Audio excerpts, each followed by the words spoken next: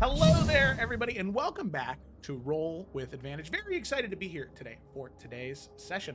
As is tradition, we summarize before we play. It's been a little bit since we played last, so let's hear what happened last time. Ryan, whenever you're ready, take it away. Of course.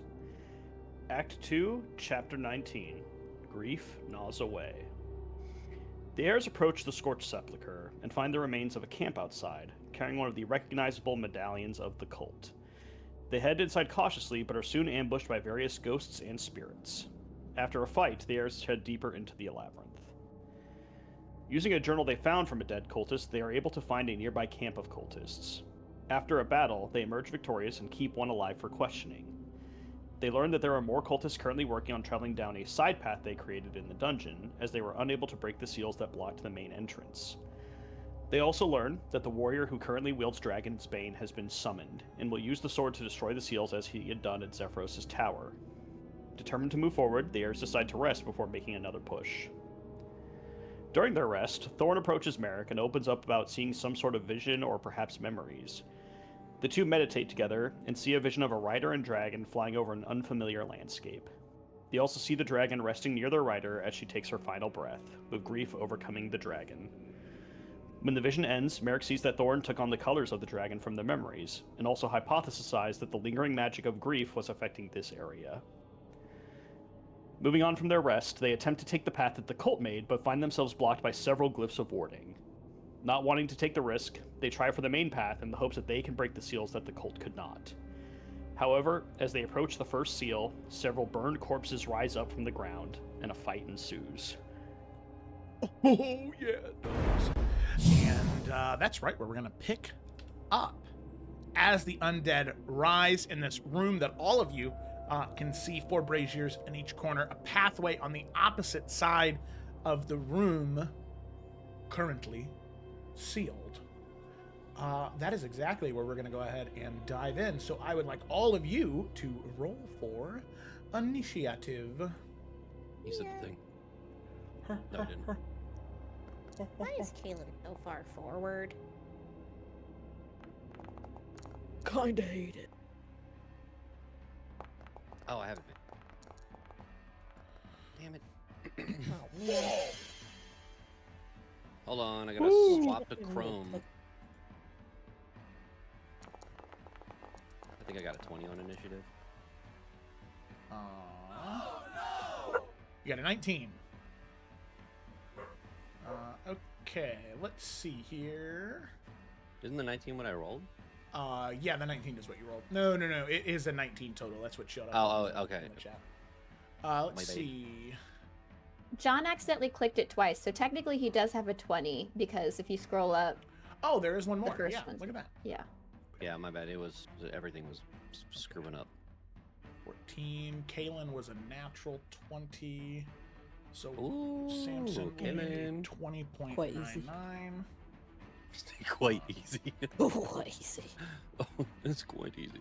Wait, a lot of 20s. We got Gemma Yeah, look with at that. 22. Yeah, we are. Oh we my are god, a family ready to fuck shit up. Mm-hmm. Up And there's me and Ryan. Yep.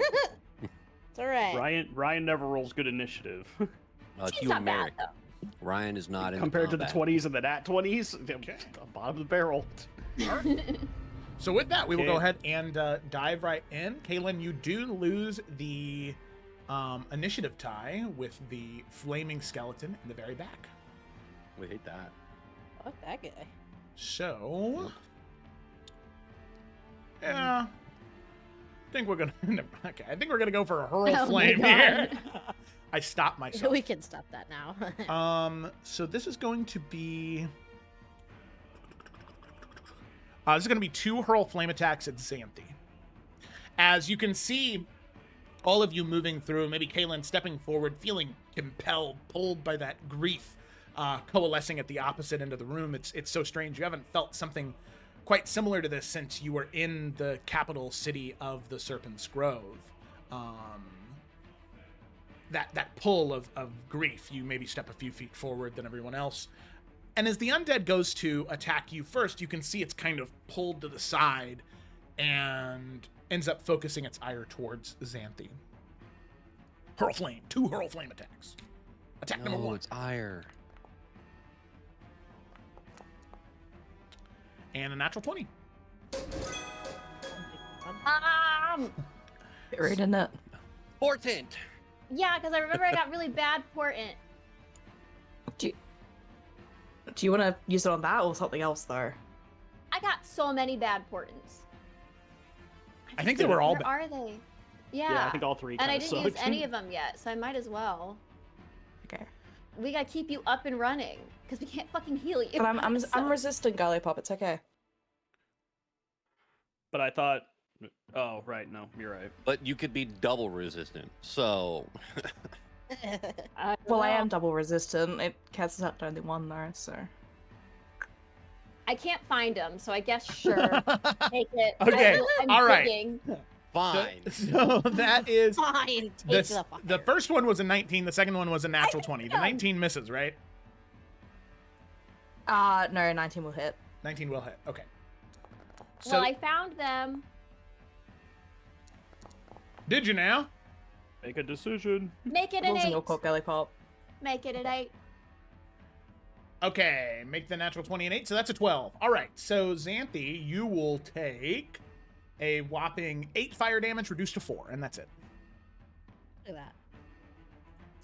Sister. Which otherwise it would have been, since I rolled the damage, it would have been 18 reduced to 9. Well, I love you or some shit. All right, Kaylin, it's your turn. Now here's the thing. As we have established per our rule 0 conversations, our session 0 conversations, Kaylin, Samson, Xanthi, and Edwin all are going right next to each other.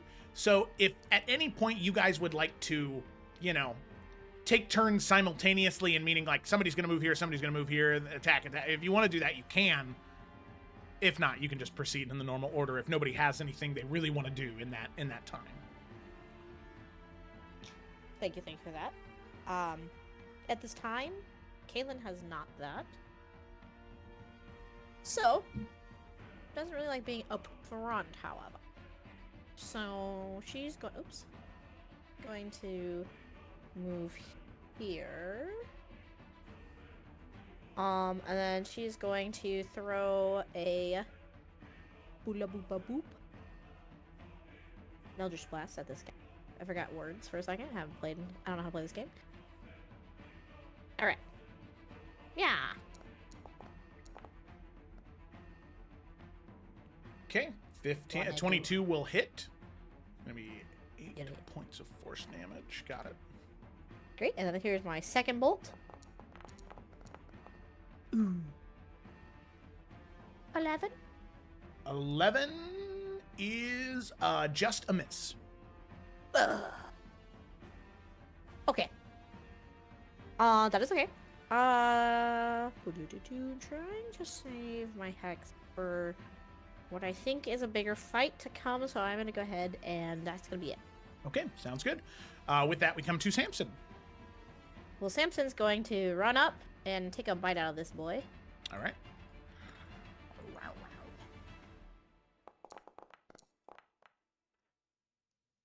15. 15 will hit. Now. 6. Okay. All right. There you go. 6 points of And that- damage. It's his turn. All right, Xanthi, it is your turn. Not much, but honest work.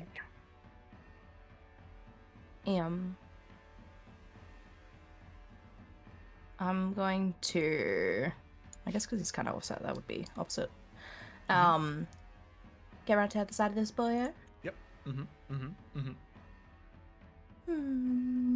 Take a stab, even. Oh my god. Hello. Why can't I roll? Wait a second. Okay. There we go. Damn, okay, it's gonna roll everything together. First attack. 12 is a hit. Oh, okay.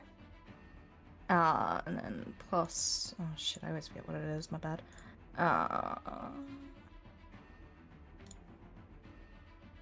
2d8.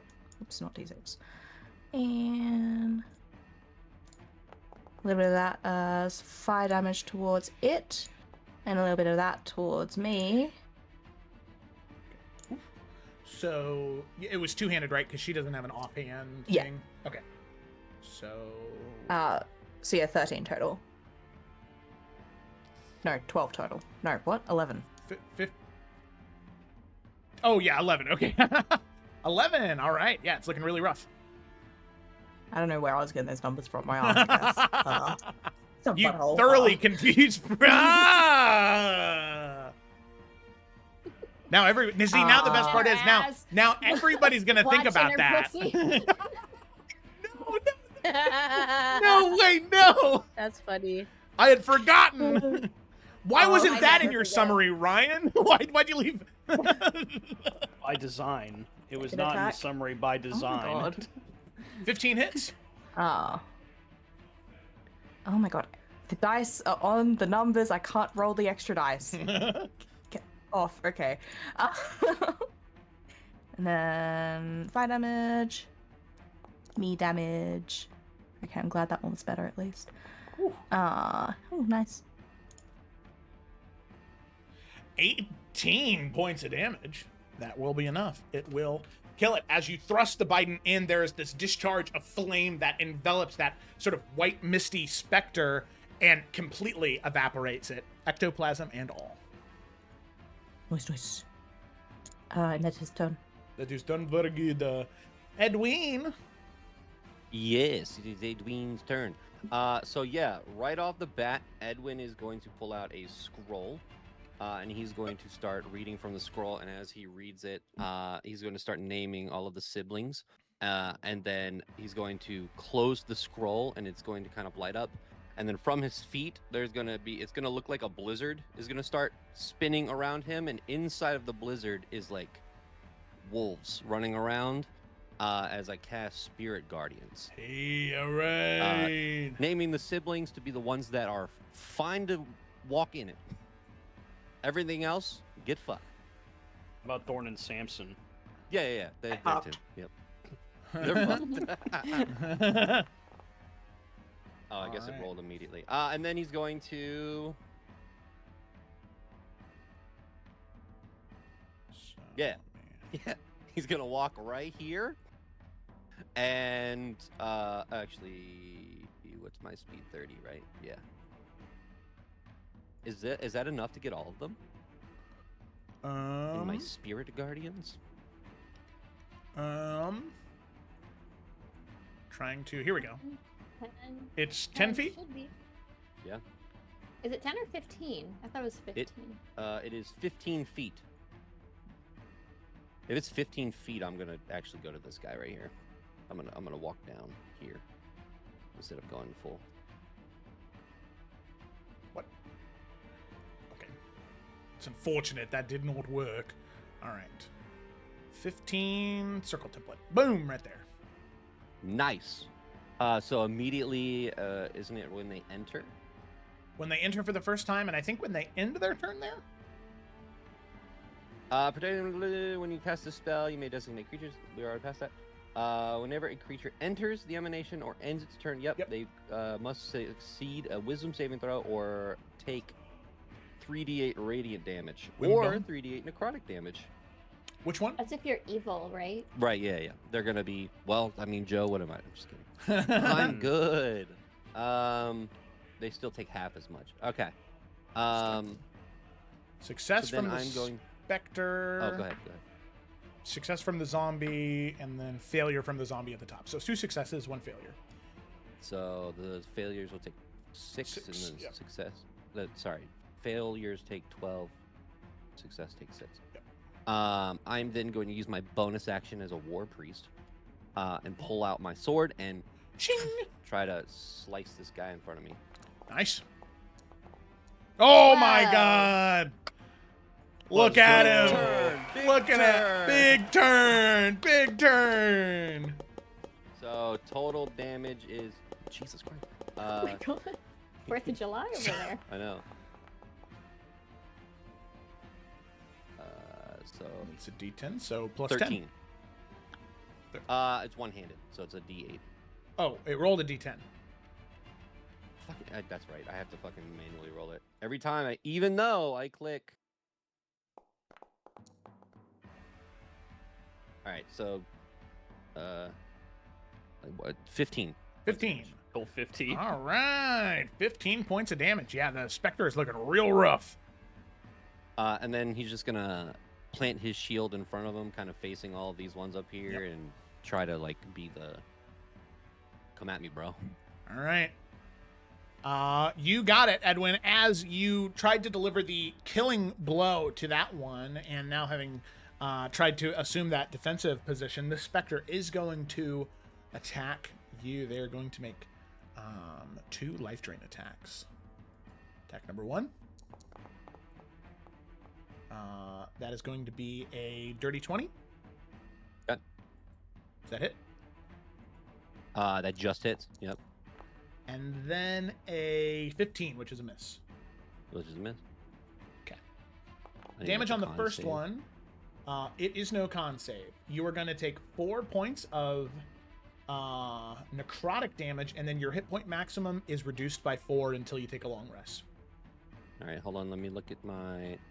Do I not have resistance from necrotic? I forgot. Or did I at one point and then You don't. don't have it anymore?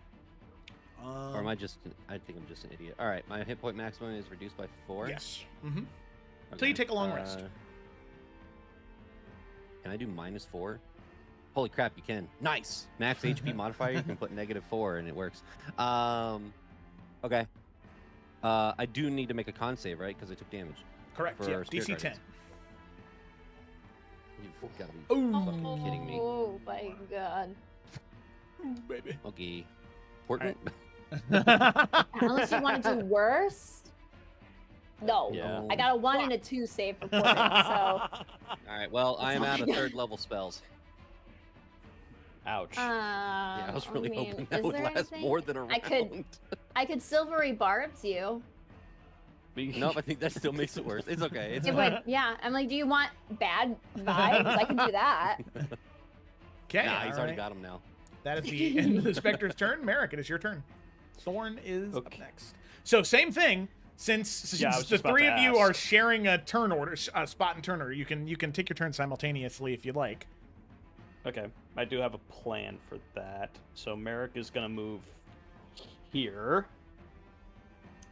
and is that right? Yeah, he'll move there, flanking this with Edwin, and he will just lash out with the Dagger of the Devoted. All right. That's going to be a hit. And that's going to be dead. Beautiful. Once again, stepping in beautiful. with the fire damage, the flames erupt from the dagger consuming the spectral creature. Okay, perfect. And then Merrick's gonna move 10 more feet here. Mhm. And then while that's going on, Thorn's gonna move. Wait, what? I thought I mapped this out earlier.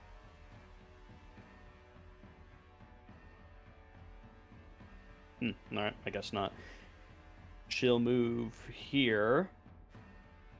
And then Merrick's gonna use his other attack on. Is this just a zombie in front of him? I assume? Yep.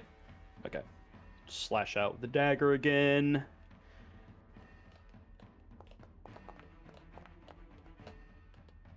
Then Thorn will add her d6 of radiant damage on top of what I rolled.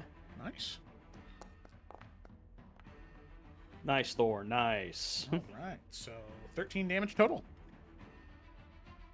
Yep. And then, oop, The zombie. Oh, but Thorn's thing is radiant damage, isn't it?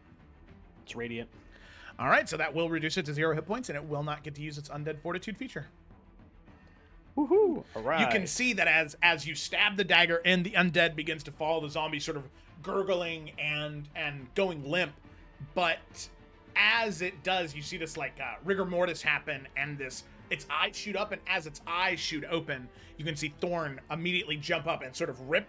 And as it bites into the throat of this zombie, there's this discharge of radiant energy that closes those eyes and releases the tension in the zombie's body as it drops dead. Yeah, I mean, Merrick and Thorn have been fighting together for like a little bit now, but you know, you can probably count on like one, maybe two hands the amount of like real fights they've had together. So like they're starting to like work better as like a team. So you know, Merrick will mentally nice job, and kind of give her the nod as they look to their next enemy. Definitely Out does loud. the she does the dog thing, feet down, butt out up. loud. I'm ready. Out loud, Edwin goes, "Nice one, brother," and as you're just talking to What about me? Gives you a thumbs up. you too. Thank you. All right. And then Now we're doing this now. Well, you're the one giving And then compliments right now. Merrick glances over. No. And then for his bonus action, Merrick's gonna pull out he's gonna have his revolver and he's gonna shoot at that last zombie. Okay. Which one? I mean the one that's near death. No, I just meant an 11. which revolver? Okay, the regular revolver. Just the regular revolver. 11 does hit. It's just a zombie. Okay, I wasn't sure. I was like, maybe. Okay, so. See what the damage is. And that's gonna be 7. Okay, 7 would kill it. Let's see what Undead Fortitude has to say. Yeah. It does succeed its con saving throw, so it will instead drop to 1. Damn it. All right. Cool. And then that's it, because Thorn can't get close enough to do her own attack, unfortunately. So we're just gonna call it there. Okay, sounds good. Via, it's your turn. Yeah, I'm gonna do something super wild. A firebolt on the zombie that succeeded their undead fortitude right there. Okay. So hopefully, I just cleaned that up for Merrick. 24 to hit, 24 will hit. Let's see what the damage is. y'all. Jack Power. He is risen. Praise be to he. 9.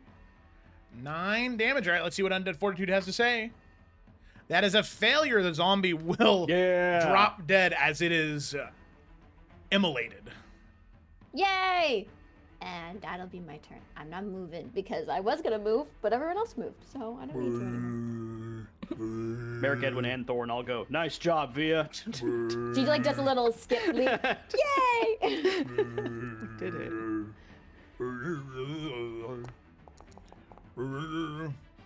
All right, Xantha, that'll be a 12 and a 14 to hit. you just parry the zombie strikes. Oh.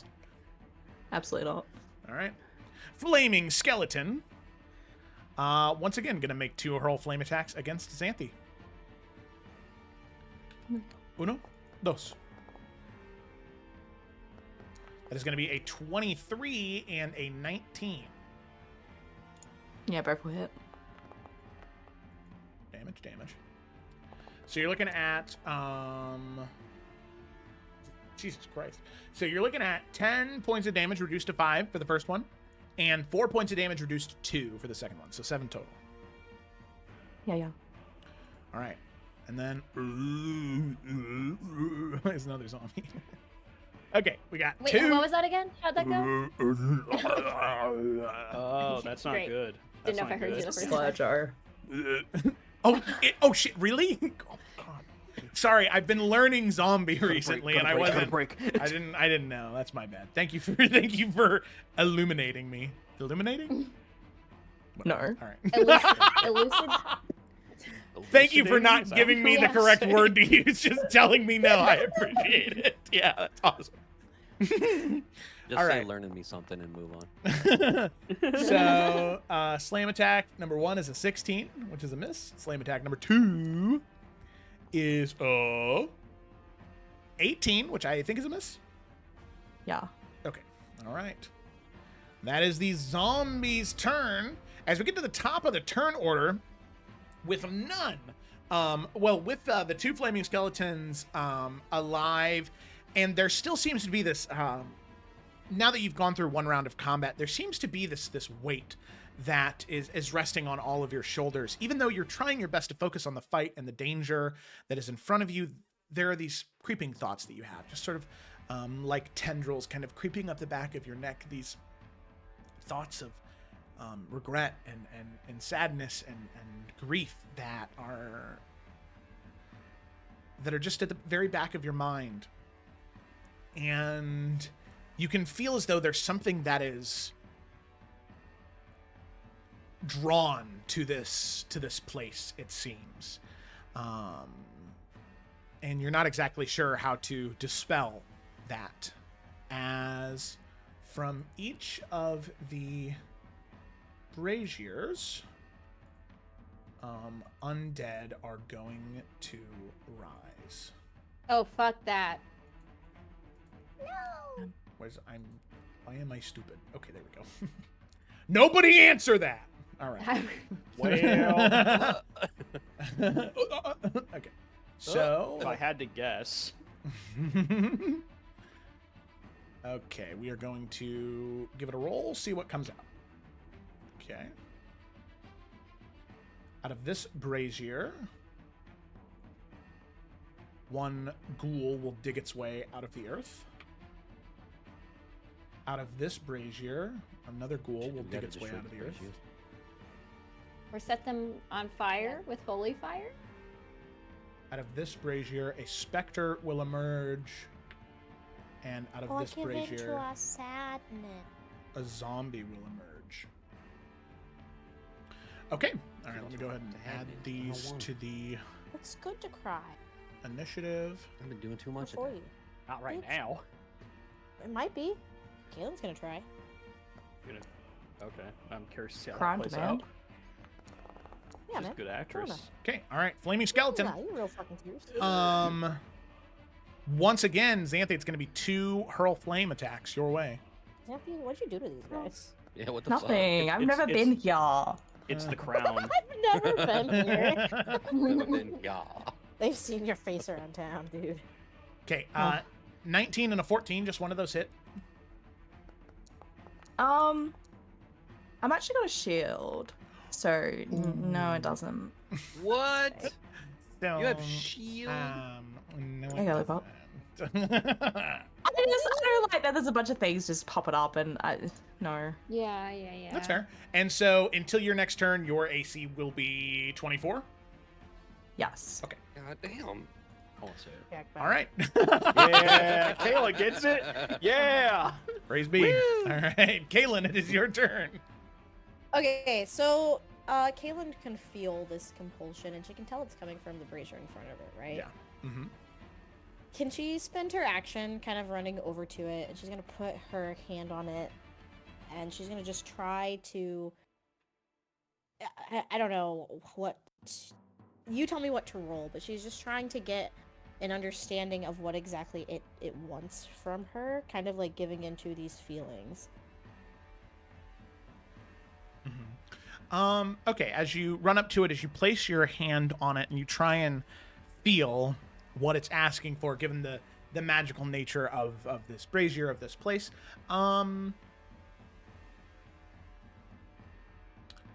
I'd like you to make an either, I would say, charisma or wisdom check. One of the two. Well, my charisma is higher. Let's try that. I'm also gonna guidance myself. Because I believe that is a bonus action. Nope. But I'm still gonna do it. You tell Joe. Tell him what's allowed to happen. Okay, 15. Since actually- since you used your action to investigate the object, you can't guidance. Yeah, I realized. Yeah, okay. Okay. So, I know. I appreciate the tenacity, but sadly, that's just not how it works. I know. I'm sorry. Apologies. So, you place your hand on the brazier, and you feel this warmth. Like I said, a lot of the stone and the veins running through the room, they're these almost like petrified, scorched remnants that are here. You feel the brazier, you can feel the ash, and most importantly, you feel this very intense sadness emanating from them. You can see that, or you can feel warmth coming deep from within. Not just these aren't just normal braziers. These are connected to something, or they're enchanted. There's some type of magic imbued into them. And you get the sense that these can either be willed to illumination by sort of following that grief or that sadness, or magical flame would also illuminate them. Okay. Well, Kaylin is going to, if I can, she will allow herself to kind of follow that inclination and that feeling.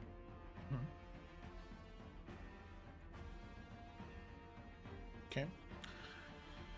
So, Kaylin, as you follow that inclination, that feeling, when those feelings of sadness and grief creep up in Kaylin's mind, what is at the forefront? I think, oddly enough for her, it's because of circumstances, the grief of losing her mom is something that she's actually processed. When she thinks of grief now, she thinks of her first night at the keep when she was a kid. And her very first night that she had to spend there alone. And I think selfishly she thought that everything in the world had been taken from her, and that she was but a small speck in the universe, and she never felt more alone in her entire life. So when she thinks of grief, she thinks of that first night. Yeah. Kaylin, as you think of that, the fighting near you kind of fades out. And that sadness creeps in, it envelops you. And you can feel that tension in your brow and in your eyes as a few tears start to stream. And as they do, the tears drop into the ash, and for a moment they just leave these dark imprints where the water once was, but after a few moments it dissipates and flame erupts from the brazier. And as flame erupts from the brazier, all three of these undead here, with that flash of blinding light emerging from within, they are all, until the beginning of their next turn, they are stunned. Oh. Right? Yeah, I think Kaylin is trying to recall some of the techniques that she learned in the Serpent's Grove. You can see, like, there's this, like, deep, heavy breathing coming from her. But she's like, fully sobbing now. But she has, like, a smile on her face while these tears are flooding down her face. Mm-hmm. And both of her hands are on this stone as that light shoots out and stuns them. Yeah. Ooh, go team! That's Caitlin. Okay. Alrighty. With Caitlin, that is your turn right there. Yep. Samson. Sounds good. Well, hey, stunned is Agree great. from Samson. Well, Samson's happy all the time. Happy little clam. What do you mean? Just little clam. Do you not What just remember happened? anything that he told you? Okay, this wasn't just shut up. Okay, give me my There you go. little boy. Yeah. A bite. So it is with advantage can't do anything because about- he is thank the God. stun gives advantage. Yep. Love. He's flanking with Xanthi too. Right. All right, so it'll be a 26. 26, which will hit. Yeah. Yum. Stunned is not the auto crit. Paralyzed is the auto crit one for melee attacks that hit. That was not damage. That was just the attack. I was confused. I was like, since when did he do that much damage? All right, there we go. Okay. 8. Got it. Okay. Sweet. All right. Ghoul time. It is going to move this way. It's going to start moving towards Xanthi. However, as it gets out of melee range, Edwin, you can make an attack of opportunity if you like. Of course I will. Wait. Hold on.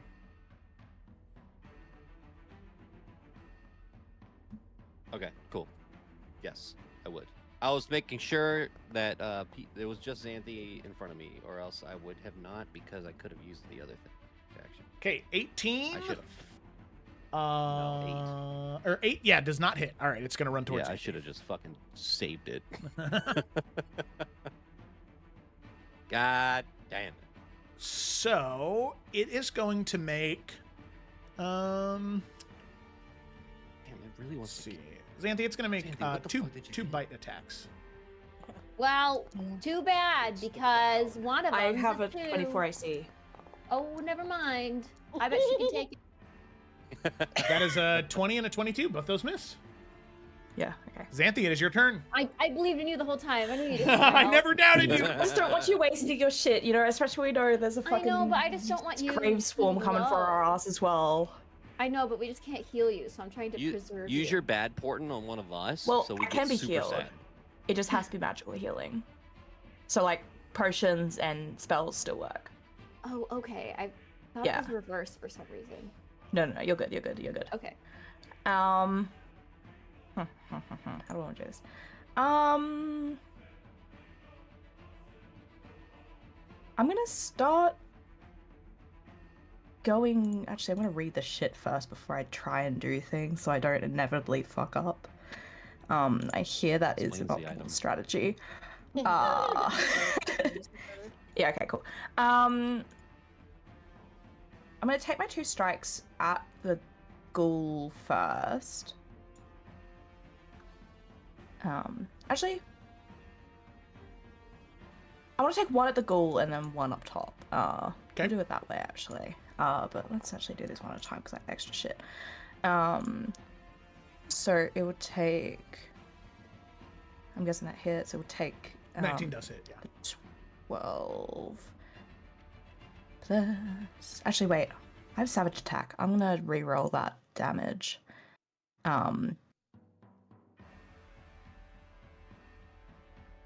What's the best way to do this? Let's roll a d10. That's probably easier. Roll. I think the 6 is better. No, it is. Yeah. That's the same. Okay, never mind. Fucking hell. All this time. And then it takes its fire damage, which is booty cheeks. I take my damage, which is also booty cheeks, but that's okay for it to be booty cheeks. Okay. So, total damage... So the 14? total damage would be 16 16. to that one. He's still alive at 16. How's it looking? Okay, cool. That's okay. And then hitting... I can't remember what this is. Is it just a specter or something? The zombie up above? The boy up top. Yep. Yeah. zombie. Oh, it's a zombie. Okay, yeah. And that 15 15 does hit, but you do have advantage because it is stunned. Oh, yes. I'm just gonna roll the whole thing again. I don't know where my buttons are on D&D Beyond. It hates me. Yeah, sure. Wow, look at that. 16 damage. So Two why hits. is the damage the same as well? What the heck is happening? So it takes a little bit of that, a little bit of fire damage, A lot of fire damage. which is better at least. 24. So additional 8 to it. Why do I keep doing that? That's just Uh, so much damage. But I So- am going to action surge. Real quick, let me see. That would drop it to below 0. Let me see its undead fortitude, which you did a total amount of damage of 24 with that hit, so it needs to roll a natural 20 in order to live. It did not. So this zombie does die. Yeah. All right. The zombie to the north of you, dead. Pierced with the Biden, chest explodes from the fire damage. Okay, I still do want to do the little surgy boy though. Yeah, of course. Because both the remaining around me will need to make a dex save DC 13. Oh, yes. The zombie south of you automatically fails because it's stunned. The ghoul will also Nice. fail. God damn. Nice. I take 15 damage from that. Okay, Please the and thank you. ghoul will die. The zombie does need to make a undead fortitude. It will succeed its undead fortitude roll, so it will drop to 1 instead. It's really bitch behavior, you know?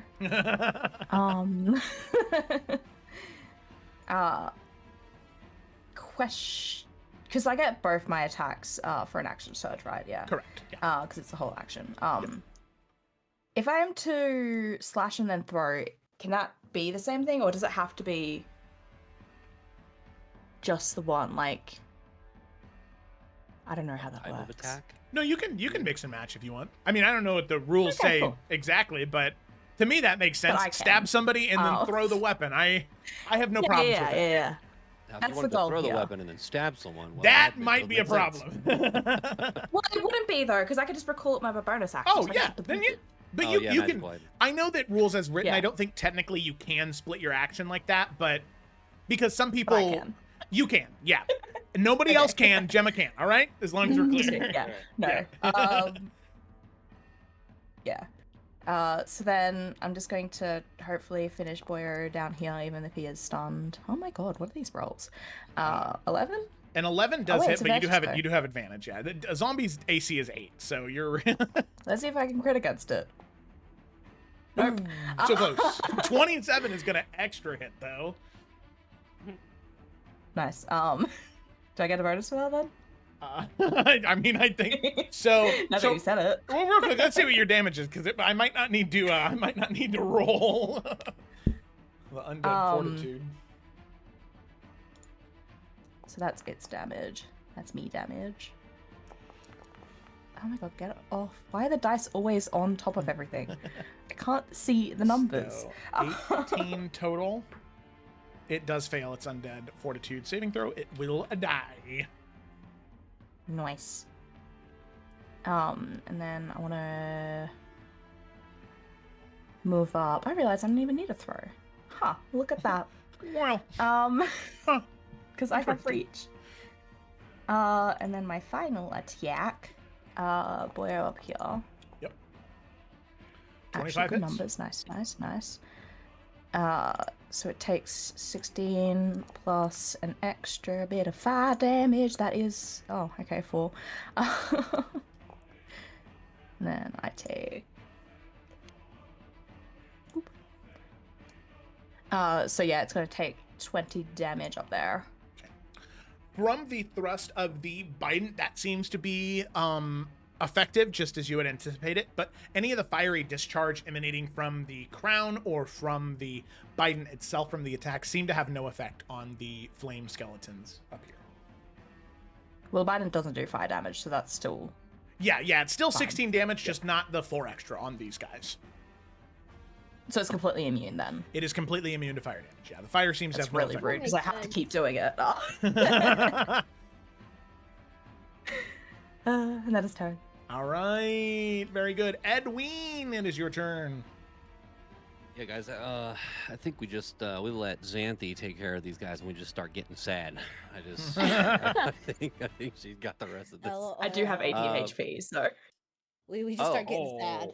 Yeah, she's dishing, but she's Shit. taking. All Wait, right, she's. If I die, will you grieve over Well, me? If Xanthi goes down, we'll get extra sad. No. That's all. Cheat code, cheat Okay. code. Wait. Okay, so Joe, touching the brazier, getting super depressed. Is that an action, or It's can I still do stuff? grief. You can't just be depressed. You have to mourn for something. So what I will say is, Kaylin, unless you don't tell them this, Kaylin, you did feel that you could either compel it to illuminate with grief, or using magical flame, it could also. That's a cheaty way out. No, we want to get It's sad sad around here. boy. Uh, Yeah. But Well, does Kaylin it use would an action? say that. Does it use an action? Yes, it does. It does. Mm-hmm. All right, so as a bonus action. Do I have bonus actions? Yeah. Fucking healing word or some shit. Wait, that works on Xanthi, right? We're good with that? That works? Yeah, on healing Xanthi? magic's good. Okay, cool. We love that. You love to see it. Edwin says some really encouraging things to Xanthi and casts at second level. Healing word. Shit, I'm not meaning why to click on it. Oh my god. That's the first one's great. I'll take Imagine the if- first, thank you. Yeah. And then Edwin will. Let's walk to this one. He's closer to these guys. And he will touch the brazier. All right. So, Edwin, as an action, you reach forward, you place your hand on it, make either a wisdom check or a charisma check. Charisma check. We'll go with. Okay, 17. So, Edwin, as you reach to the brazier, you have those same thoughts that Kalen did. Immediately, that sort of vision, that image that has been creeping up in the back of your head, that feeling of sadness or grief, what is that for Edwin as you pull it forward? For Edwin, it's a little bit complicated because there's a lot of things that causes Edwin grief, but the main one he thinks of is his isolation. He immediately thinks of all of his siblings and all of his family members and everything, and just when he started his missions, being completely isolated from everything, missing out on so many different events and things, feeling like he wasn't part of the family, being isolated on another continent or country, and then that kind of peers it into his older age of then with his now wife and child, feeling that they were isolated at one point when he left them and came back. So there's a lot of this like conflicting grief of him being alone and not surrounded by people he loves. Edwin, as that vision comes to the forefront, once again, the fight raging on outside fades away, and as you pull that forward, you focus entirely on it, and the grief seems so much stronger than what you've even at times when you've thought about this. It feels so much more present, and as you fully commit yourself to it, being able to separate yourself from the anxiety and fight of the battle right now, the tears start to flow, and as they drop onto the brazier, once again, it will illuminate. The only undead nearby, though, would be this flame skeleton here, and as it illuminates, it will that wave of light will hit this undead here, and it will become stunned until the beginning of its turn.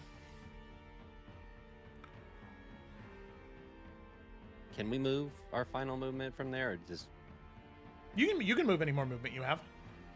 okay? Shitting, crying, throwing up as he walks away from the brazier. He's gonna walk the final 5 feet. Please and- don't. A nice little trail. An Edwin You can see slime his- trail. Look at that. That's awesome. Okay, all right. I should have said shit. You shouldn't have. All right. That was, I think, the one That was the one. vomiting, crying. I think I could have stomached, but the shitting. You're wearing armor, for God's sake. Most of it's white. Come on. You know how far we are from any showers or I- baths? Like, Dry cleaner. I have You're a gonna be pig using too. charcoal It's gonna be here in a week second to walking clean. back, and you're just gonna be stinky. Anyone got pressed? Anyways, all right. That's his turn. All right, fantastic. Medic, it's your turn. All right. Merrick's gonna run over here, and he is going to slash out with the dagger of the devoted that does fire damage to ignite it. It illuminates. As you do that, though, the fire burns and it seems to stop whatever grief was pulsing in this area. It doesn't seem to stun the undead, though. Fair enough. All right, and then Thorn is gonna run over here because I don't really have any bonus actions that would be helpful. Thorn's gonna run over here and is going to do a bite or a claw, whatever it is she does. Yeah, she bites. Okay. Thorn bites, as it says on the. Oh, that's a miss. A Oh, she's flanking though. It would Maybe? be I a don't know. 10. A 10 is still a miss, sadly. All right, fair enough. That's it for us. All right, Octavia. Yeah. All right. We're gonna. Nope, that's 40 feet. How is the further away one 30 feet? This is suspicious. Suspicioso. Firebolt this brazier. All Bloop, right. bloop, bloop. Go ahead and roll for an attack. Well, actually, you don't need to roll for an attack. Sorry, I didn't have I was like, I Merrick mean, roll for one. like, You throw the ball. 23. Hey, luckily that was a high enough roll. It hits. Yay. Okay, so Yay. you throw the firebolt. Once again, it makes contact. The brazier illuminates, and it seems as though that grief is dispelled in that one corner. The undead is not stunned, though. Yeah. Fair enough. I also don't think I have any helpful bonus actions. Yeah. Heck, I got 2 weapon fighting for some reason. With what? I don't know. But anyway. Fantastic. That's my turn. All right. This flame skeleton is going to move up to you, Xanthi, and it's going to go ahead and make 2 flame scepter attacks against you. Maybe one of them is a 2. I still have a 24. Really? Never mind. It hasn't been my turn yet. Well, Yeah, it was. you know, Felicity, I talk a lot of So- shit. Like, So, sadly, it. Via I said has it. already used But her I said first it. portent, I didn't say I'm not. and there has been information that has been revealed thanks to the sound cues of this fucking app that You know may what? have changed. Gemma, accept the handout sometimes. I can't. Damn I'll it. kill myself. Sounds well. You won't. No, need to. you said you wanted to use it, Via. You said you wanted to use it. No, it's okay. I also have silvery barbs, Oh, okay. I don't. so I'll do that. I'll do that one instead. Okay, all right. Oh, the disadvantage. Yeah, who's getting advantage? Well, Xanthi's getting advantage. Oh. I don't think she earned it, Yeah. but that's fine. Okay. Damn. Really? All right, so that is going to be That an is 18 to racist. hit, which is a miss on the first one. And then the second attack.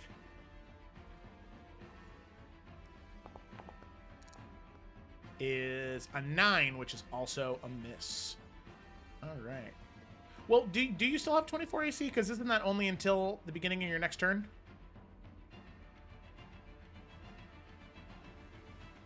Yeah, I think we figured out that yeah, she I d- technically did. But yeah, it has. Hold on. It has Yeah, been. that- I think you're at 19. That is my bad. I genuinely was not thinking about. No, the you're turn good. order. I mean, thought- it was an 18 and a 9, so thought neither it was hit after, yeah, regardless. yeah. But yeah, I was just looking My at the bad, turn my order and I went, wait, huh? Okay. I just Oh. swear I used the auto. I don't know. No. No, you're Yeah. good. You're good. All right. Well, you did use it after your turn. Just the last turn.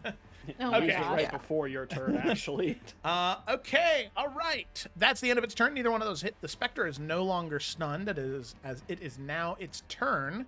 And Kaylin, you see that it kind of turns to look to you, and it will then back away and it's gonna move to Via.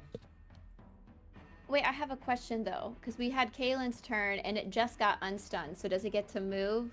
I guess it doesn't really matter. Yeah, I said it was stunned until the beginning of its turn. So it's just in that window Oh. from when it was illuminated to when it becomes its turn that it's stunned. So to capitalize I in that moment, misunderstood. but no, you're good. You're Okay. good. I misunderstood. Can you like draw a little thing so you know which ones have been lit, Joe? All of them have. They've all been lit. Oh, okay. I just wanted. Okay, sorry, I'm dumb. No, you're. Hey! Not them. Hey! I'll say that. All right. So this Spectre is gonna go move behind Via, make 2 life drain attacks. Oh no! Life drain attack number 1, What's gonna happen to me? 13. I have mage armor still, so that was a miss. All right. Second one is a 17. Yeah. All right, and that is going to be 3 points of necrotic damage via, and your hit point maximum is reduced by 3. Okay. Hit point maximum. Gotta change that. Hit points. Hit points. Open up the thing. Maximum. 3. All right. How do I make sure? Did that work? Ah, it worked. There we go. All right.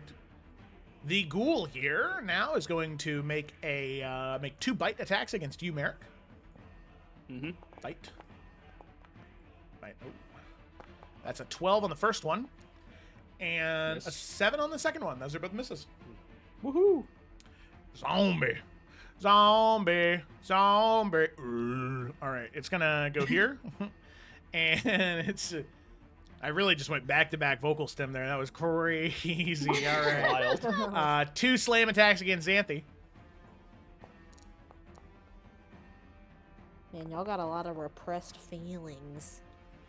Yeah. 7 and an 18. Yeah, we do. Both of those miss. So we move back up to the top. With no braziers lit, no undead arrive. Flaming skeleton. Move up to Xanthi. I'm Just want me. using number 2. On the first one. All right, number 2. So there's, first one misses. Second attack. I'm also back up to 33 TY Edwin, so I'm not as desperate as well. And the second hit is going to be an 11, which will be a miss. Caitlin, it is your turn. Hell yeah. Yeah. All right. Kaylin is going to. Which spice do I have here? Okay, well, he's gonna move. Where's that? Whee! Right? There's something suspicious going Yeah, on. there's some suspicious feet. Yeah. I guess I'll move Suspicious, there. To try to get their attention off of Xanthi a little bit. Probably don't care about her, but about Caitlin, that is. So.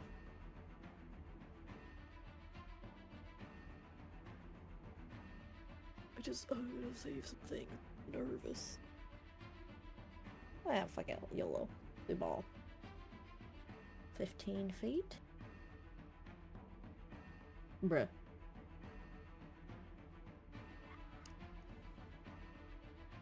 Okay, this says 25 feet. I'm moving 5 feet. Sue me. No, it's because it's measuring the total distance. It's not measuring, like, it takes more distance to move diagonally as your character because you can't skip corners. You have to go like There is no corners. I'm walking in a straight line. no, but so What it's do you mean? it's a grid. So to move Yeah, diagonally but in reality, from I walk know. straight. I The just shortest distance between 2 points is a straight line. But as a grid in the game, you have to move left up, left up. All right, okay? I moved back 5 feet. I just want to say that Oh, sometimes. I can't do my cool spell. Oh, I think you could. I'm not the DM. It's fine. Okay, no, don't do that. Fuck Don't you, do Jill. that. We're a I'm democracy just- now. We all vote that Caleb can use it, so. I was just trying to help out, Jan. Yeah. Oh my God, move forward 5 feet. Move forward 5 feet. I'm with the DM. Oh my God, I don't want to get outvoted. Jesus.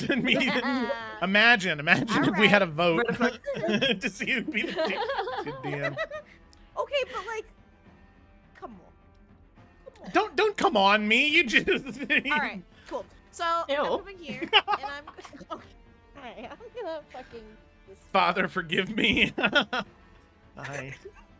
I made a grave error with something I said. You know what? I did all that, and I can't reach both people anyway, so never mind. I thought I could reach both, but I can't. I'll just move back. After Alright. all that. I thought I could reach both of them. I can't. All right, so instead, I'm just gonna do the same lame shit I always do. Sorry, friends. I'm just gonna. No, I love it. Thanks. I'm gonna get this one. I'm gonna throw Eldritch Blast. Yeah.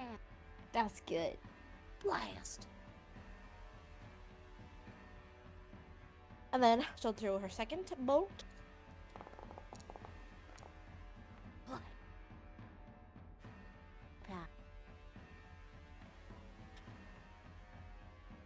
Joe? Oh, am I supposed to participate now? Okay. Yeah, so break those hit, roll your damage. Thank you, DM Gemma.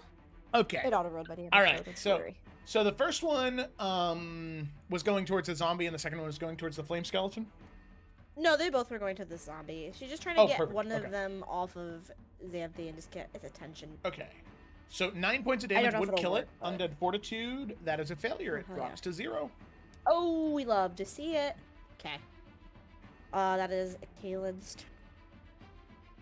Hampson. Oh, God. Wait, what? Sam's. There we go. Okay, gonna move here and flank with Via. Let's Via. go. And get a little bite action. 22 hits. Nami nami nom. Dude, Samson Right locked to the the- fuck in this encounter. Block jaw, better one be. would say. Turn. Okay. Xanthi. Okay. I'm just new. Well, it's not new. I just haven't had a chance yet. Instead of hitting with a Biden, because she's just gonna be doing more harm to herself than good. We gonna use a little cantrippy, and use sword burst, and so both of them will need to make a Dex save DC 13, or they're gonna get slapped by some little spectral blades. Those are both failures. Kind of like, I imagine like, oh damn, why did I have to roll one there? But kind of like visages off like the Biden, like she's going through the motions, but it's yeah. not actually contacting, you know? Oh, yeah. Oh, yeah. That's really cool. I love that. That's a good visual. Cool. Yeah, so there's like Um, glassy reflections that emanate from around Xanthi, and they impale into both of the flame skeletons, dealing some damage. Neither one of them succeeded. Yeah. Sadder damage than I thought, but you know, it'd be like that sometimes. Well, hey, I just rolled 2d6 and rolled 4. Yeah, that is worse. Believe it or not, yeah, it is. That is my turn. Fantastic. Thank you very much, Jim. All right, John, it's your turn. Sorry, I'm trying. Ever since there was the threat of voting, I feel like I have to be more entertaining as a DM, so I started just doing full speed. Well, No, it's a brazier, not a well. I fucking god damn it. See? I can be entertaining. He doesn't want to lose his job. Am not I in this trying too hard economy. now? Is it- Actually, wait, question, sorry. The braziers, do they remain lit, or do they need to be lit each round? Nope, they remain lit. Okay, cool. Yep. I'm looking at my features, trying to figure out which one's the best one. Because I don't fucking have any spells. You've no I mean, I spell do, they slots? No, they just kind of suck Oh, okay. at this moment. Praise be. Praise be. Praise be to Paylor. Paylor. Yeah. Fuck it, who cares? All right. He is going to go over here. Before he swings his sword, as he's walking over, he is going to cast Spiritual Weapon. And he's kind of gonna hold his hand out, and Xanthi's Biden's gonna glow, and then a spectral version of Xanthi's Biden is gonna appear off of it behind this guy right here. And then the spiritual weapon is going to attack the one over there. Hey, we love to see it. You'll love to see it. You don't love to see that one, though. That's 4 damage from the spiritual weapon. Oof. Is that a Okay. D8? Did it roll a D8? It did. Just 2. So 23, yep, 4 points of damage. And then I will use my bonus action to use my final War Priest So the thingamabob. spiritual weapon is a bonus action. You are right. I will use my action to actually swing my sword. Hey. forgot. Hey, Look at let's that, go. dude. 2 Edwin's 18s. That's awesome. kind of getting good with that sword. Yeah, thanks, Xanthi, for the training. You're welcome. Is that what Xanthi sounds like to you? You're welcome. Yeah. You're welcome. Plus a D. What is it? D6 for flanking? Nope. What is it? Just to the attack, Okay. it is +2. Oh, I didn't need that shit. All right, 9 points of damage. 9 points of damage. All right. And I will action surge. Really? I don't have that. Ah, That's my Impressive. turn. All right, fantastic. Mirik, it's your turn. All right, we're gonna launch probably 3 attacks at this guy. So let's just go one at a time here. Flanking with Ooh. Thorn. Yep. Well, bam. All right, damage. Thorn will add a d6 of radiant. 7. 9. 9. All right, second hit.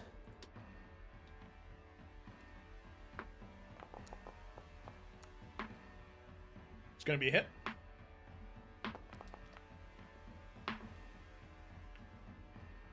10 points of damage. All right, 10. 10, there you go. And then Real rough. bonus action, fire the revolver.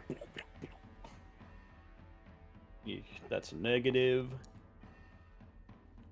Yeah, 11 just misses, sadly. All right. and Oh, no, then it's 13 because you're flanking with Thorn, so that does hit. Do you... I mean, I know I can use it in melee range, but I mean, do ranged weapons get flanking technically?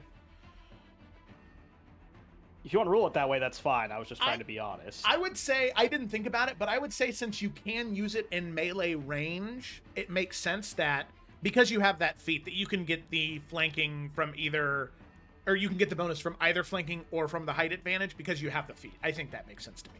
Okay, as long That's as a you're pretty okay good with DM that. call. I think that's a +1. Thank on you. your I'm DM agreeable. score. I'm agreeable. I'm agreeable, right? Yeah. Yeah. You can add it to your resume. It's good. It's good. An agreeable DM. That's good. Okay. 6. All right, so 6 from the revolver, and then Thorn is going to Well, attack. As Thorn goes to bite, the revolver just blows the brains out of the back of this ghoul, and it drops down dead. Thorn shakes it off. Sorry. So, All right, and then both okay. of us.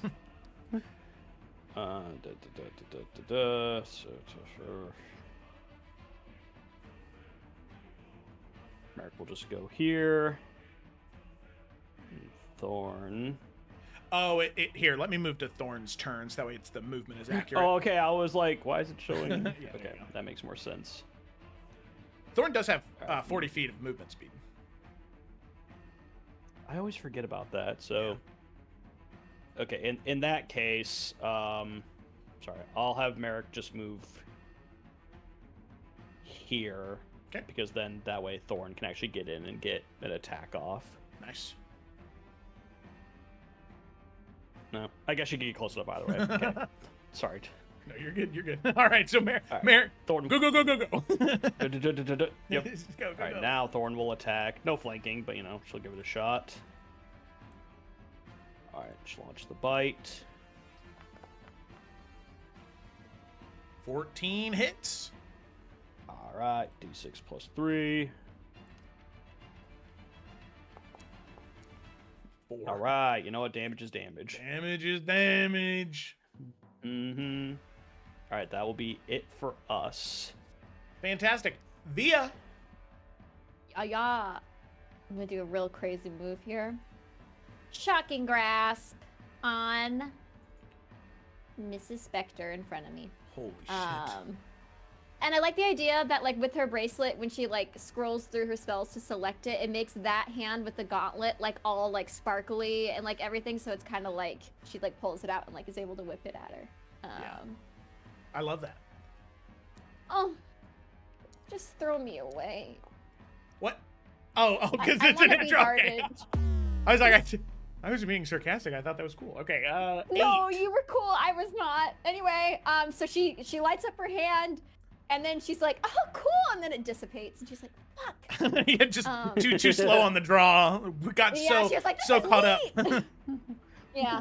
And then she'll look at the Spectre, and then look to Kaylin, and look to Samson, and be like, "Here we are."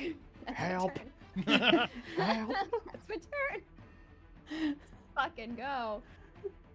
Fantastic. All right, thank you very much Yeah, you're welcome. for your contributions to the war effort. It is now the Flaming Skeleton's turn. Hey, Xanthi. Yeah. Guess what? I don't know. It's gonna attack someone else this time. Yes. Scepter time. All right. Luckily, your AC is super high. 18 is a miss, and 10 is a miss. Yeah, those are both gonna miss. Good. Spectre time. Via, it's gonna go ahead and make 2 life drain attacks against you. As she would.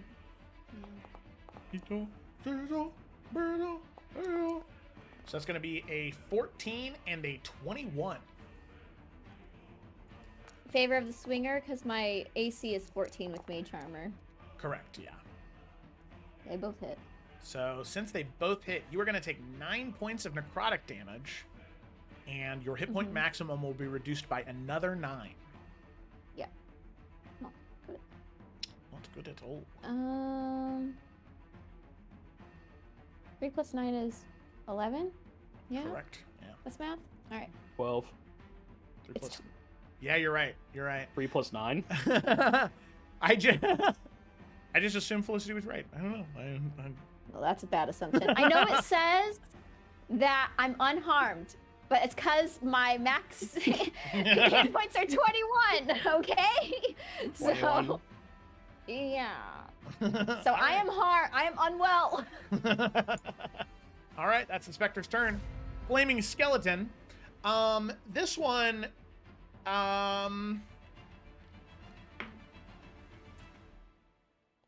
Merrick, it's actually going to attack you.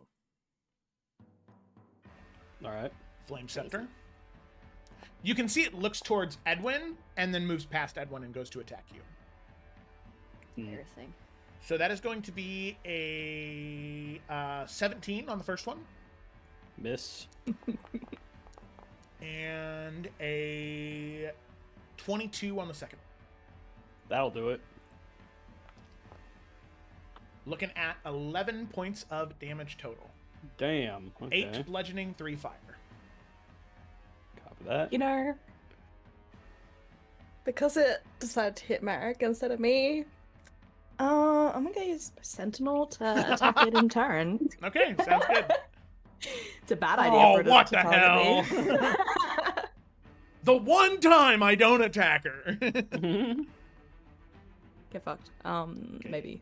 13? Well, luckily with the +2, that will hit. Wait, but I still have advantage from Via's thing, right? Because I never use that. Do I?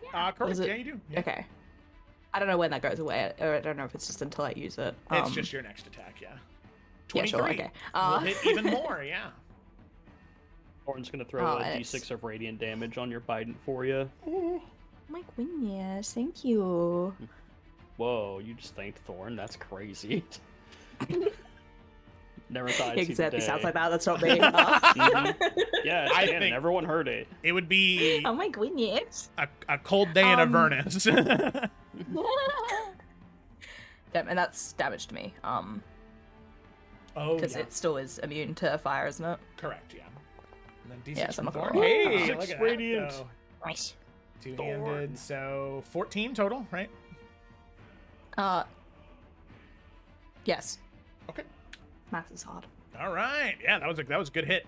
Yeah, Xanthe, you see as it goes to strike out at Merrick, Merrick's able to dodge the first one. As the flaming skeleton hits the second one, you capitalize on that opportunity, thrusting the Bident, and as you do, there is this like a bolt of radiant energy that Thorn shoots out of her mouth, and it like clings to your weapon, and it causes these like extra spokes to appear on the side of the Bident that as they impale, they detonate these like radiant shards into the actual rib cage of the skeleton, sort of shredding away some of that undead energy.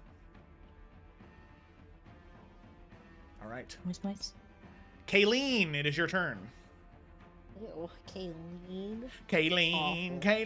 Kayleen. All right. So, Kaylin. I thought I was riffing. Was that not good?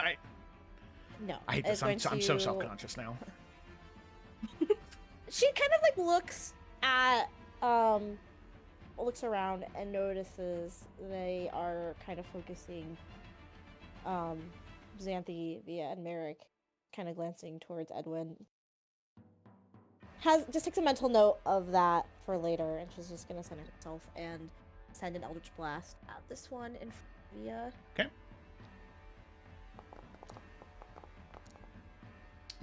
15 hits for 7 points of force damage. Still hanging in there. Doer. And 17 and 13 points of force damage. The Spectre is dead. Yes. Great. You're welcome. Sister. And she's gonna run. Nope, can't do that now. Oops. Can't go there. Run right next to Xanthi. Yeah, All right, fantastic. that's my turn. All right. And just because you have fought similar creatures to these before, you do know that on death they do explode. Of course I do. Of You course. fought them before! Remember how I went next to Xanthi? I went here. It's not my... Never mind, I can't say that. Never mind, that's spoilery. All Does right. it get an opportunity attack against Kayla that she would not? Yeah, it does. Okay, fine. It won't though because Kayla knows how to process her feelings. Okay, well, I mean, if it would take the attack of opportunity against you. Oh, okay, well then do it. Well, but no, but you didn't know. But I mean, you didn't. No. Yeah, I made a good point. Okay, all right. It's Samson's turn. What is he doing? He's gonna use his action to run all the way over here. Wait, no, explosion. So just so you know, you have fought these things before. It's He's a new gonna turn. come It's a right new next to turn. It's a new Via turn. It's a new turn. And just that's his turn. He's gonna. All right, this is good enough. Yeah. I bit so many undead ankles today. I'm tapped out. Yeah. He's good. All right, Samson's gonna start grooming. Okay. Yeah. All right, Xanthi, it is your turn. What is he grooming? Minus? What? He's a good. Anyway, I do have a question. Just because obviously, like Kayla mentioned as well, like, do I have any inkling if like they are just targeting Xanthi because of the crown, or does it seem to be something different? Like, is that something she can pause?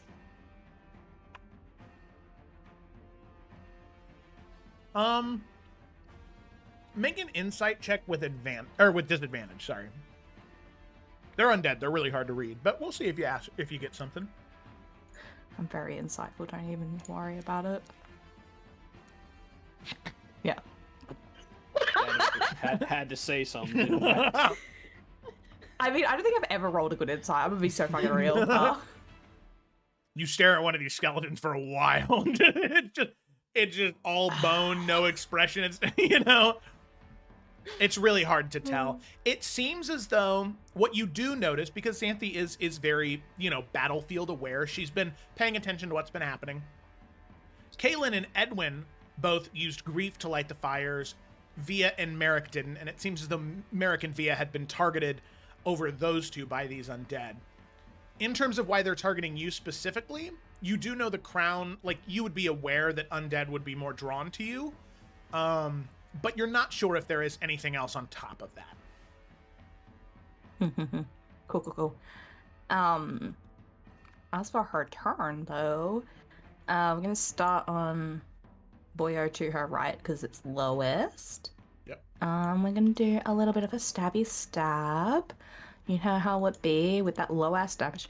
Actually, wait, no, this is a savage attack. Fucking, I keep forgetting about that thing. The 15 will hit, thanks to the flanking. Yeah, that's better damage. So that would be 12 to it. Why do the dice always go on top of the little roller thing? Like, and why do I always roll really well for my own damage?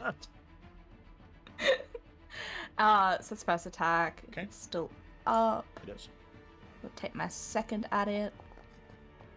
Oh my god. Not bad. Get that shit out of Turn here. damage. Why, My why bad. is that only now happening? I didn't mean to do that. I hit the wrong button.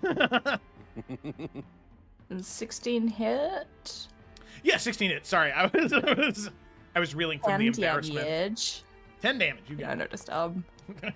And then more damage to me. Oh, yeah, he's looking really rough.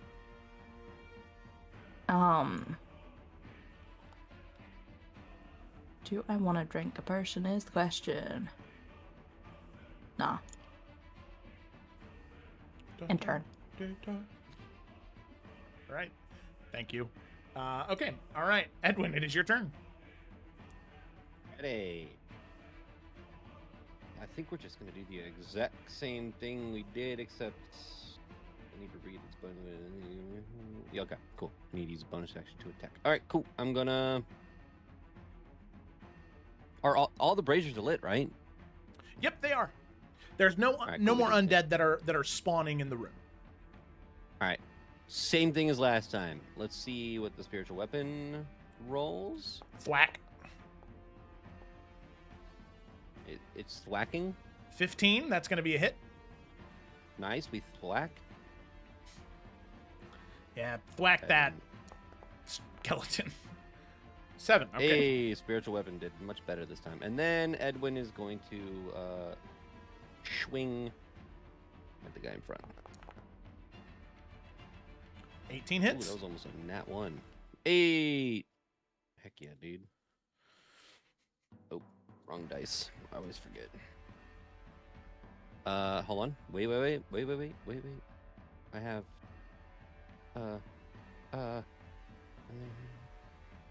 That's bonus action. When you hit. Aha! Oh. Fuck it. I'm gonna use one of the charges. In the Gauntlet of Dominion on this hit for King's Legacy. I can spend one charge and deal an extra 2d6 necrotic damage. I understand. Okay, guys, I understand. I'm still gonna do it. I also take 3. Cool. From it. Understand what? That they're don't know undead and I'm hitting them with necrotic damage. I understand. Okay. Oh, okay. I wanted to make So an sure extra we were 5? all on the same page. Or no, it's 2d6 extra damage, right? Yeah. And I take 3 damage. All right. 4 points of damage. It, Doesn't have any seem- resistances? it seems to be entirely resistant or entirely immune to fire. And one other thing, but this undead in particular has no immunities or resistances to necrotic. Hey, damn. All right, cool. That's my turn. All right. Thanks. Merrick, it's your turn. All right. Suddenly remembering that these things are going to explode. It's like, oh shit, I don't want to be here. Merrick's gonna back up. All right. Yeah, he's gonna back up right there. He'll take the attack of opportunity. One attack of opportunity. That's a natural one. That's going to miss. Sick. All right. Because it did that tag of opportunity, can I sentinel again? You can. No chance Thorn could have moved away too? No. Yeah. fair enough. Cool. 11 points of damage. Feels like you wanted to deal the damage to us. 14 points of damage. Two-handed. 14. Yeah, there it is. Let me see something real Nice. quick, because Merrick, you would have been when you left the range. You would have been there. You bitch! Damn. Sharing's carrying Sandy. Merrick. So, ruined everything I was doing. No, Merrick, you're good. You do. Terry's You're not. carrying. It's only a 10-foot radius. So Oh, thank God. with Come that, on, man. Xanthi, you do kill it. However, I need Xanthi, Edwin, and Thorn to make dexterity saving throws. Son of a bitch. Son of You're a welcome, bitch. guys. Oh, I'm really good at that. I was so ready for it. Easy. Look at that. Okay, Yeah, that is a it's success really from good. all of Pretty you. The well, flaming actually. skeleton Wow. doesn't matter because it's entirely immune to damage. That is fire. It's entirely immune to fire damage. So the three of you will take 8 points of fire damage. Xanthi, you will take 4. Yeah. Can I take 4 too? May you? No. Okay. Unless the I just- rules say otherwise. Nah, I just figured I'd ask. Oh, okay, yeah. Cool. See what happens. All right, Trash Merrick, DM. it's your turn. All right. Thorn's Oh, wait. gonna retreat. Oh, No, go for it. Go for it. Sorry. I yeah, was- Thorn's gonna retreat. I'm only moving her 25. I know it doesn't reset, but she's moving the amount she can move, and she'll just stay there. Sweet. All right, and then switching his weapons, he's gonna go full Lara Croft here. He's gonna have the revolver in one hand and then the last word in the other. Hell yeah. So he dual wields his revolvers. So he will fire 2 shots from his revolver at the last man standing. All right, 16. 16 hits. Okay, I don't remember if we learned what this thing's AC was or not. All right, second hit. 8 points of damage. All right. Okay, Rough. 24. Hate to see that. And then 4 points of damage. Okay. And then we will use 1 charge to fire a shot from the last word. Ah, damn it. I hate digital dice. Sadly, a 10 is a miss. Yeah, I figured. Alright, that's it for Merrick. All right, fantastic. Thorn. I mean, Did you wanna she's have not gonna them- move up to it. Oh, okay, got it. Yeah, because it just puts her within blow up range again, so we're not doing that. That's a good point. All right, Via, it is your turn. I'm going to cast Magic Missile on the last guy. All right. Boop. First one. Second one. Third one. And they don't load till I move my page. So there you go. Okay, 10 points of damage. Got it. Cool. All right, he is still And alive. I'm not moving. All right. Blaming skeleton here. It is going to it's going to go ahead and make 2 attacks against you, Xanthi. Flame Scepter. That is going to be a dirty 20 and a 10. Yes and no. All right. In terms of damage, you will take 7 total. It is 6 bludgeoning and 2 fire.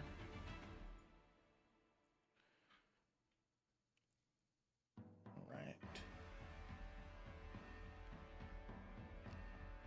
right. With that, that will be the end of its turn. It's not going to move at all. Kaylin, it is your turn. Yes. 1 second.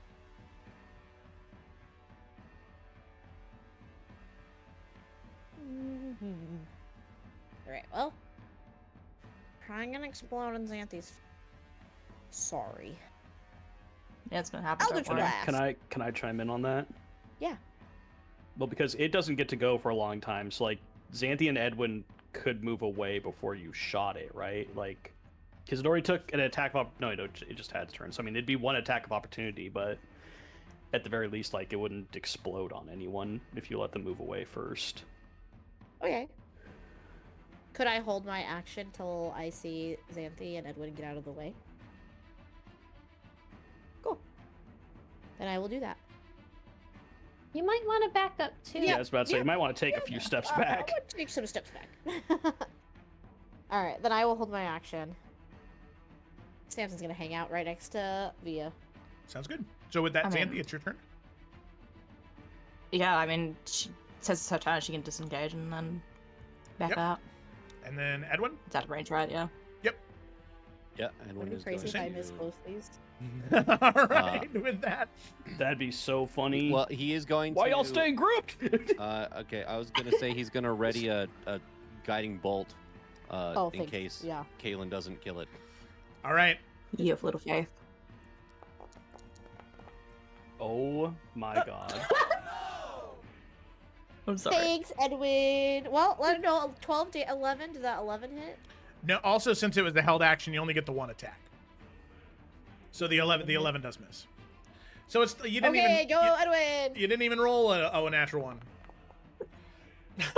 Oh. Oh my Are fucking you God, guys we all fucking kidding me? And you suck. ran right to me? Wait. Fucking funny. Well, Wait Barrett, I- we can shoot it. second. Does silvery barbs help if my friends miss? No. No. You give disadvantage to We- Oh, wait a minute. We wait a still minute, have wait, so wait, many wait. turns before it goes. Don't even worry Yeah, about it. We have I would wait, don't wait, use your wait, wait. resources. There's more No, fights. we have two more actions to deal with it. Yeah. I forgot that I have the +10 thing. I got a +10 to fucking. Right, Well, but don't- there's don't- more fights coming. Yeah, and that only Like, recharges we on a shouldn't just long be rest. using it. Yeah, Because guys, that's a just channel. don't worry about it. That's a channel divinity feature, right? Yeah. Yeah. I'm gonna be honest, guys. I thought this was the one. I thought No, this was the fam. fight. Shit. Well, This is the Don't first know. room. Don't know. You thought this was the big fight? Can you not listen to the summary? We're gonna move on. I don't listen Mar- to the summary. Marion, your turn. I support you, Don. We're gonna take on All right, rest Merrick, after. I got a Merrick lot of watches the most plus. fucking nimble fire skeleton he's ever seen and lines up his shot. And I cannot wait to You'll see what I'm never about to kill roll me. Natural one. Natural one. Come Ah, on. 22. Oh, boo! Don't you boo him. Suck like the rest of your siblings. I'm trying to save us. All right. That's 8 damage on that first one. All right. He's still standing. I think of course he is. Second shot. He was at 10. What do you want me to do? Of course he is. Yeah, there we go. 19. All right. 90. Yeah. All right. Yeah. All right. Another 8. Somehow he's still standing. No, he's dead. I was like, you said he was at 10. So- what is this math? So, as the shot rings through, you can see that it detonates. And luckily there's no one in the area, so there's no saving throws that are need to be made. However, as the bones clatter to the ground and the braziers continue to burn, all of you feel this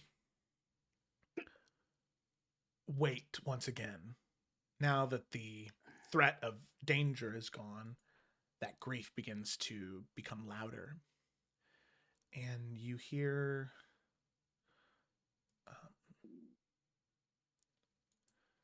almost weeping, but not of a humanoid. It is deep and guttural.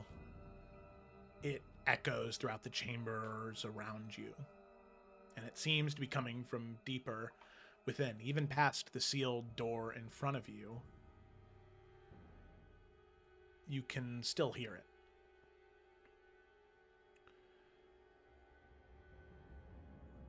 So,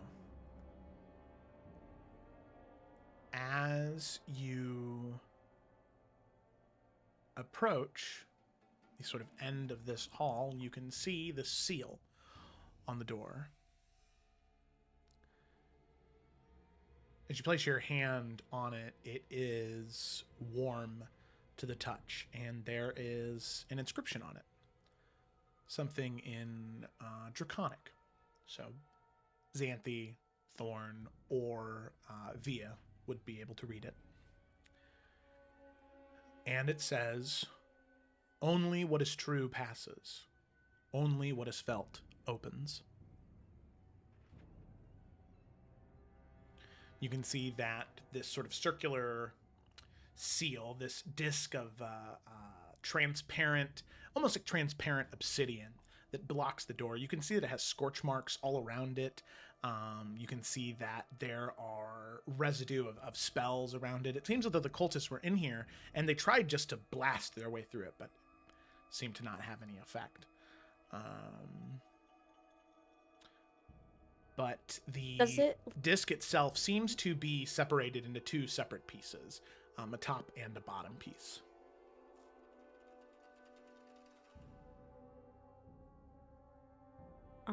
Does it seem like what was done to two of the braziers, did it have any effect on the seal?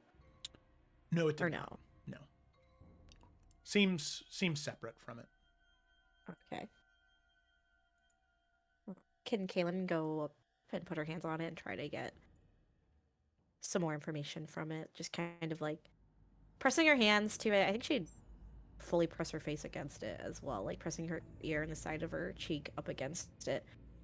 Just closing her eyes, just trying to hear or feel anything from it. Yeah. As you do, Kaylin, you almost feel yourself fall into it. As you open your eyes after closing them. And you're back in Dragon's End, in Ground's Rest. Like a fly on a wall. Looking into a room with one candle lit. And you see a young girl. Crying. Weeping. Alone.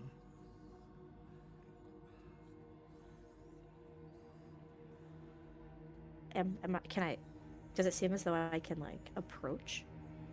Mm-hmm. Okay. Yeah, she would move closer. Does she recognize it being... Yeah. As you get closer, you recognize this to be you.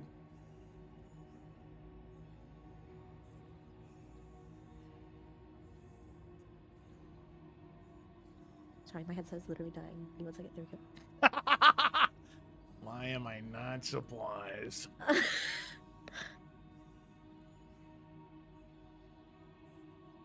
Yeah, Kaylin would walk over and she would just kind of squatting down on the floor, putting a hand on her back.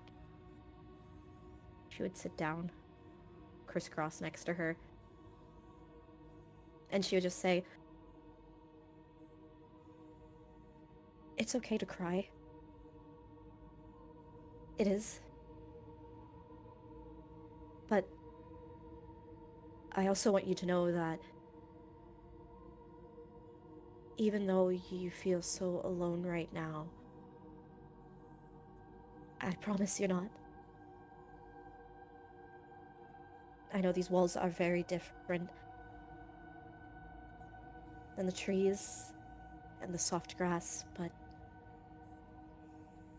beneath this, all of this rough exterior, there is something. There's a warmth here. And there is family to be found. You just have to give it time."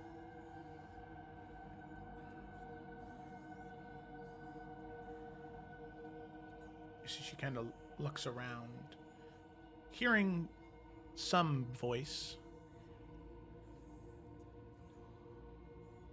Mom?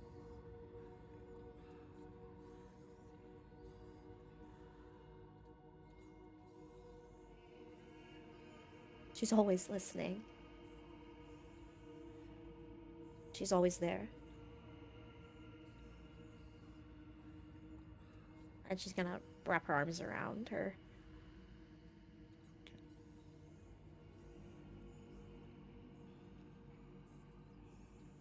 You wrap your arms around her and you see the young girl. She just sort of grips onto her, the sleeves of her dress, and you hear voices coming from down the hall, and in that moment, Kaylin, you feel you become one with her. You are this young girl now. With all of your knowledge, with all of everything that you know as an adult and all the experiences you've been through, but you are experiencing this moment as this young Kaylin. You hear from down the hall a voice, two voices, having a conversation. Father, you cannot be serious. How do you even know that she's your child? What, she was just brought here and you welcome her in? Truthfully? Xanthi, now is not the time, all right? Please, we can talk about it more in the morning, just please. She is, I'm sure, very overwhelmed right now. We don't need to make that worse, all right? You hear an exasperated sigh and someone storming off. And you see Talon enter. There's a certain warmth to him, but there's this feeling of young Kaylin that has almost a distrust for this strange man that you've only met 2 other times in your entire life, both today. He kneels down to the bed and he says, I would ask how you're doing, but I think we both know the answer to that question, don't we? Listen, you don't need to say anything if you don't want to. The journey you've been through to get here, I'm sure, is... And from what Bjorn told me about the Serpent's Grove, I'm sure this is the last place in the world you want to be.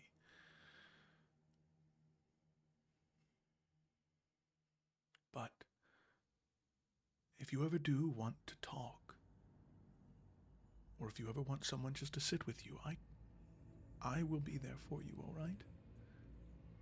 and Kaylin, you have this urge to tell him to get out, to leave, to scream, to cry, or to bury it and to say nothing.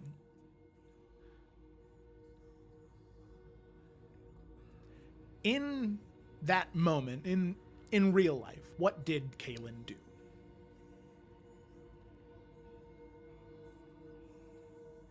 I think in that moment,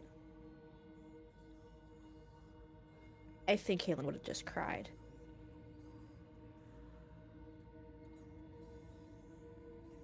I think she would have cried out for Bjorn or Samson and just cried.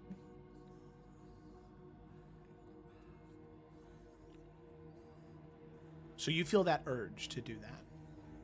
But you have control of this situation. Everything that you know. You feel this grief beating at you.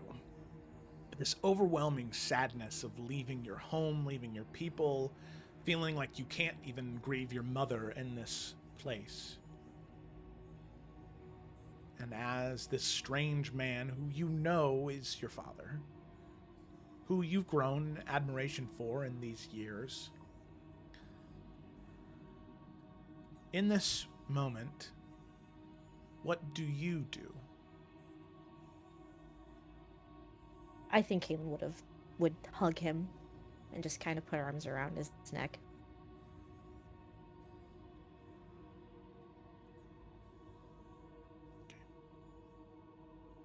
You reach up and you hug him.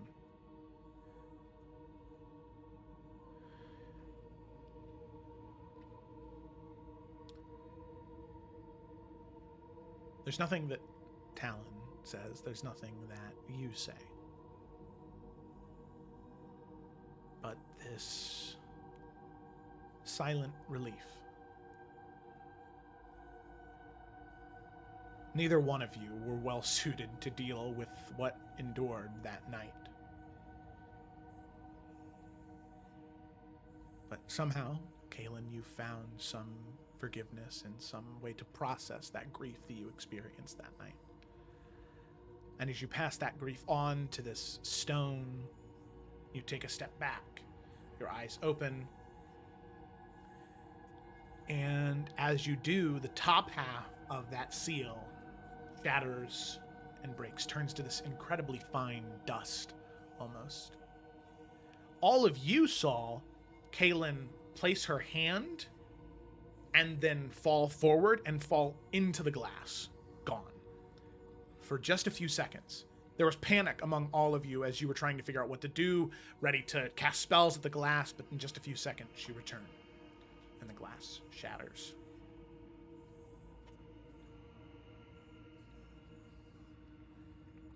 But there's still one half. There is Right, still is one what you're half. saying? Yep. How did you do that? I just pressed myself into it, and I mean, all it's asking for is for us to find peace within something that we are grieving for. And so I let it have it.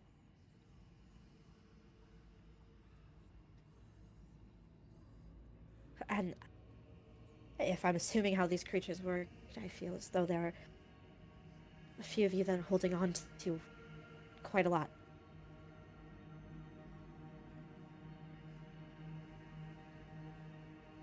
Maybe this is a chance to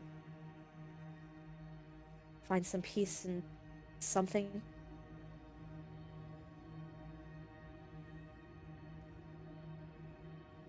It looks like part of it worked.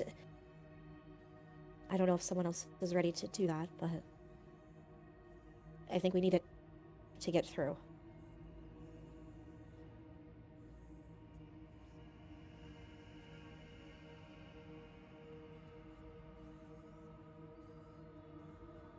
Kind of like wipe some of the tears away from her eyes.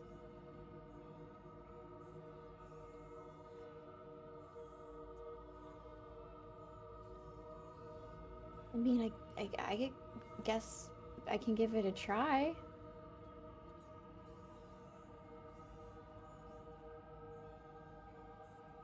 Unless anyone else wants to volunteer, as she rolls her eyes.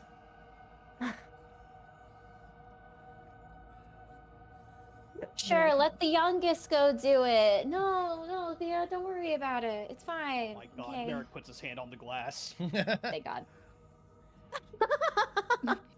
Okay. Merrick, as you put your hand on the glass, you feel this repulsion almost at first, like a force pushing you away. I need you to make either a charisma or wisdom check.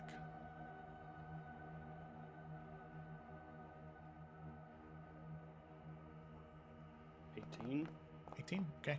That is a success. There's this pushback at first, but you fall in. Same as Caleb. Now, that creeping grief that I had mentioned earlier, these memories that had been sort of cropping up in your mind as you've been in here, what was the one that was at the forefront for Merrick? The one that is a moment of grief or great sadness that he frequents back to?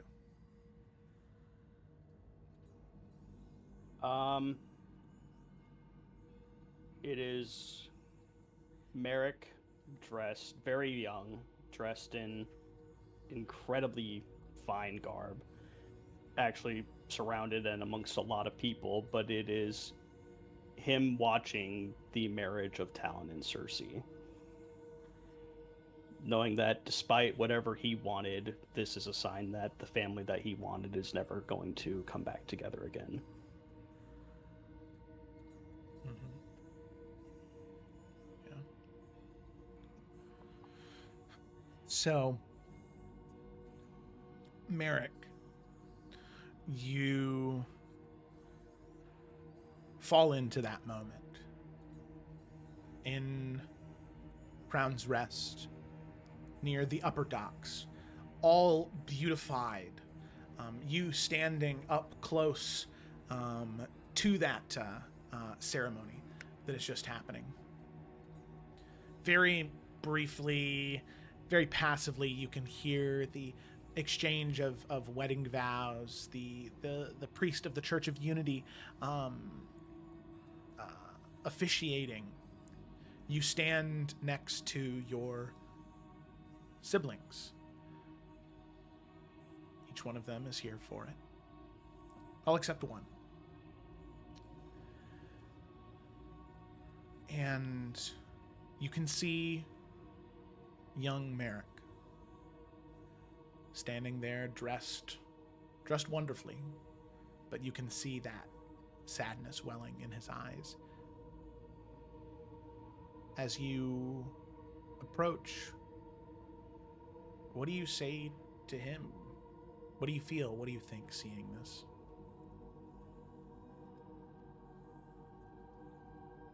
I mean, it's just all the memories that Merrick had at that age, just the sadness and the anger of his mom leaving, and then to see his dad marry again so quickly, and then it's not shown in this moment, but all the memories of just how dismissive Cersei was to him, the fact that she never liked Merrick or wanted anything to do with him, just makes it all hurt all the more. But Merrick would stand by his younger self and look down at him.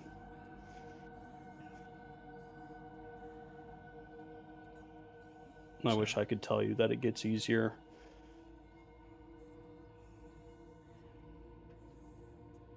There's moments.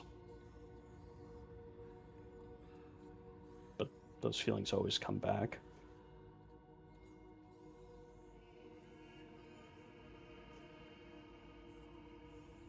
You get stronger, though.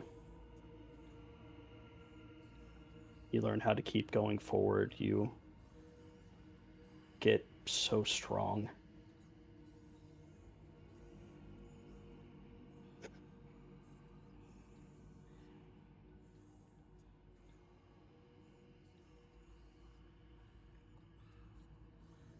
You see, he looks out to the sea, to the strait, to the waves that crash against the harbor. And he squints almost, hearing those words coming from the sea.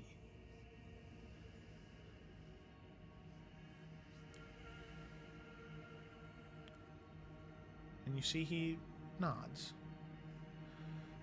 He tries to breathe to not catch his breath, but to quell any anxiety he has. You feel yourself become one with that younger version, same as Kaylin, experiencing that moment with everything you know.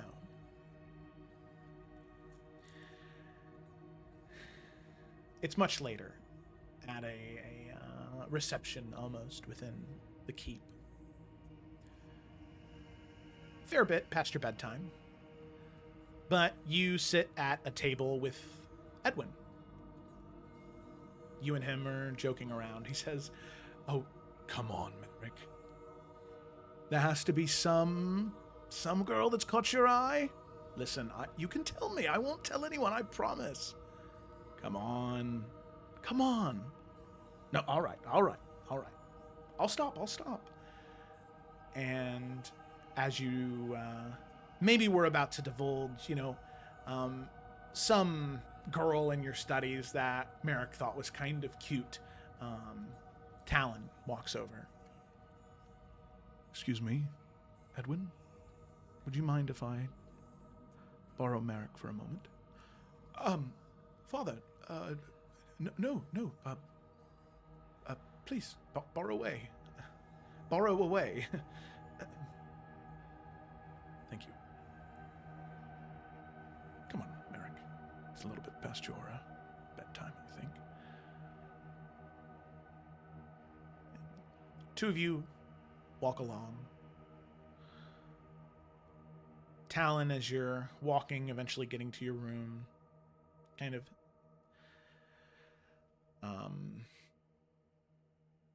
As you sit down on your bed, he says, Merrick, I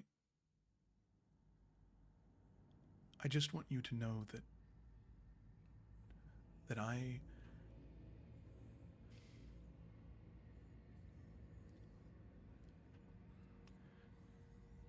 thank you for being kind today. You were very well-mannered, and I'm sure that wasn't easy. now, in this moment, in real life, what did Merrick do? How did Merrick react to that? In real life, I don't think Merrick said anything Mm-hmm. because I think it's just easier to be quiet and just ignore things rather than talk about it, especially on a day like today. Why act up on a day like today? It's not his place. He shouldn't be doing it. He's going to get in trouble. So he would have said nothing and just kept listening. And in this event in real life, you said nothing. Talon tucks you in, kisses your forehead goodnight, and heads off. But tonight is different. You know everything you know is Merrick. Talon, he stands there. He waits. What do you do instead?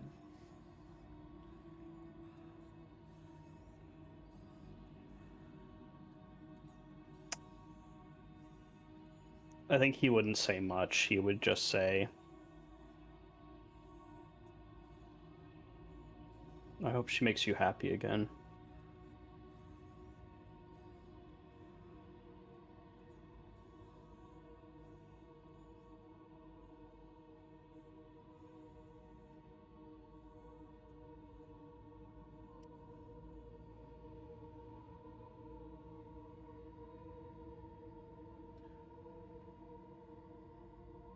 Merrick, you see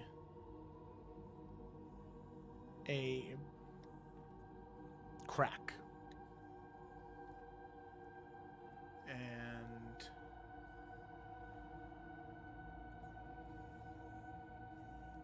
something that you've never quite seen in your father, even after all of these years, a crack in that facade. I mean, most of the time he seems rather well composed and put together.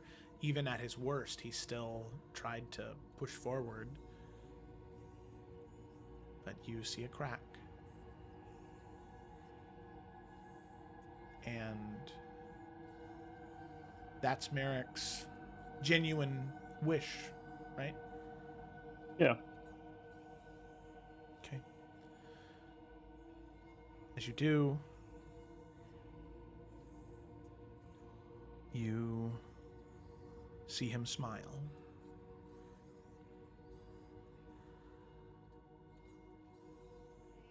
And he hugs you.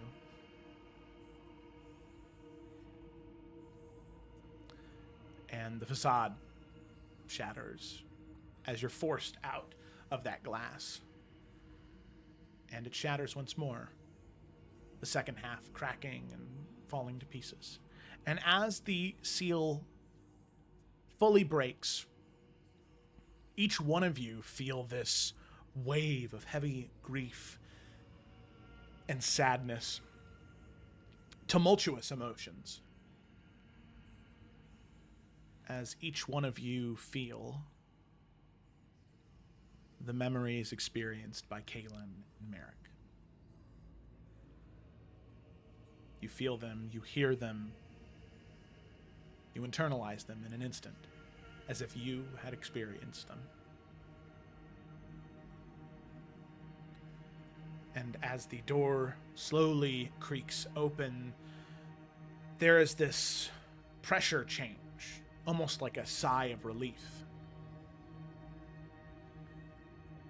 As the doors open and the chamber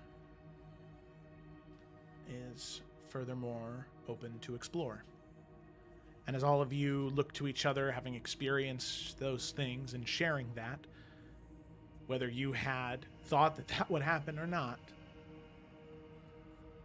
you all share this now. But before you can press on any further, that's where we're going to go ahead and take our break. Thank you so much for watching so far, everybody. Hopefully you have enjoyed. But we will be back momentarily with more stuff. Thank you so much, and we'll see you in a little bit. Sorry. He's gonna start picking the produce up, putting it onto the. Well, that has been in the snow. You're going to have to pay for that. Looks to Caitlin. I'm so sorry. Sometimes, you know, his old eyes and the light, he just doesn't see and look in front of him very well. I will take care of that. Yes, I'm so sorry. We'll get you home, brother. I know. Can you dear please brother. just pay me for the Here. produce he has ruined? Kaylin will give the man 2 platinum. Thank you. Please have a great rest of your day. Thank you, you as well. you. Sorry everyone, the shop is closed for the rest of the day. Tink, tink. Look for anyone else who wanted produce. Edwin just goes. Produce is the middle of winter. Heavy sleeper. It's totally Caleb. Same name as your character. The fuck came up with They're not even the same. Learn how to speak, Gemma. I can't. Love ya. Okay. She can't speak right. She has one more. It makes her have a lisp. It's like a missing Part of tooth. her brain broke off in that horn, you know? Oh. Damn, that's crazy. Can you imagine? Why did your brain horn shaped? You're like the sword in the wall. I'm not God, I don't know. Really funny. Right, that was really funny. Like, All right. So, There's no shopping to be had this evening. okay. Long story short. You- There's one more thing. I'm disconnected.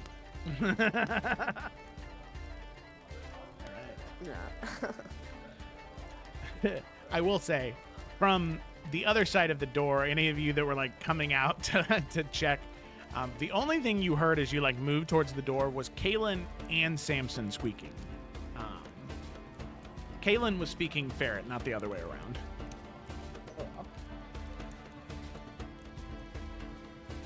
Well, then she'll come in. family.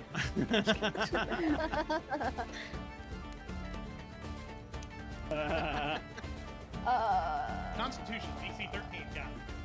Yeah. Okay, that is a failure. Warped. Fuck yeah. Get in that plane. There we go. He Okay. is going to start creeping backwards further into the woods. No one even sees me. She's just like. All right, and then Kaylin, you were gonna do something. I was just going to shoot a. What the fuck do I shoot? Eldritch Eldritch Blast. Blast. Elemental.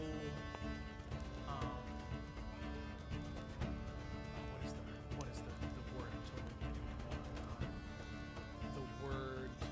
Not incarcerations, not incantations, not apparitions. No. Can you describe the word you're looking for? Yeah. Manifestations. There we go. Yep, that's the word. Yep. That's the one. I was gonna say. On tip of my tongue. 5 points of damage to Sir Torwin. It's a fucking tank, that's all I gotta say.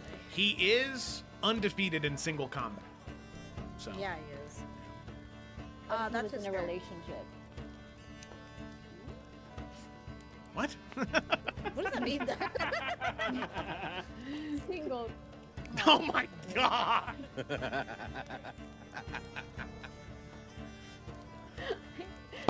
okay. I'll go away for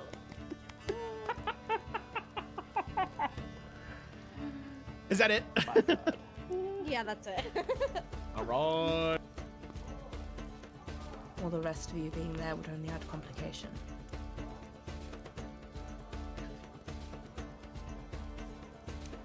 I Sorry, I can't joke on I was trying so hard. That was really funny. You see, I tried to stealth in. I tried to crouch walk in. Did that not? I'm not just. You're right. I'm not just a. Saying I agree. I'm not a floating top half, Duke. You're right. I do have legs, and most of the time I do have pants on.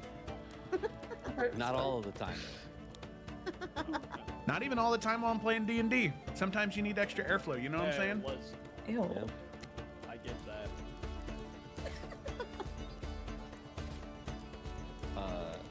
Unless, I don't know how many charges you want to Oh use. no, I think it's another charge. I just really wanted to cast a spell since I've gotten it, and now it's my time. Yeah, that's what I mean. Main guy, man. Where? What the fucking grunts? Wait. Oh, you're talking about using it on the actual knight himself. Yeah, Sorath or whatever the hell. Yeah, wait. That's so good. Oh wait, never mind. No, never mind, guys. I just read It's it. definitely gonna be like a witch. I think he's been dead You longer can't than hide 7 those days. legs. Oh, yeah. Yeah. That's so funny. Rough. God damn. One day. What the fuck? that was good. Holy Um, shit, I dude. was so excited. I was too. Just Looking at Let me just do this simply, please. Why must you?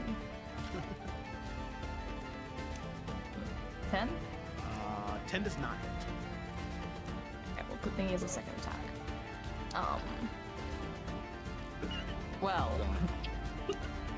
Does that it? No. I love life. some things never change. You know, truthfully, it's Ryan's fault. What do you mean? Because you just went, well, it'll only be One bad if this we miss fucking everything. round. Yeah. Anyways, I don't know. He whimpers. I don't know. He's a very bestial guy. I imagine that's what he does. Yeah, all right. Sad dog noises. Okay, sounds good. I guess seeing how. Nah, it's okay. Here, I'll go get my dice. Nope, I'm already halfway down the stairs. Just Oh, use your okay. portent, Felicity. Just use Oh, portent. true. No, not That'd be for funny. him. What do you Because then he mean? definitely would recognize us. He's gonna recognize us. I know, but I only have an Oh, 18 and a face. 14. It's the only thing I I was about to say, had. like, It's get the it only on thing there, I but had don't to cover bother. up my camera. I feel violated. Everything. It's like I'm getting smothered to death right now. Just go to sleep. Just go to sleep. I wanted to hold this up here for when Caleb comes in. Why does it have to be so bad? I already danced in the Don't background. forget. I don't think anybody Why are saw you me. so shaky? Like, why is it all over the He's place? nervous to see Kayla again. It's making me I anxious always- seeing it move so much. I always get anxious when I see my wife. I want her to think Oh. I'm a cool guy. Oh my gosh. No, it's because she asked you to take out the trash. And you're like, did I? Sorry. He's gonna start picking the produce up, putting it onto the. Well, that has been in the snow. You're going to have to pay for that. Looks to Caitlin. I'm so sorry. Sometimes, his old eyes and the light, he just doesn't see and look in front of him very well. I will Snow take is care of that. blinding. Yes, I'm so sorry. We'll get you No, home, he's too late. brother. Sorry, I I'm know, sorry. I Can you dear please brother. just pay me for the Here. produce he has ruined? Kaylin will give the man 2 platinum. Thank you. Please have a great rest of your day. Thank you, you as Thank well. you. Sorry, everyone. This shop is closed for the rest of the day. Tink, tink. Luck for anyone else who wanted produce. Edwin just goes. Produce is the whole winter. Heavy sleeper. It's totally Caleb. Same name as your character. The fuck came up with They're not even the same. Learn how to speak, Gemma. I can't. Love ya. Okay. Can't speak right. She has one. It makes her have a lisp. Just like a missing Part of tooth. her brain broke off in that horn, you know? Oh. Damn, that's crazy. Can you imagine? Why is your brain horn shaped? Your intellect distorted. I'm not God, I don't know. Really funny. Right, that was really So, There's no shopping to be had this evening. okay. Long story short. Thank you. There's one more thing. Disconnected.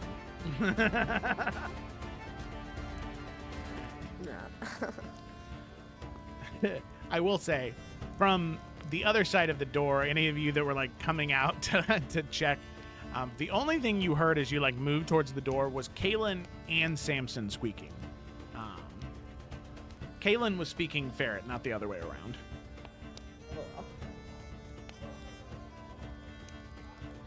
Well, then she'll come in. Family.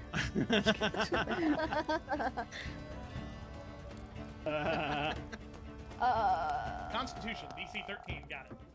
Yeah. Okay, that is a failure. Warped. Fuck yeah. Get in that plane. There we go. And he Okay. is going to start creeping backwards further into the woods. No one even sees me.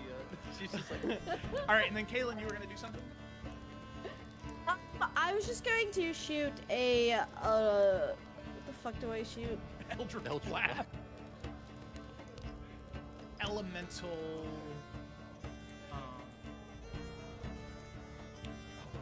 What is the word? The word. Not incarcerations, not incantations. Not apparitions. No. Can you describe the word you're looking for? Yeah. Manifestations. There we go. Yep, that's the word. Yep. that's the one. It's on tip of my tongue. 5 points of damage to Sir Torlo. He is undefeated in single combat. So Yeah, he is. He That's was his in a turn. relationship. what? What does that mean? Single. Oh my god! It's okay. I'll go away from.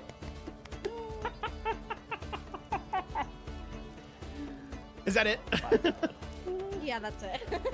All right. Well, the rest of you being there would only add complication.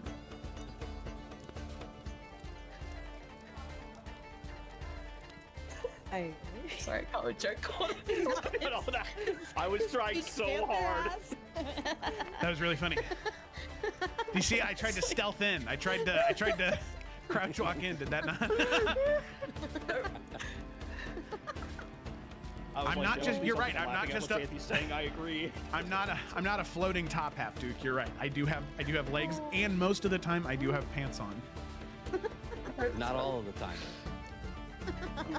Not even all the time while I'm playing D&D. Sometimes you need extra airflow. You know what I'm saying?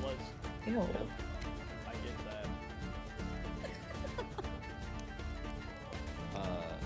Unless I don't know how many charges you want to Oh no, I use. think it's only one charge. I just really wanted to cast a spell since I got hit now. I'm like, Yeah, that's what I mean, main guy, man.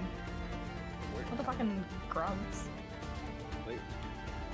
Oh, you're talking about using it on the actual knife itself. Yeah, Sorath or whatever the hell. Yeah, wait. That's so good. Oh wait, never mind. No, never mind, guys. I just read It's it. definitely gonna be like a witch. I think he's been dead You longer than can't hide 7 those days. ways. Oh, yeah. Yeah. That's so funny. Rough. God damn it! One day. What the fuck? Oh, that was point? good. Holy shit, dude! I was so excited. I was too. Just Looking at Let me just do this simply, please. Why must you? 10? 10 does not hit. Okay, well, good thing he has a second attack. Well, God. is that it? No. I love life. some things never change. You know, truthfully, it's Ryan's fault. What do you mean? Because you just went. Well, it'll Not only be one, bad if this we miss fucking everything. round. yeah. Anyways, I don't know. He whimpers. I don't know. He's a very bestial guy. I imagine that's what he does. Yeah. All right. Sad dog noises. Okay, sounds good. I guess seeing how. That's okay. Here, I'll go get my dice. Oh, I'm already halfway down the stairs. Just Oh, use your okay. portent, Felicity. Just use Oh, portent. true. No, not That'd be for funny. him. What do you 'Cause then he mean? definitely would recognize us. He's gonna recognize us. I know, but I only have an Out of 18 and a place. 14. It's the only thing I I was about to say, had. like, It's get the it only on thing there, I had don't to cover bother. on my camera. I feel violated. Everyone. I feel like I'm getting smothered to death right now. Just go to sleep. Just go to sleep. I wanted to hold this up here for when Caleb comes in. Why does it have to be so bad? I already danced in the Stop background. making it. I don't think anybody Why are saw you me. so shaky? Like, why is it all over the He's place? nervous to see Kayla again. It's making me I anxious always- seeing it move so much. I always get anxious when I see my wife. I want her to think Oh. I'm a cool guy. Oh my gosh. No, it's because she asked you to take out the trash. You're like, did I? Sorry. He's gonna start picking the produce up, putting it onto the. Well, that has been in the snow. You're going to have to pay for that. Looks to Caitlin. I'm so sorry. Sometimes, his old eyes and the light, he just doesn't see and look in front of him very well. I will take care of that. Ah, yes, I'm so sorry. We'll get you home, brother. I know. Can you will, please brother. just pay me for the Here, produce he has ruined? Kaylin will give the man 2 platinum. Thank you. Please have a great rest of your day. Thank you. You as Thank well. you. Sorry, everyone. This shop is closed for the rest of the day. Tink, tink. But for anyone else who wanted produce. Edwin just goes, Produce was the center. Heavy sleeper. It's totally Caleb.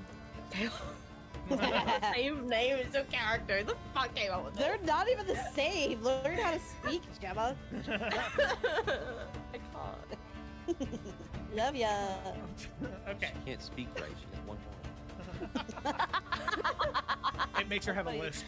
Just like a missing tooth. Her brain broke off on that horn, you know? Oh. Damn, that's crazy. Can you imagine? Why is your brain horn shaped? Your intellect is smarter than that. I'm not God, I don't know. Really funny. Right, that was really funny. Like, All right. You're welcome. So. There's no shopping to be had this evening. Okay. Long story short. You, Oh, there's one more thing. I'm disconnected.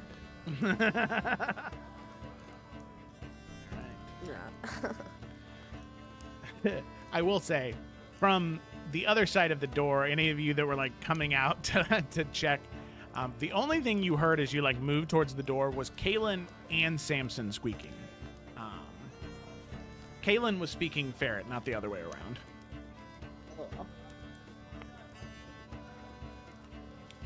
Well, then she'll come in. family.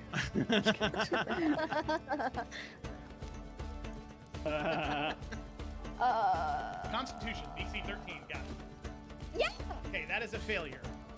Warped. Fuck yeah. Get in that place. There we go. And he Okay. is going to start creeping backwards further into the woods. No one even sees me. She's just like, All right, and then Kaylin, you were gonna do something. I was just going to shoot a. What the fuck do I shoot? Eldritch Eldritch Blast. Elemental.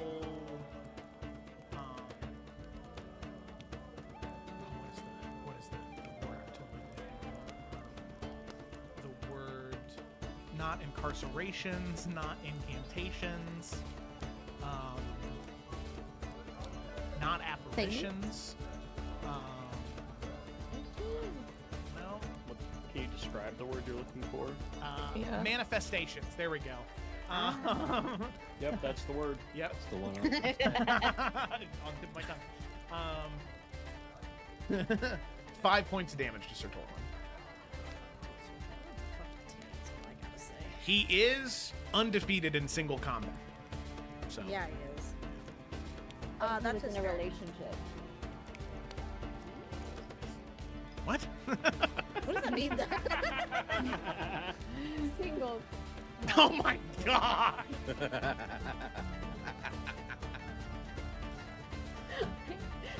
Okay, I'll go away from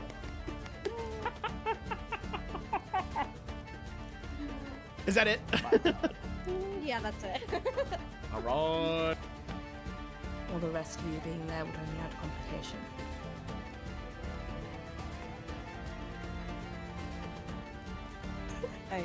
Sorry, I can't joke on. I was trying so hard. That was really funny. You see, I tried to stealth in. I tried to crouch walk in. Did that not? I'm not just. You're right. I'm not just a. saying I agree. I'm not a floating top half, Duke. You're right. I do have legs, and most of the time I do have pants on. Not all of the time.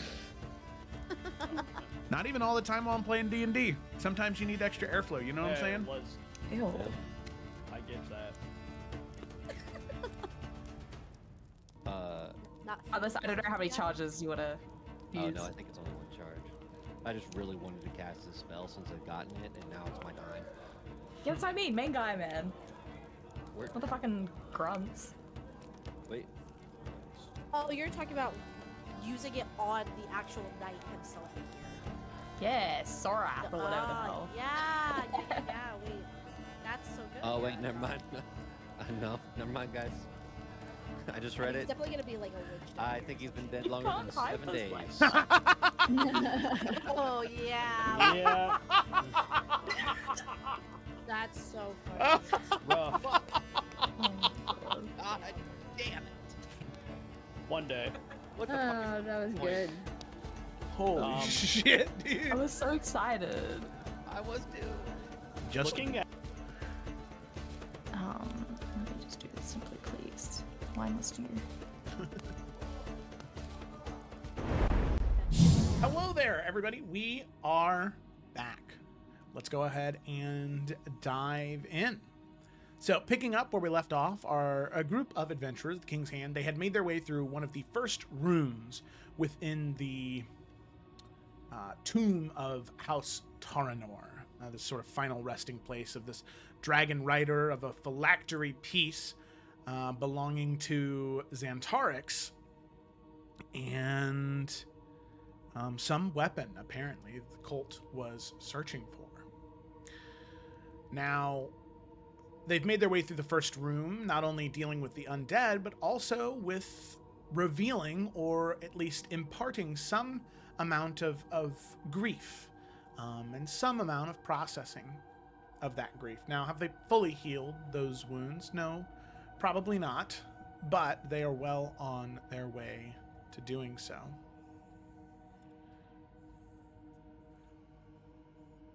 So, with that, the door is open in front of you, and you are able to move on to the next room. I know there was some discussion of health potions that had been taken.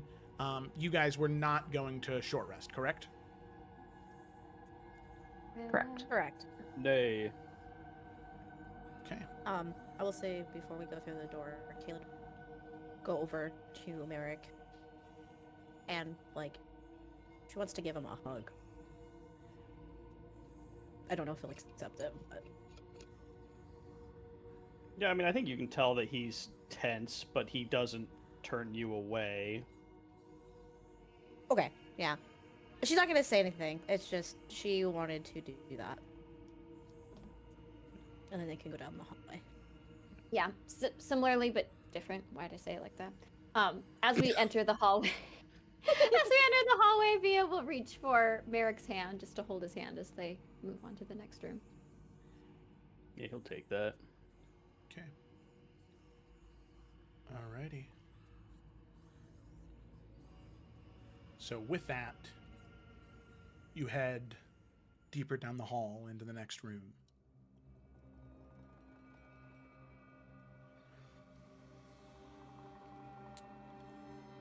As you do,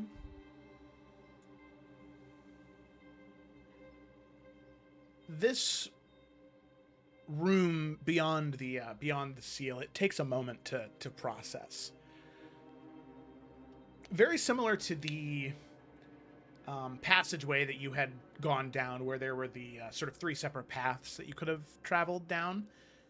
This one has some similarities to that room. There's different tile sets, different tile patterns pressed against each other on the floor, but this is so much denser, so much more aggressive.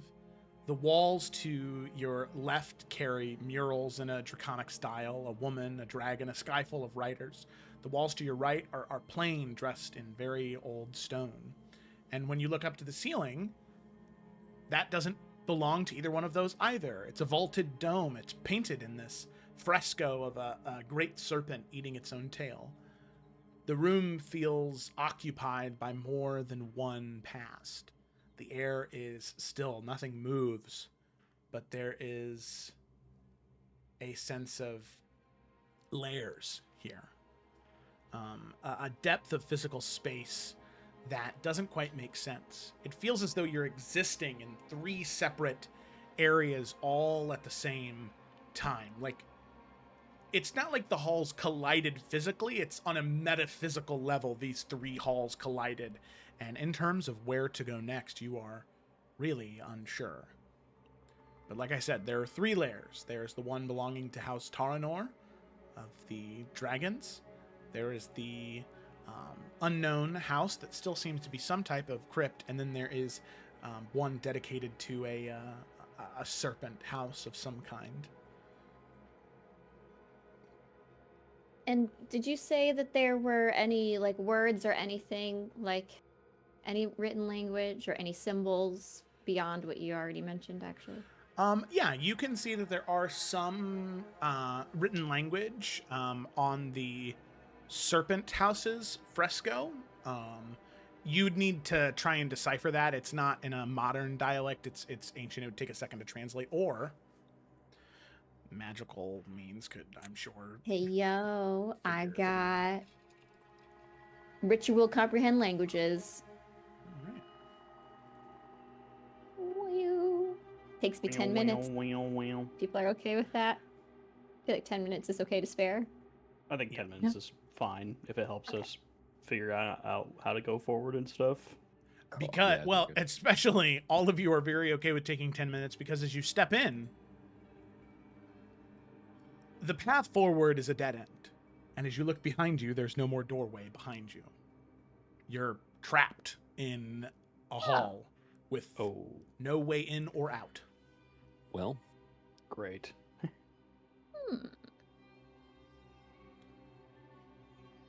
Okay, we'll start with that. We can go from there. Okay. Alrighty. So, you begin the ritual casting of the spell. And eventually, as you finish casting it, you can read the dialect above you. It says, "What ends feeds what begins. What is lost becomes the foundation." Perhaps the motto of this house? You are unsure. That is the He's gonna phrase. let out a big sigh. Well, that was a waste of 10 minutes. well, that And would that's the only say text in the room. we learned something. We just don't know exactly what it is.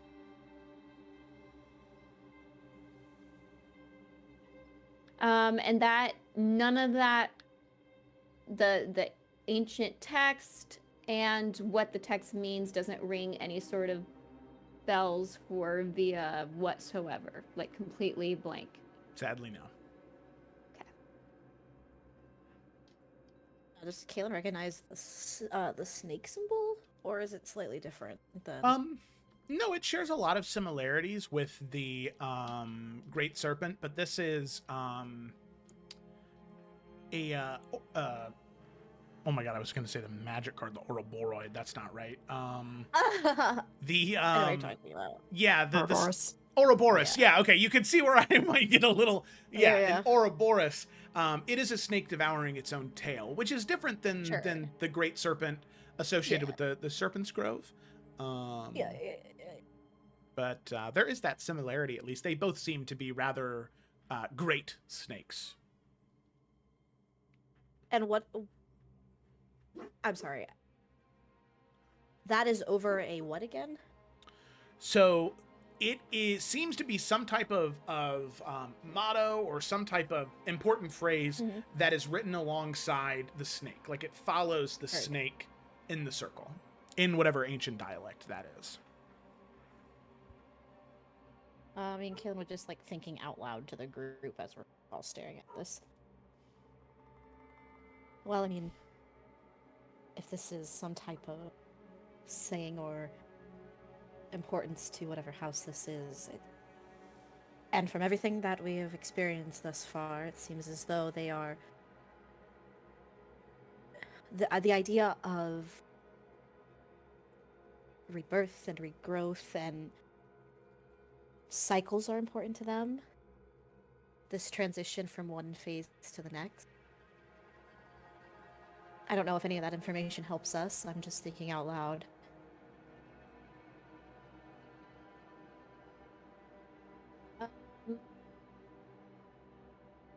If we like look closer at like the murals that are also there, is there like anything we can gain from that? Yeah, as you sort of begin to look at some of the murals, some of them are a little hard to read just because there's like the walls are overlapping with each other. But go ahead and make a perception or an investigation check. Any one of you can, as many of you as you would like can make an investigation check. Get us my Investigation. -1 investigation. Man. Good I have start. Good start.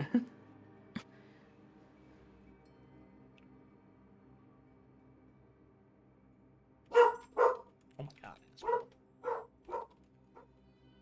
Okay. So 12, 22, 12, 15. Okay. Kaylin with a 15.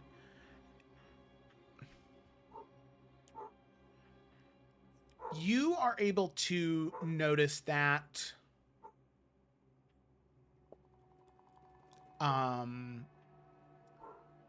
the serpent's house, that stone, that fresco, that stuff seems to be newer. It's still very old, but it is newer than the rest of them.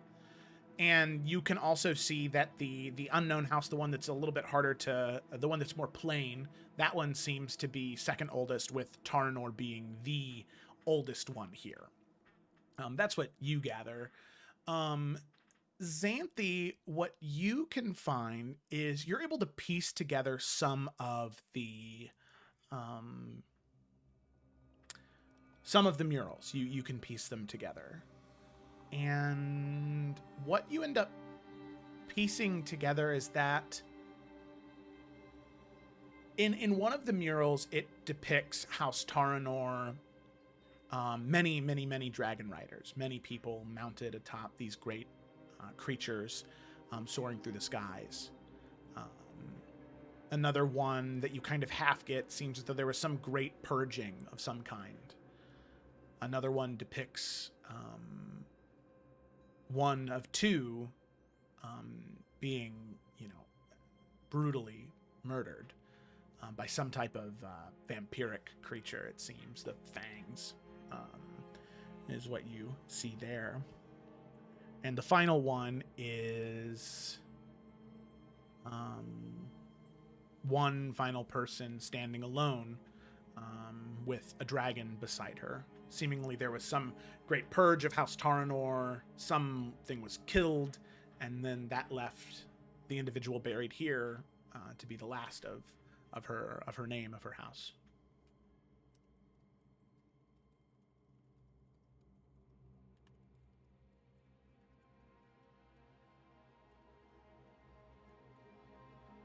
I have a question that's deviating a little bit from the room itself. But now that they've had time to think about it, would Via know the purpose or what would cause something like a tomb or a space here on the material plane to work differently time-wise with the passage of time? Because she would, I assume, with her studies, be aware of like how planes have different time effects, but why would something like, is this possibly a pocket dimension that they walked into? Is there a reason to protect something? Are certain houses or anything particularly connected with such time magic, maybe? Yeah. Anything like that? Go ahead and make a either I'll say history or arcana, as you're trying to either recall historical information or arcane information from your studies. I'd say either one would be okay with me. Okay. Oh my god, just throw me away. I got a 14, but still, with a plus 10, this is bullshit. I'm angry. Anyway, yeah. I would say with a 14, the most you'd be able to gather is that there tends to be one of two reasons why, like, temporal manipulation happens. It can either happen, I guess three ways. It can either happen to individuals that have studied, chronomancy, with the magic of manipulating time, planar, convergence and travel can manipulate time. But then also, one thing that you would have been able to recall from your studies is that in the same way that strong feelings are sometimes, magical or connected to fate in a way. The concept of true love is real in Illica. There are people that are literally soulmates. And it is a magical thing that can happen. In the same way that love can create magic, other emotions can as well. And if those emotions are experienced by powerful enough creatures, they can cause strange things to happen. Sometimes that might just be the way people interact with each other in a city. In other times, it can cause magic to not work as it's intended, or in some cases, it has been known to cause time to move quicker or to move more slowly, depending on that emotion.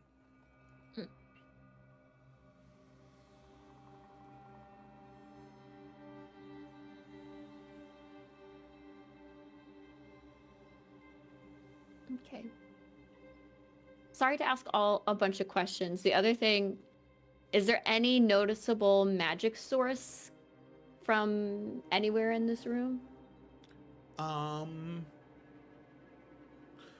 With the 14 in Arcana, just sort of scanning around, trying to feel, there's not really anything that pulls you one way or the other. Your senses are a little overwhelmed because it is very intensely magical. Yeah.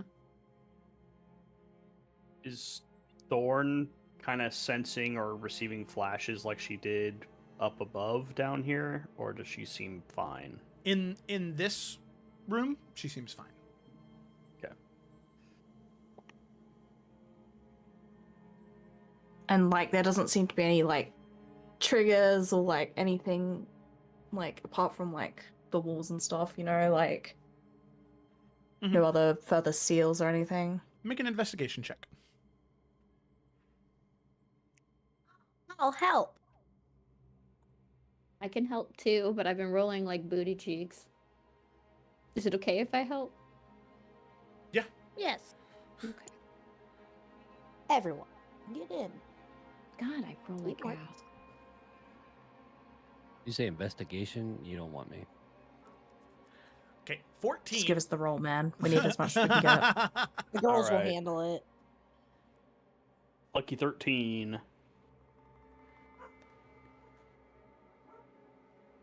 Hey. Okay, we Edwin. did need you. All right. All right.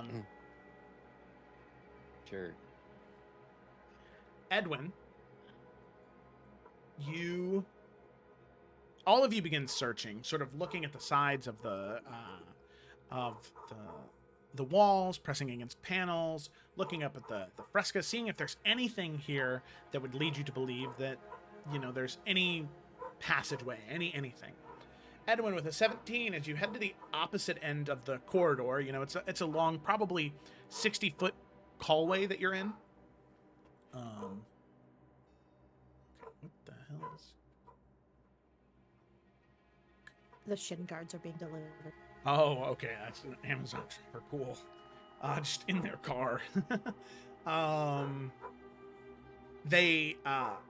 Sorry, you can see Edwin as you all see Edwin move to the opposite end of the hall, and Edwin, as you begin pressing up against the wall, seeing if maybe there's a false stone or something, there is a gap. You can't see it, but you can feel it. And it would definitely require you to shimmy to get through, but it seems like you could move through this space. Okay. Sorry, people just literally entered my room as all this is happening. He'll call out to the siblings. I think I found something. If we could possibly go through here. Let's check it out as a family. Family Says squeeze. Kayla. Family squeeze. How wide is it?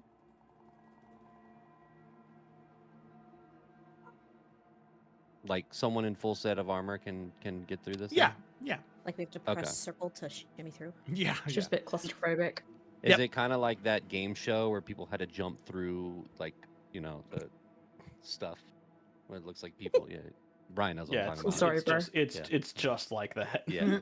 Okay. More It's more so person-shaped. more so a loading screen, I think, is really. Okay. So Mhm. we and then it yeah, gotcha. You shimmy through one by one. There's only enough space for one person at a time. Edwin is eventually, after maybe 30 feet of shimmying, you see light. And as you move through, you take a step out. You are just on the opposite end of the hallway, the one you were just in. The same area where you had walked Also in. loop back. It loops Nice. back. One by one, all of you exit. Wait, I'm confused. So we're back in the same room? Is that what you're saying? Yeah. Yeah, you went Back in forward. the building again. You wound up. All right. This is a fucking Skyrim dungeon. God damn it. What ends feeds what begins. What is lost becomes the foundation. We got a snake eating itself and this loop. I'm gonna try to go back the way we came and see what happens. Okay. Merrick, you head through the shimmy. You head through the shimmy. You shimmy through the passage the opposite way, and as you exit, you are in a different room. It is Aha, a yes. collection of corridors that overlap at different angles. It is the most appropriate word I can use, a clusterfuck of hallways that interconnect, and you really have no idea where to go from here. The Do fucking we s- hallways. Let's go. If we look through the shimmy, just kidding. If we look through that, can we see Merrick? So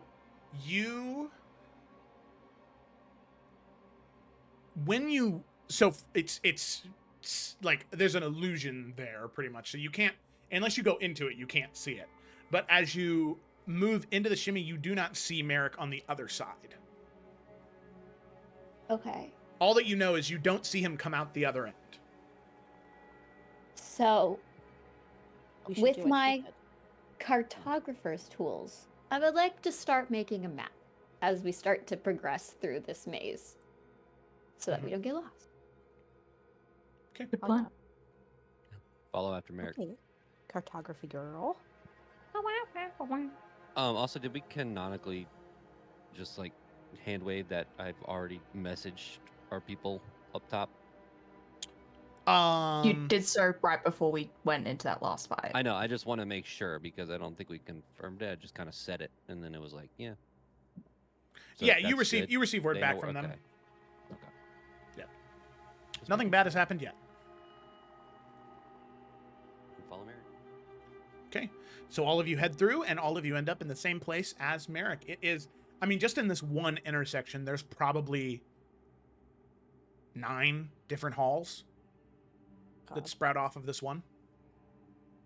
You can see torch brackets. They line the walls, and this entire area seems dedicated to that serpent house, whatever it was. You can see the frescoes on the ceiling, or frescoes, not frescoes, not the drink. You can see the frescoes. Yummy, yummy. You can see the I'm frescoes thinking. on the ceiling, the serpents. You can see it constantly coiling up and down and all throughout the halls. Left, right, forward, back. Where do you go? Okay. Is there a way to look up at the ceiling and like it's the snake coiling through the halls, right? Like, but it's all one snake. It's not multiple snakes, or is it one? It's all one snake. Okay. Okay. Where's the tail at? Can we see the tail? The tail is, well, right now you just see body. Shit. Yada yada yada. No And is there head either. anything- It's just body. Okay. Is there anything like differentiating each of the holes, or are they all just like same thing? They are all the same thing. The torch brackets are all the same distance apart. The serpent pattern on the top is all the same. They look identical. They're just at different levels and all different chaotic patterns. And you said there are 9 exits in this next room. Yeah. Okay. Via with her little, and Felicity with her little map, is going to say, I think we should all stay together and try each door, and we're just going to keep track of where we end up, because if we lose each other, we're really going to lose each other. So let's just stay together, and my suggestion is once we make it to a new room to progress, we see how many exits, we take note, and then we go through one and see where we end up and follow from there. What do we think? I That's think the it's a plan good we plan. got. Okay. We also like maybe mark, I guess, which one we're going in, just in case it turns us around. I was just about to suggest the same thing.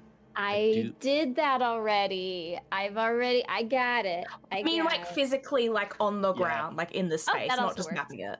Yeah. I have a very Just like a little like sign that we've gone through this one, you know. I have a very dumb. This is probably a dumb ass question, and I'm known for them.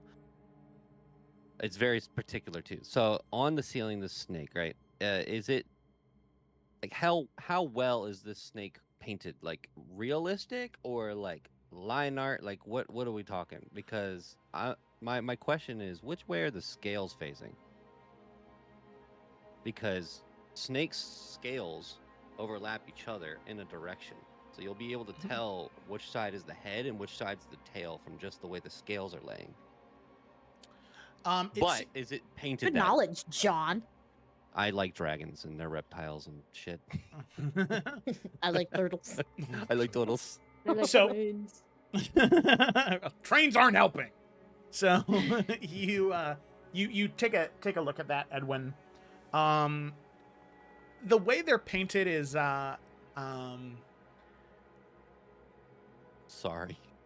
no. I'm trying to think of that. I don't know the exact term, but you know how like medieval paintings of other animals, like you seen a cat before that's painted medieval style. Okay. It Okay. is not line work. It's not like mosaic. It is something that is a little bit more, I don't know, messy realism. I guess that's what I'll call it. Uncanny Valley. Yeah, Uncanny Valley. You do see that there seems to be some type of pattern to the scale in terms of the way that they were painted on there. What is especially strange to you is all of them go forward. All of them are pointing forward. Yeah. Even when you are going one way, right? When you're walking one way and you look up, the scales are going forward. If you were to turn around and walk the other way, the scales are also going forward the way that you're walking. All right. All right. Well, it was worth a shot. It's okay. Let's. Let's go. Oh, sorry. I was gonna say I have to go help with Bella really quick. I'll be right back. A second. So let's go through what would be like the leftmost door, see Okay. where we end up. If we end up in this room, we'll go to the next door, things like that. So Okay. You go through the leftmost, after about 20 feet, it is a sharp 90-degree turn to the left. No other choices. Okay. We're going. Go down. Yeah. Then there is a T. You can either go north or you can go south. Oh, shit. Oh my god. Oh man, maybe Felicity doesn't Felicity? want to map this. Holy hell. No, you got it. You got it. You got it. Okay, we're going, and then we got our T options. What do we want to do? Right or left, y'all? North. Well, it's north or south. Oh, North. north. Okay. Yeah, let's just like every choice will go either left or north, depending on what the options are. Yeah. Keep okay. consistent. North. Okay. You go north. Mhm. All right. After about 5 minutes of walking, you get to a 4-way intersection. Left, right, north. Are we gonna keep going north? Keep We're going never left, getting right? Oh, Left this or is right, gonna north? be- I don't know. this is gonna Doesn't be really matter, I feel awful. like. Left. I feel like it's just gonna loop us back around. I say we go north because we can't loop back if we're going north, unless there's magic involved. Well, I wouldn't be You go so north? sure. Yeah. Well, Yeah, we go yeah, north. we'll go- yeah. You go- Felicity's making the map. We'll follow her lead. You go north. Yep. You enter into a room with what looks to be 9 intersections sprouting off in Oh. different directions. So it's the same room. Okay. It looks So we're like not Do the we see gonna a room little you mark entered. of where we entered? Okay. So let's go back through where we get to the 4-way intersection, and can we go left instead? Yeah, you go left instead. Mhm. Travel for another Then what couple of happens? minutes. You get to another 4-way intersection. Okay. Let's At the go. 4-way intersection, what did we take the first time? North. We did. Let's. So left here, I guess. Yeah, let's try left again. Okay. Walk for another couple of minutes. You get to a 3-way intersection. So T. A T. Yep. Let's try left again because left seems to at least be bringing us to other options, just Okay. not rooms. You go left, and you wind up in a room with 8 different intersections. Okay, so new room. Next One room. less. Wait, 8 or 9? 8. 8. Okay. Yeah, so interesting. this isn't the same room we were just in. Is it a save point? God, probably not. Um, Um, can This I, can't as we're be right. moving, can Kaylin turn to Samson? And she's gonna say, "Is there anything that you can see that we can?"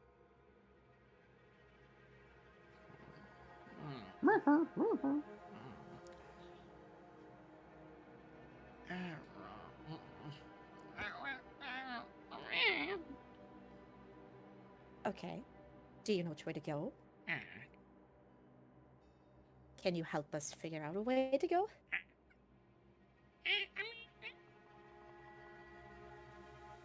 Okay, so Samson knows nothing. Via I mean, I feel like will using the map and this room, maybe she'll like sit down on the ground. She can try and like see if she sees all the way back to when this tunnel, this space was being built. Like, can she see into the past? Back to the past. Samurai Jack.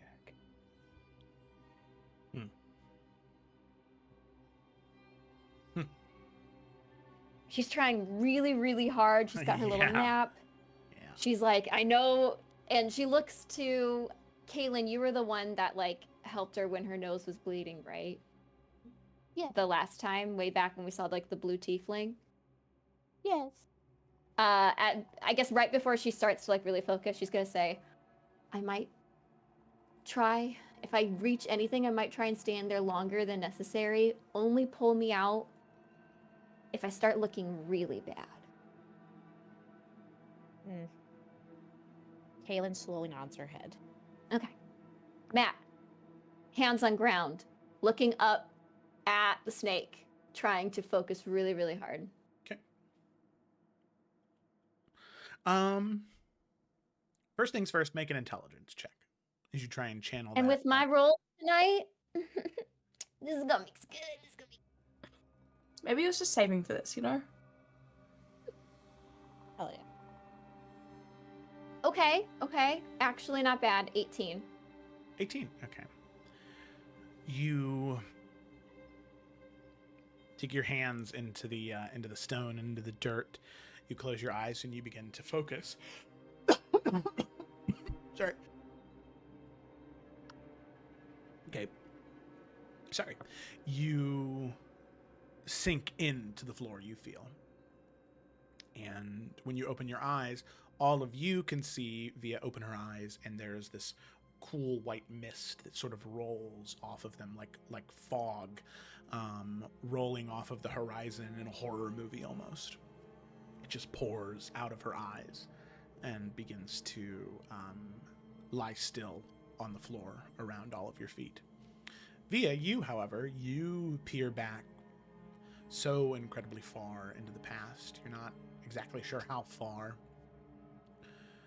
but you see individuals walking these halls, walking up and down almost aimlessly. You see their garb is not traditional of Solele or that inspired by Tarkirian culture. It's very strange. They seem closer to what you saw individuals wear. Oh, wait, actually. Did all of you go to Coatalan with Kaylin, or was that just Kaylin and Bjorn? Well, Kaylin went by herself. Kaylin went by herself, yeah. Oh, that's right. There were the two knights that went with you that were allowed entry. So these individuals seem to be dressed in a similar fashion to what Kaylin would have described the people wore in the Serpent's Grove. But you can see they don't carry torches.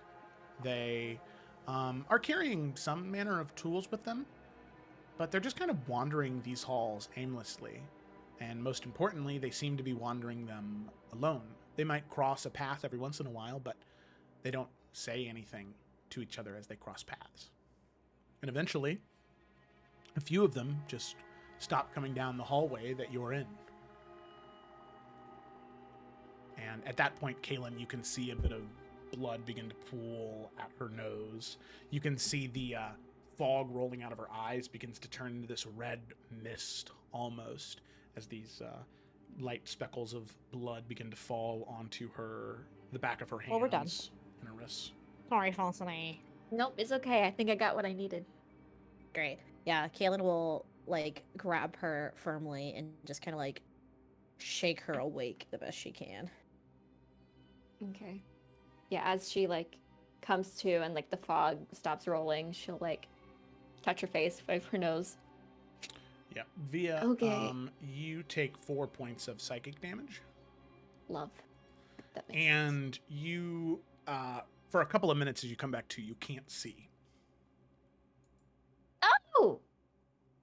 She blinks a lot as she's rubbing her nose. Are you alright? Well, I can't see. At all? That's new, but I knew there was a risk. But I will say, I think I know what we gotta do. We gotta do this by ourselves. People who I think are part of some sort of ancient Serpent's Grove collective, maybe. They figured it out by doing this by themselves. I think that we've been trying to think too hard, which, why wouldn't we? I thought splitting up was a bad idea, but I think this magical place is designed for us to journey alone. I can't see anymore, so that's gonna suck, but maybe I'll just wait until I can see again. Or echolocation. I can start screeching. I'm sure if we wait a few minutes before splitting off, your sight will come back. I mean, She can you just get kind of guided wrap by her eyes Fiddle? I'll There you do go. that. Yeah, she will Or can you start to use his eyes? ritual cast Fiddle. Oh. That's funny. Bring Fiddle back. Hi, Timpani. If you would let me pick you up, this would be a perfect, cute moment. You look grumpy. She's always grumpy, though. Just because I don't like Theater's stumbling blind. That feels Yeah. I bad. thought it was kind of funny. I'm glad you did. Yeah, she'll hold Fiddle, and she'll say, "I'll just be like the last one to leave, or you guys can set me up, and Fiddle can help guide me through." All right. Sounds Does everyone feel okay with this plan? Unless we want to keep trying to draw a map and go insane. Hasn't been any dangers in these corridors yet. Realistically, shot. being lost separately doesn't make too much difference from being lost as a group.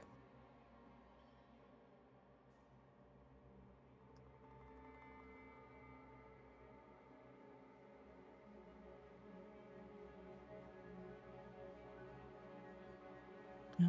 Split up, I guess. Yep. Okay. All right. Now, as all of you are splitting up, you go down different corridors, you begin to walk. Are any of you trying to sort of keep a mental note of where you're going, where you've been? Via has given up on that. She's just gonna go. She's holding Fiddle. She's like, I can't see. I already tried the map. I'm letting go. Yeah, I think Kaylin's gonna follow that same advice. Sandy's going to keep track of where she's coming from.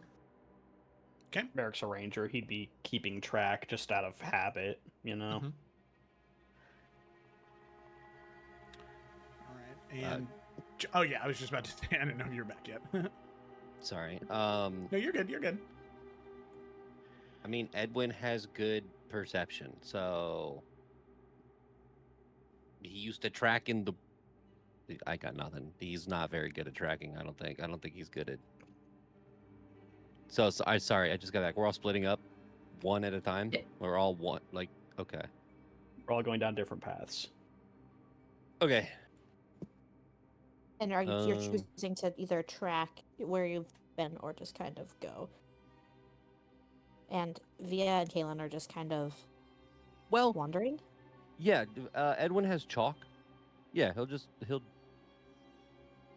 draw a line or something. He'll draw like a little symbol on the every 15 feet Okay. on the wall. All right. So all of you begin moving. You head down your different corridors. You either begin tracking or not. After about 15 or 20 minutes of walking, every once in a while you pass the other person.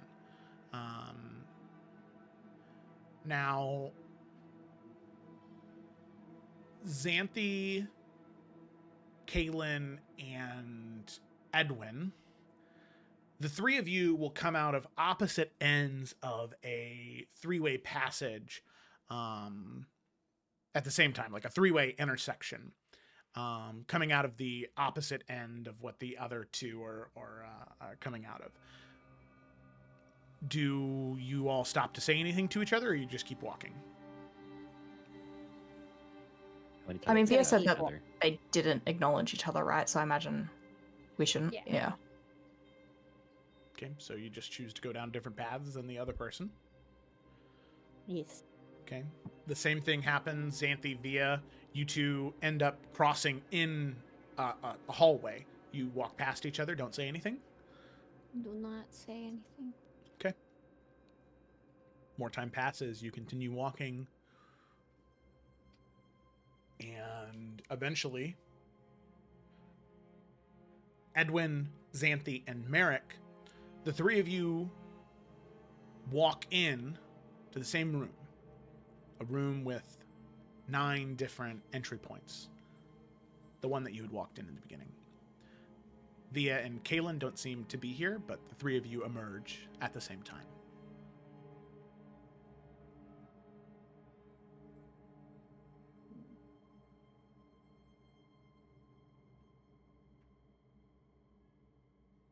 Great. Should we try different paths? Or we can continue walking in circles for the rest of eternity, I guess. The others could have Those- just had longer routes. Nothing saying that won't also meet up here. Like, we should have at least run into Via and Caitlin at some point.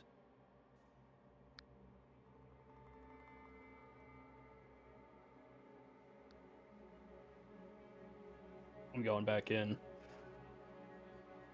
I feel like we don't have much choice other than to. Do we know what path Caitlin and Via went down?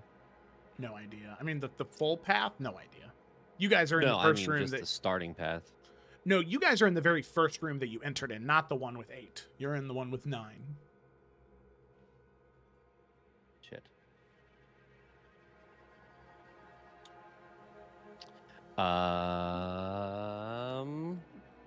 Yeah, Merrick picks a door and just starts going again. Yeah. Edwin is going to walk the opposite way. Like, wherever he just came out of, turn around, go back. Okay. In terms of tracking where all of you are going, still trying to either mark or remember or what?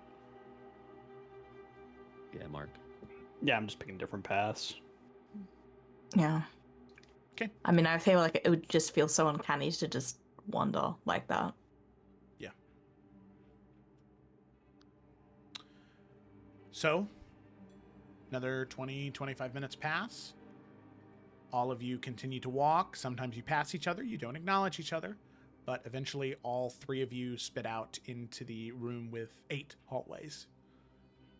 Once again.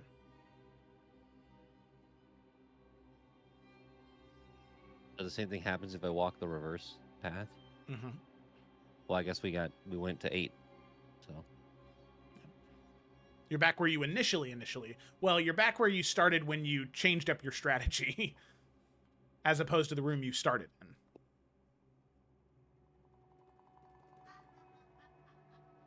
I think getting frustrated at this point, Merrick just turns down to a path and he just starts running because he's just determined to break this through and just go. Yeah, I mean, I feel like Zethy would get to the same kind of point. Probably not running. She ain't that desperate, but yeah, just being a Edwin bit more turns frantic with those around. decisions. Edwin turns around and follows suit, but then, like, grumpily, like an old man, just, oh no, let's not talk about anything and not trying to figure out this thing. Let's just keep fucking walking.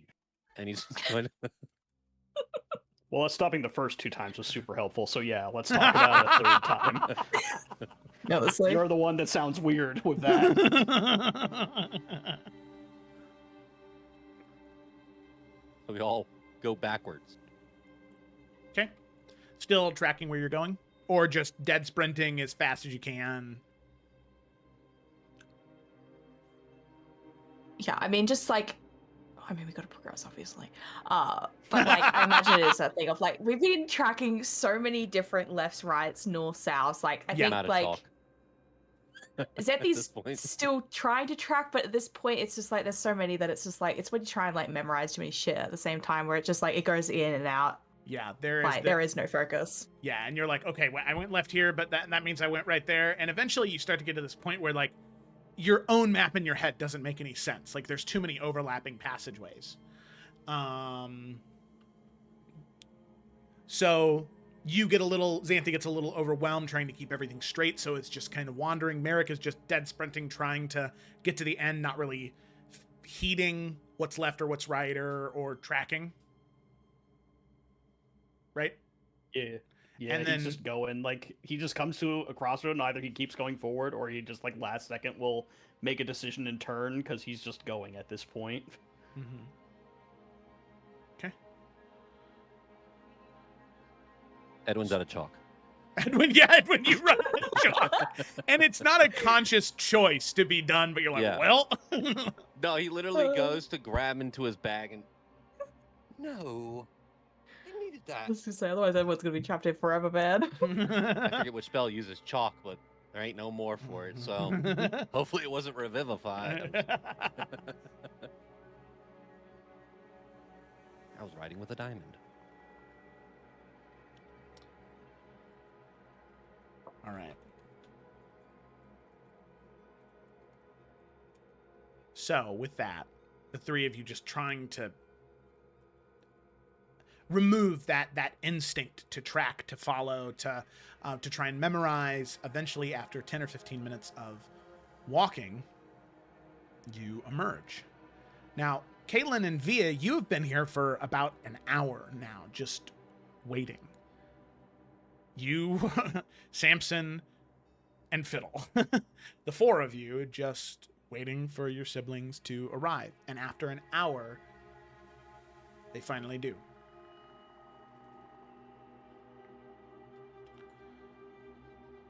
As all of you, the two of you having arrived first, but eventually all of you are able to see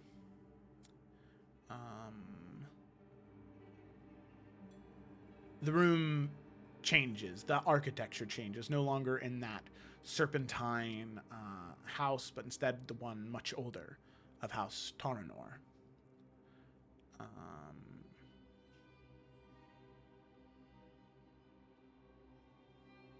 All of you enter this very small room of traditional Tarkirian architecture. And you can see a mural on the opposite end of the room. It depicts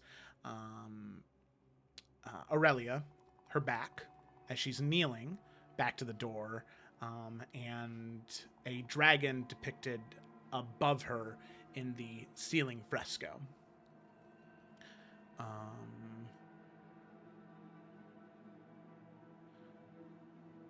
You can see the room has one other feature carved into the stone at eye level across from the mural. There is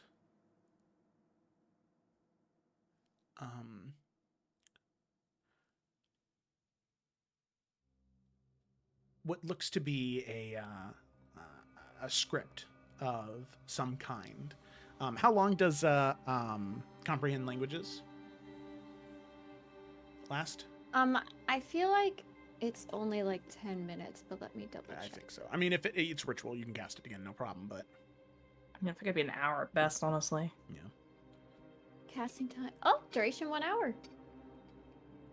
So. Okay. So, it has been a little bit longer than an hour at this point, so Okay. you can easily... Well, while waiting for them, I can recast it too, so. Oh, perfect. Okay, yeah. And can I see now? Did I get my sight back while walking? Yes, yeah, you would have. It was only maybe 5-10 minutes, and eventually it came back. So eventually, you use comprehend languages to read that, and you and Kaylin decide not to move on before they get there. But what it says is in Tarkirian, it says, kneel and speak a truth and take this vigil alone. What does it say? It says, kneel and speak a truth, then take this vigil alone. I don't know what kind of truth, maybe any truth. I don't know if it means like the sky is blue or my favorite color is yellow, but I guess we can pick a truth. I'm sure we all have to do our own. Everything seems very go our own way.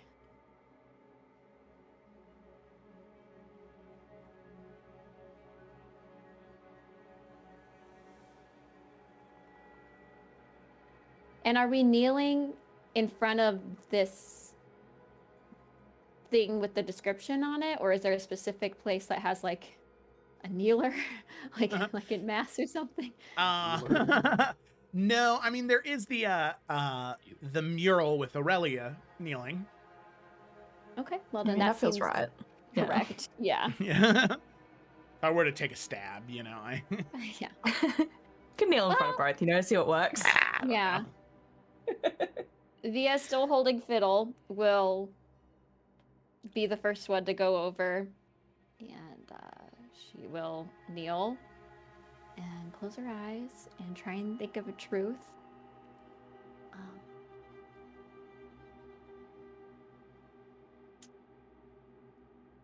The truth. She's genuinely struggling.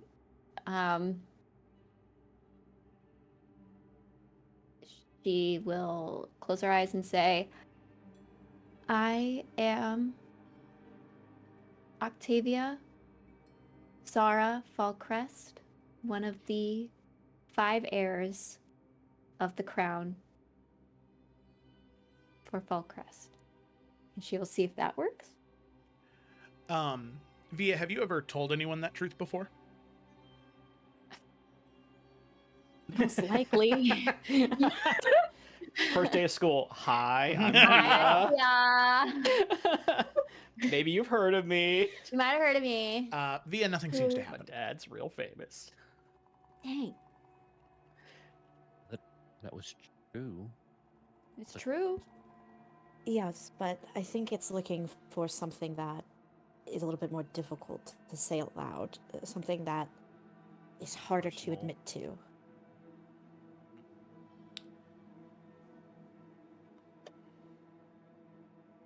Ugh, this is hard. Let me try. Yes, please, Mr. Religious Guy. You kneel a lot. He looks at me. All Does right. many things on his knees. One would say Edwin likes to be on his knees. There you go. Own it. Own it. Own it. Yeah. Is that what Edwin says? Is that the truth he says out He loud? drops to his knee. What the fuck? No, feel like Edwin's Oh probably my shared that God. with somebody before. Yeah. Jesus. He drops to his knees. Yeah, he does. Okay, sorry. All right. Serious face.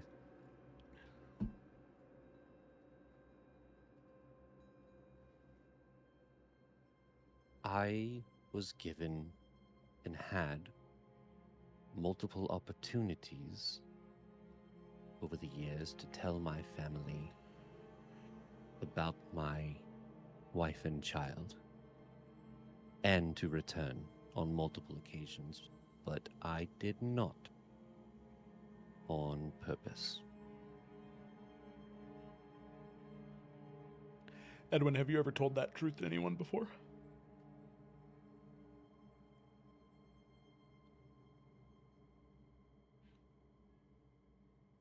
I'm trying to think if this is one of those like genie things, because technically wouldn't his wife know these things?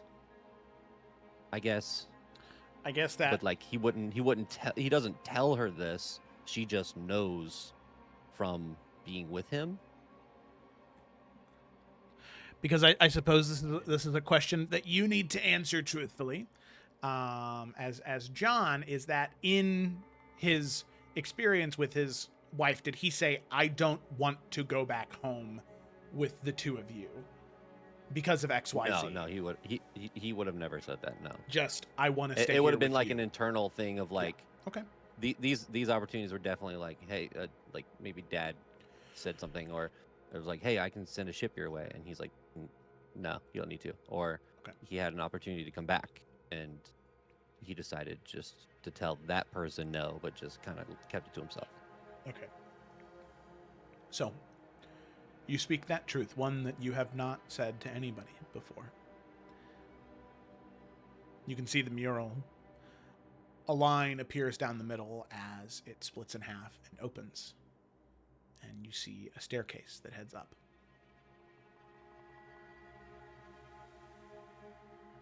Well, that works.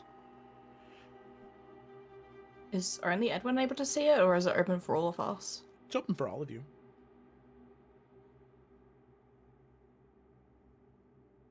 Go then.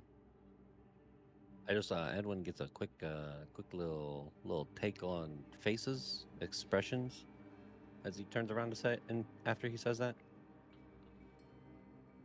I mean, straight up. Merrick knew that. All right. Like, Cool. just based on everything that Edwin's done, it's like, well, yeah, of course you've had opportunity and you chose not to. So, I mean, he doesn't look surprised in the slightest. Kaylin just nods. I don't know if Via's very readable in regards to it. Xanthi? Roll off, roll off. Oh. Yeah, I mean, I feel like there's still that like underlying hurt, but like again, yeah, it's just this understanding that that's been what's happened. We've kind of sat with this, even if Edwin hasn't admitted it, you know. All right. Okay. Wasn't a major setback. Edwin is okay.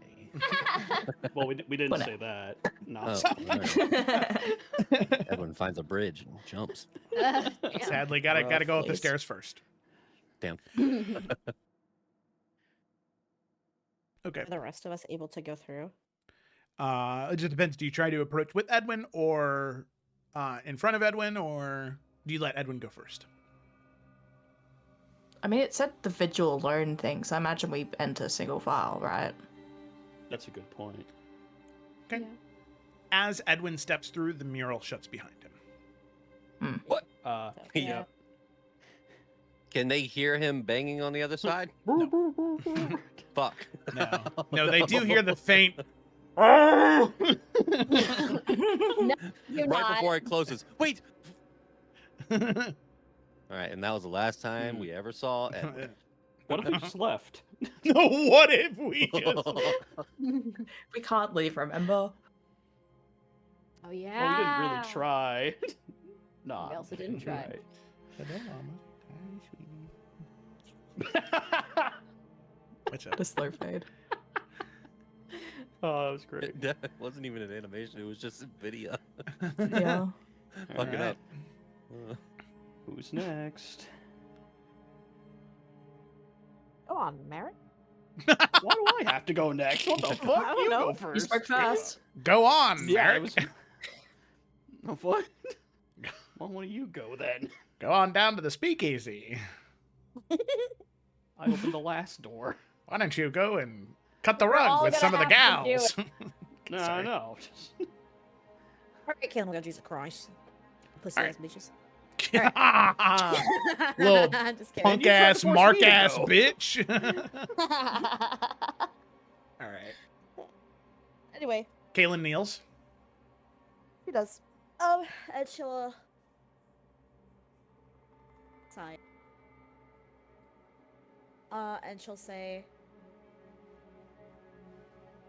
I've always been jealous of all my siblings, but I think I envy Xanthi them.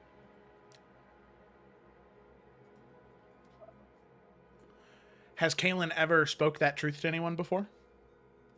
Nope. Is that the truth? Yep. The mural opens. Edwin is not there. Bro. I'm just dead. I'm gone. Kaylin goes through. You didn't ask this, but Edwin wanted to know everyone's reaction. Merrick looks stunned locked upon hearing that. He's like, what? Oh yeah. I Via's think I jaw- am like. Via's jaw is on the ground. She's like, "Are we all okay?" Because I just emotional damage. What just happened? Who was that? I think Xandy's was also very that? confused as well, because what the fuck? No one asked her why. Well, you walked through the door. I didn't have a chance. Well, she wasn't having a conversation about it. She just had to say what she had to say to get through the fuck ass door. Yeah, I wanted to get the why, not the statement, you know? Yeah, good luck with that. Oh.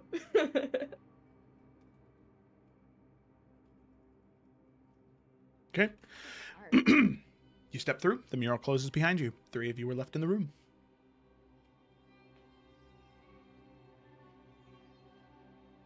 I think Xandy would go next. Just wanting to get out of this space, because what the fuck? You're gonna catch up to Kaylin, all right? And I think when she kneels, she definitely takes a moment.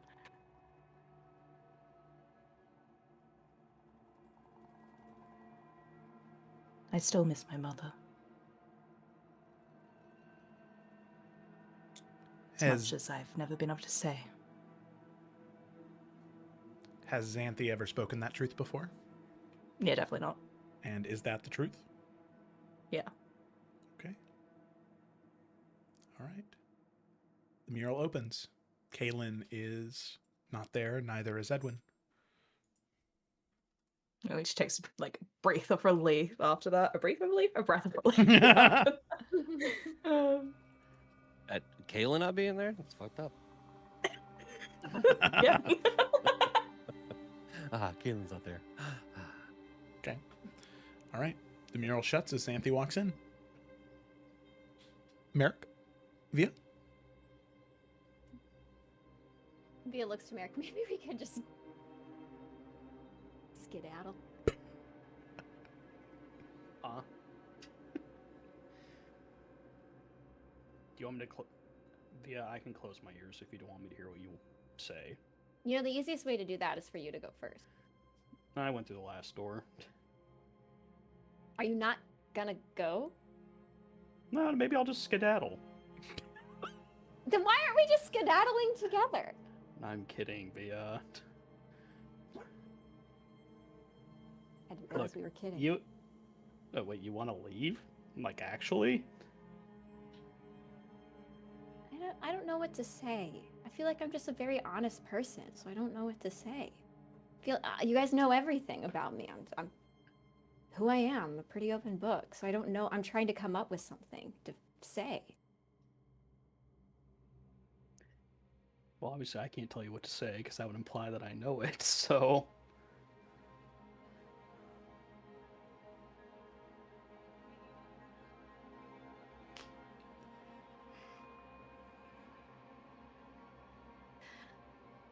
Okay, I can think of one thing. And she's gonna go. Do you want me to cover my ears? No, she doesn't ask you to. Alright. And she'll kneel, close her eyes. When I dream and have memories about my mother, the face always blurs between my mother and Xanthi.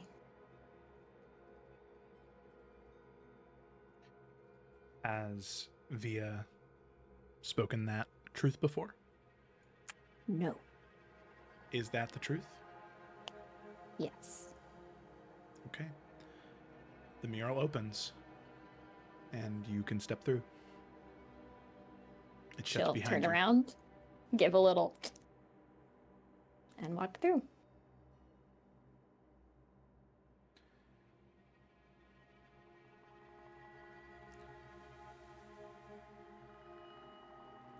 Merrick will go down and he'll kneel.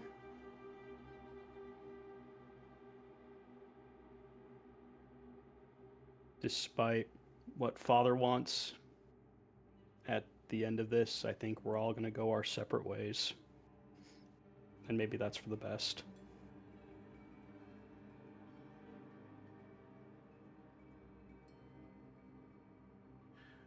Has Merrick ever spoken that truth before? He has not. Is that the truth? It is.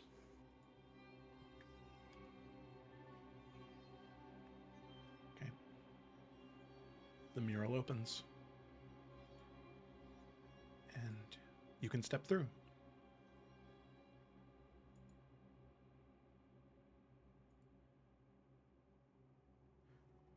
And that only leaves Thorn. Thorn isn't just an animal companion. Thorn is an intelligent creature that can speak.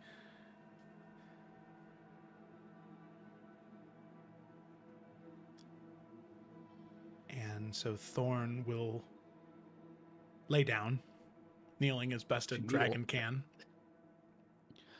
and will say,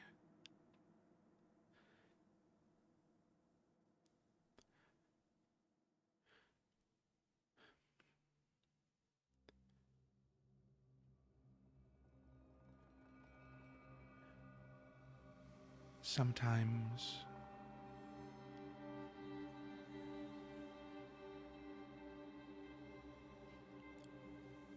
Sometimes I wish that I had been stolen as an egg.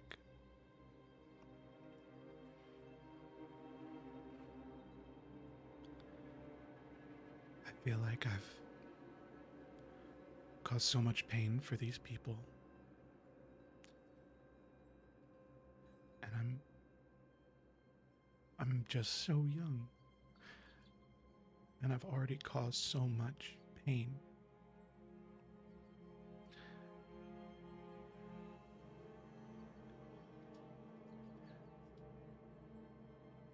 It's not fair. And that is the truth. And Thorn has never said that to anyone before. But the mural opens, and Thorn can step through, and all of you heard what Thorn said.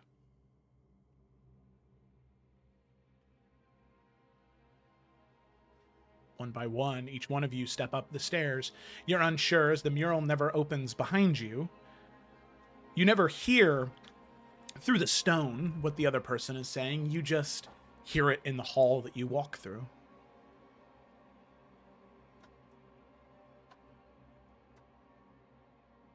You move up the stairs till eventually you get to the threshold, and you can see another seal of grief. This one broken into 3 different partitions. One by one, though, each one of you emerge, one at a time. Now, here's the thing. All of you heard what the other said. Now, do any of you try to conceal this as others pop out of the stairwell? Or does your character wear that on their face, that it seems as though they heard maybe something they weren't supposed to?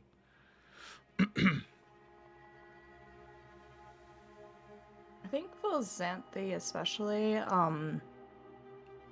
when obviously like checking where everyone is, like when she does get to Octavia, there is just like this briefest moment of just guilt before she just looks away. Okay. Yeah. Going to stare at the wall. Okay, you cut out there. Yeah, what? As Kaylin is going to purposely stare at the wall past everyone else. Okay. So sorry, just double checking. It was as we were coming up the stairs after going through the mural, we basically could hear the people behind us saying their things. So Yeah. either we were in the room when people said it, or we heard what what Correct. people left behind were. So yeah, I mean, there's no point hiding it then if everyone knows that. So Mm-hmm. I think Via's gonna be like, all right, what's next? Yeah. Let's keep moving. Everyone. And so, wait, so we're past the seal, or we got into a room where the seal is? Got into a room where the seal is, so it seems as though to 3, get right? into the next room, there are 3 partitions. 3 parts of that glassy obsidian material that'll need to be broken away. Hang on, I don't know what's going on. I got it crazy. Need water? Plenty. Hydrate. Yeah, I think Via very ready to just move on out of this uncomfortable space. Is like going up, ready to like do whatever with these things. Like she's like tapping it, she's looking at it, she's like, "What do you think we gotta do?" Like she's antsy. Via, you move past everyone, you put your hand onto it, and you can feel there is this push, this repulsion, as you were another individual that chose not to work with that, to illuminate via magical fire as opposed to imparting some of your grief. I need you to make a charisma or a wisdom check.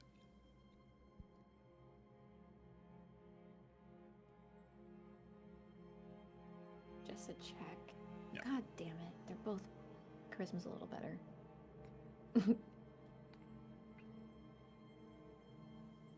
What happens when you roll a natural 1 on these bad boys?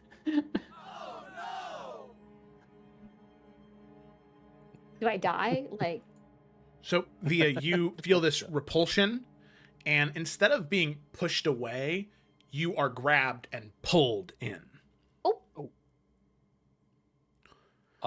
Edwin immediately runs, and tries to grab Via before she's pulled all the way in. You cannot. So, Via, as you are pulled in, this entire time there has been this manifestation of grief, of sadness that's kind of been building up at the back of your head. Same as I said for the others. What is that manifestation of grief for Via?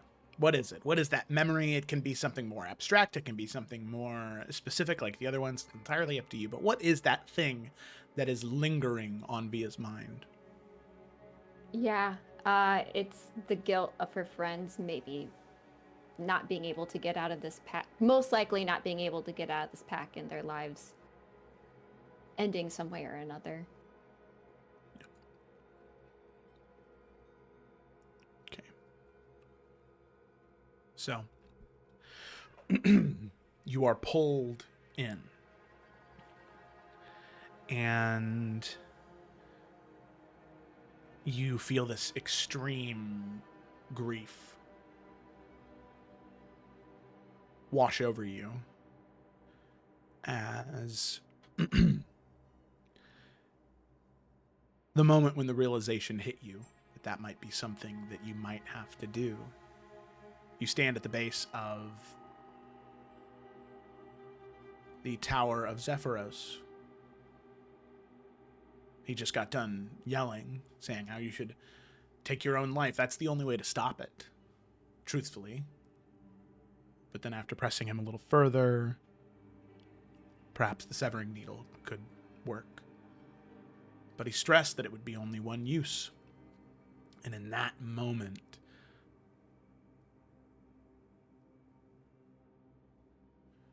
you see yourself experience that cruel, twisted revelation.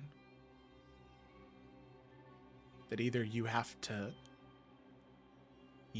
take their life directly, you have to convince them to take their own.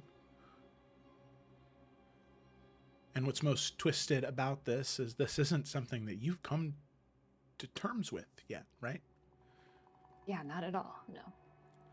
So you look there at yourself, at Via just weeks ago. Are there any words of comfort you can think to offer her?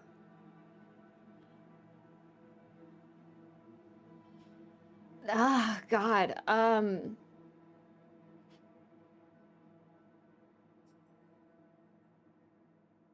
This is not the moment I thought you were going to throw me back to, so I'm not ready for this. Yeah, I don't know if Via does have the words. I think she would just kind of watch herself go through that grief again, where she felt like she was going to pass out, where she thought, like, almost looked like she was about to, like, vomit, and Via's just going to kind of, like, watch herself, and she will feel, like, the tears welling up.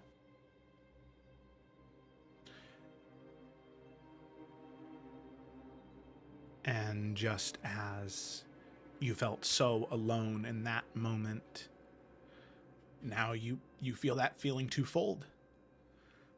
Not only was Via 2 weeks ago alone, now with no comforting words on the wind to reassure her, you also stand here looking at this poor girl.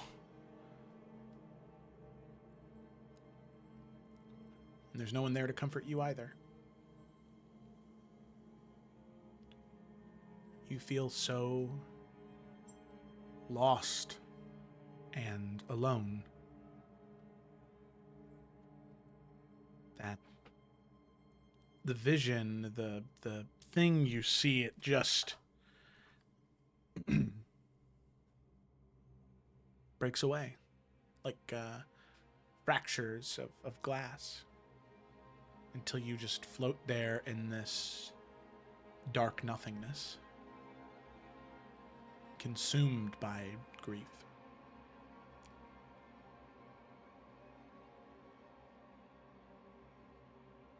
I need you to make a charisma or wisdom saving throw. What are we seeing on our end, by the way? Nothing. Nothing. I assume. Nothing. But is Via still like there, standing, touching it to us? No, she. So same as Kaylin and Merrick, they were like pulled in.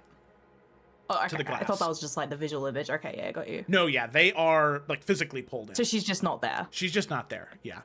Okay. This one has lasted longer than the other two. It's been a couple of minutes now that she's been gone. 21. Okay. Via, you feel that grief consume you. This grief is unprocessed. It's traumatic. It is dangerous. A wild animal that needs assistance in its taming. You have one opportunity to recall some grief or sadness further away from this one that's at your forefront, one that you feel that you might be able to better handle, one maybe you haven't fully processed yet, but one that wouldn't consume you. Where do you go? What happens in Via's mind? Where does she go? What does she think about? Oh my gosh, this is so hard. Yeah.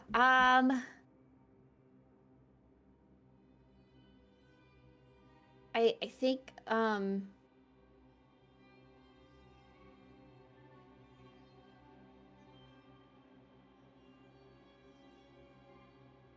okay.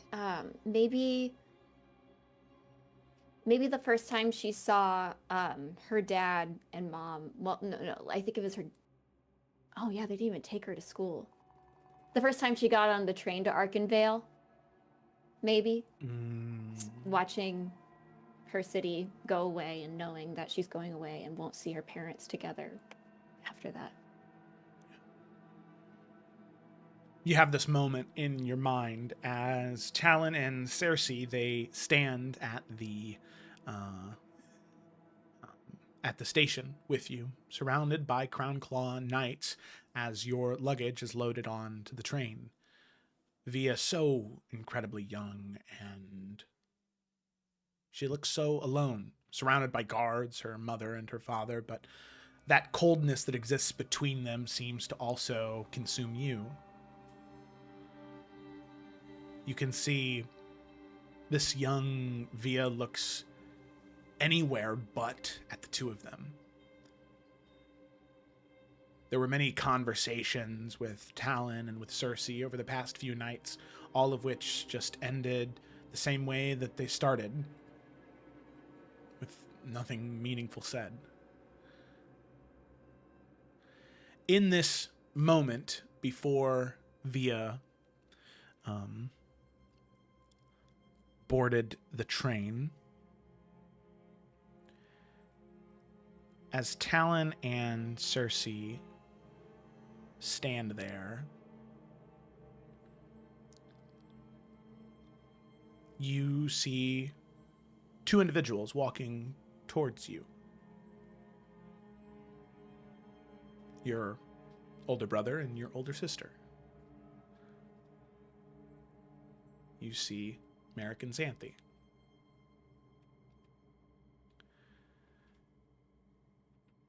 They walk up, and you can see both of them avoid eye contact with Talon and with Cersei, but they both look to you.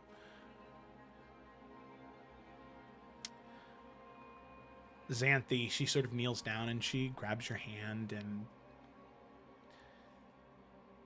is tender in a way that is so unlike her as you know her now, but in that moment was just as soft as you needed someone to be, just as tender. Still, Xanthi is a hard woman, but tender enough in this moment for you to feel that warmth as she says, I went to Arkenvale for a time. I know there will be parts that you truly love.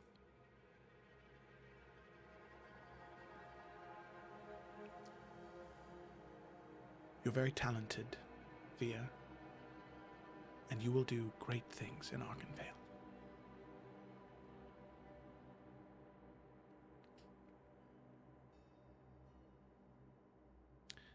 Merrick will sort of kneel down. Well, all of you went to Arkenvale for a time. It's not just for magic. Okay. Yeah. It's the boarding school where all the rich kids go. And if you know magic, you can be poor and go there, but it's mostly rich kids. Yes, and okay. So, Merrick will sort of kneel down as well, and he'll give you a very, very, very tight hug, and say, "Listen, anytime you need some company, just let me know. I'll come down there and we can spend the weekend together. We can do whatever you want. And hey, if Edwin happens to be here, maybe we all can go truffle hunting. I know you've always wanted to. I know that's kind of our thing, but I think we can make some exceptions. How's that sound?" Now, Via, in this moment, you have some bit of joy there. You say, sure, fine, I guess. Sounds okay. But there's still that grief that holds you back. Two of them step back, and you look up to Talon and to Cersei. You hear the conductor shout that boarding begins and the train will be leaving very soon. What happened, really, in this moment, before you left?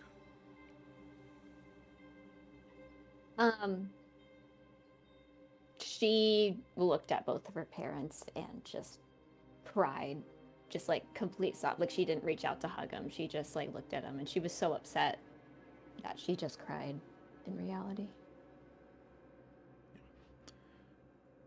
Now, in reality, that's what happened. But in this moment, knowing what Via knows, knowing how she's grown and changed from this moment, what does she say instead? Via, while still crying, will go up to both their parents and just hug them for the last time that they were all together.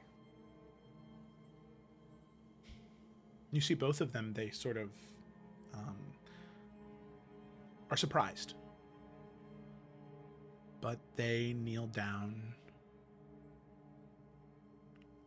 And the three of you hug. And Via, something very strange happens as you experience this moment. And this is mostly all in your mind, you think, but there's some type of magic at play here, obviously, that you re-experience this so vividly. As the two of them hold you, you get this flash. You feel your eyes go white. You're not sure how long ago, but sometime recent to this memory you experience.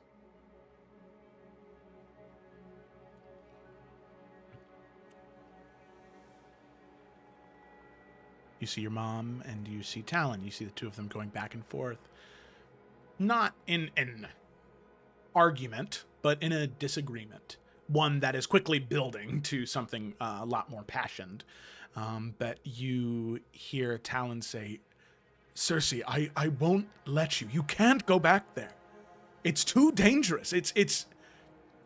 I don't care what you saw. It doesn't matter. I'll have the sailors on the ship jailed, taken away. I'll make sure that no one can talk about what happened, but you cannot go back there. It doesn't matter what you saw. It doesn't matter. We can keep it a secret."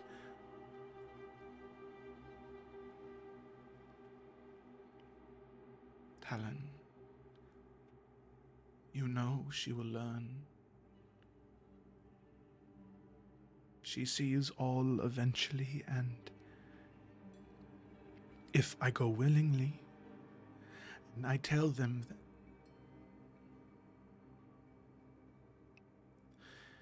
if I tell them that Via does not have my gift, then she is safe.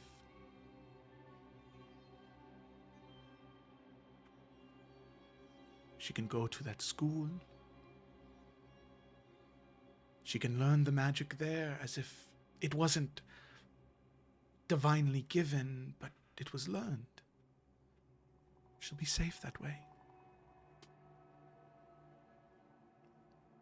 But you cannot say this to her.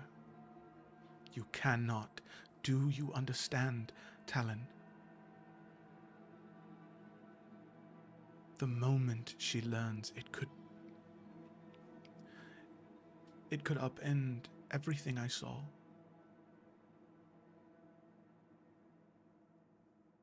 Then shouldn't we try and figure this out together, Cersei?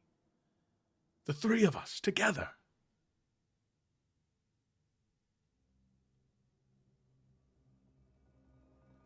If we do it together, Talon, all three of us end up dead. And at least this way, only one of us will die.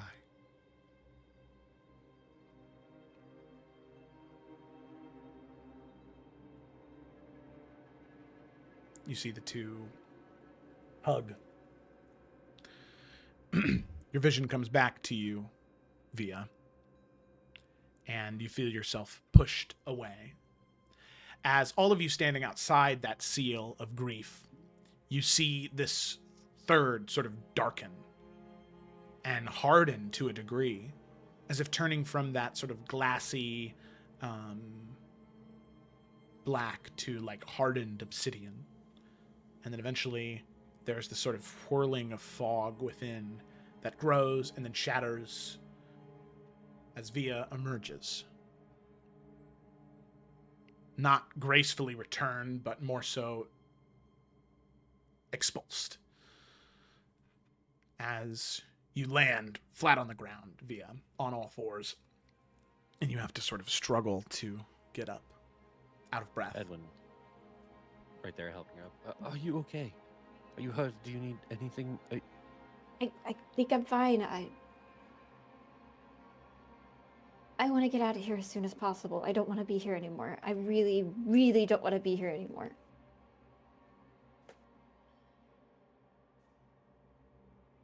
Edwin just kind of looks back to the rest of the siblings. We're trying to get out of here as quick as we can. How many more? Joe, how many more of those things are there? 2. Elon looks to Xanthe and Edwin. We have to do 2 more. I think Xanthe was going to be ready to catch VR, but obviously with how fast things happen, she wasn't able to do that, and then Edwin gets to her, helps her up. And so I think like she's still kind of like has that like jolted forward momentum. And I think just wordlessly just like looking at Via, like seeing how distraught she is, Xanthe's just gonna sigh and just touch the thing. Okay. Xanthe, as you place your hand on the glass, go ahead and make a wisdom or charisma saving throw. Or wisdom or Both my charisma best check. stats. Check, not saving throw. Well, at least wisdom isn't negative. Okay. 7. Once again, in a very similar fashion to Via, you are ripped in. Xanthe, pulled in. You don't fall in.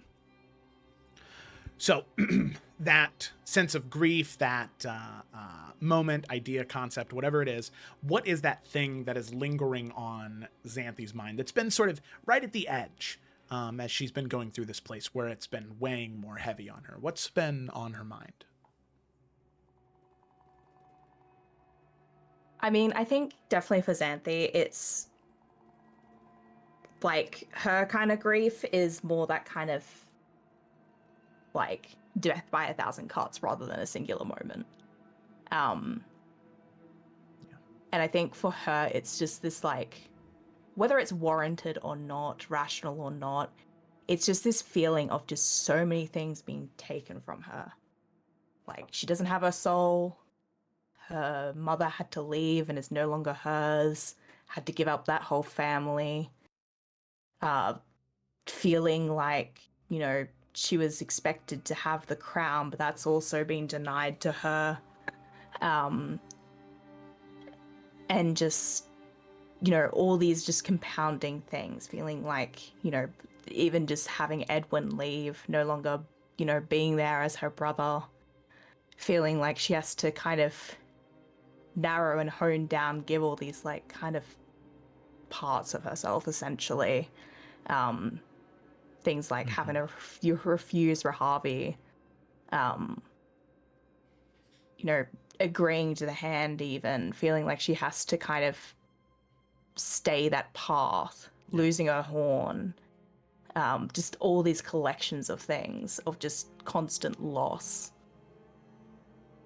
Yeah.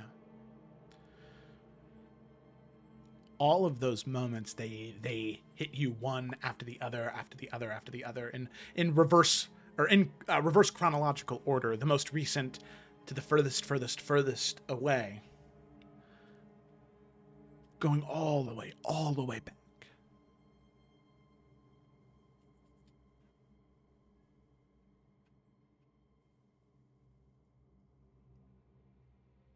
Till you see a great sea of people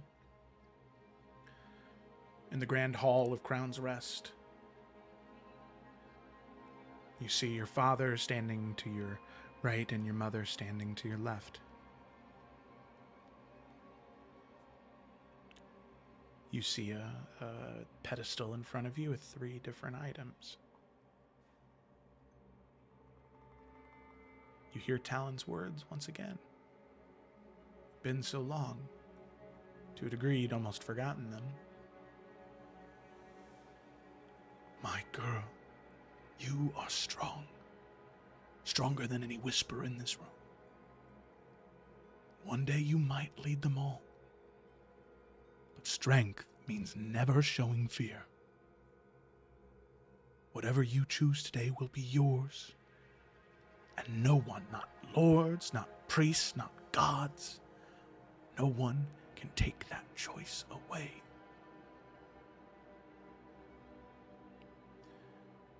That moment sits with you. You feel that anxiety.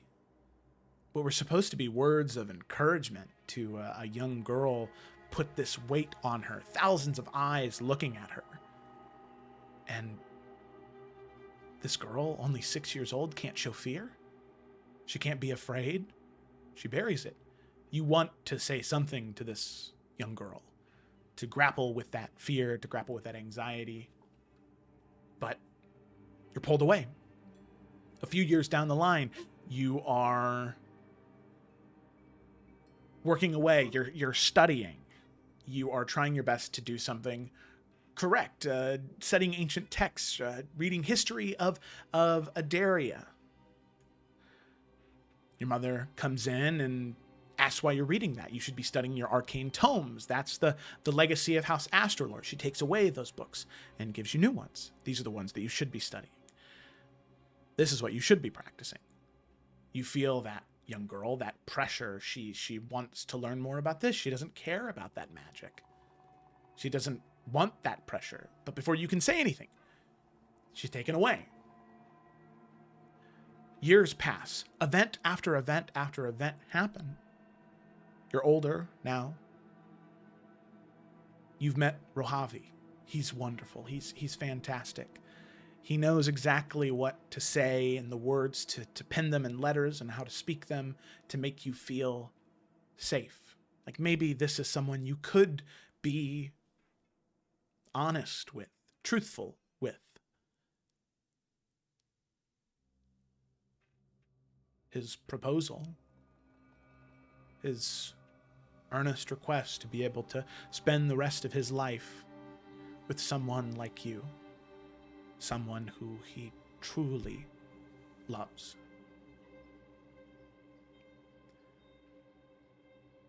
You don't give him an answer. It's not no, it's not yes.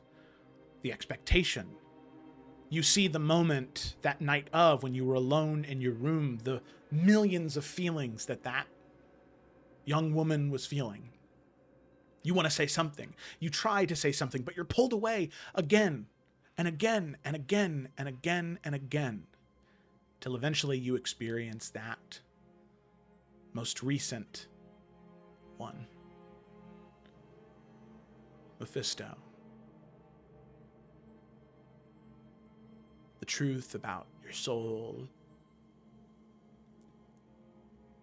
about this obligation that he's forced onto you that you want nothing to do with, even if there is a shared interest. So he says, it's just another thing that has been taken away from you, another choice you don't have that someone else has made for you. You see that woman as Via and as Kaylin sleep in the room, she sits awake.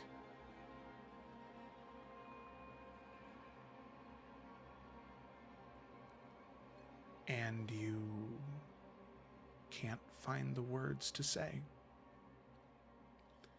It's just like Via. It begins to harden. The glass around you begins to crack and fracture and break apart as you sit there in this dark void alone, feeling those 1,000 cuts 1,000 times over.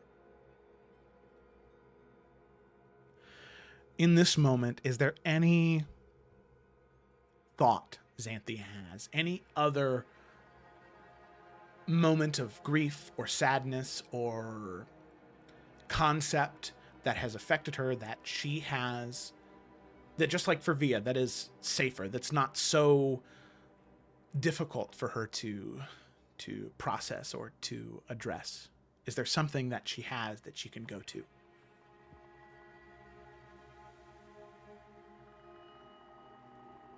And this is hard.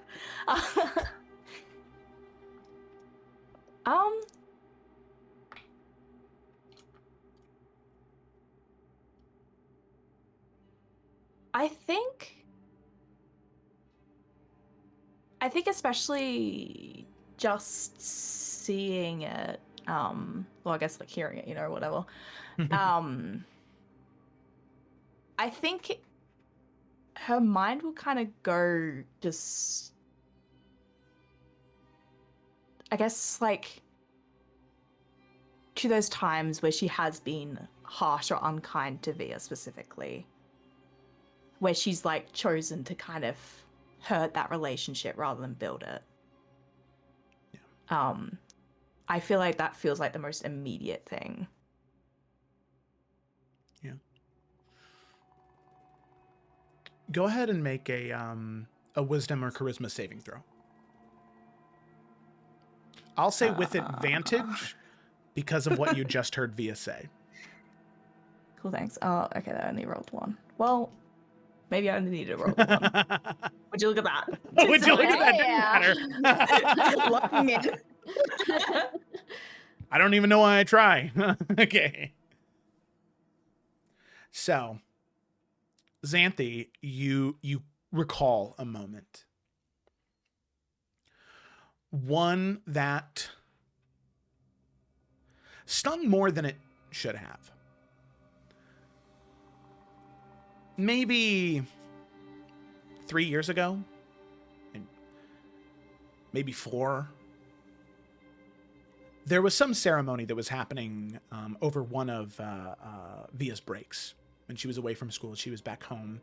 And Talon specifically requested her to lead it. But every other time that ceremony had happened, it had been you. But for some reason now it's Via. Just another thing that had been taken from you. You sort of stand there in one of the halls, sort of pacing back and forth and back and forth. That sort of anger, anxiety, all of it mixing together.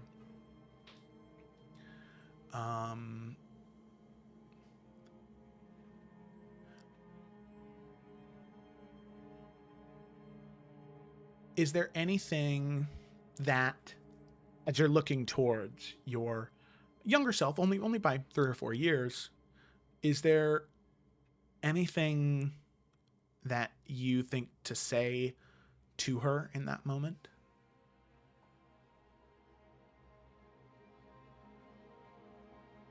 I mean, I think just looking at it, like, it's that kind of like thing where you like take a step back from yourself and just like, holy shit, this is the things I do. Like that kind of like disgust at yourself.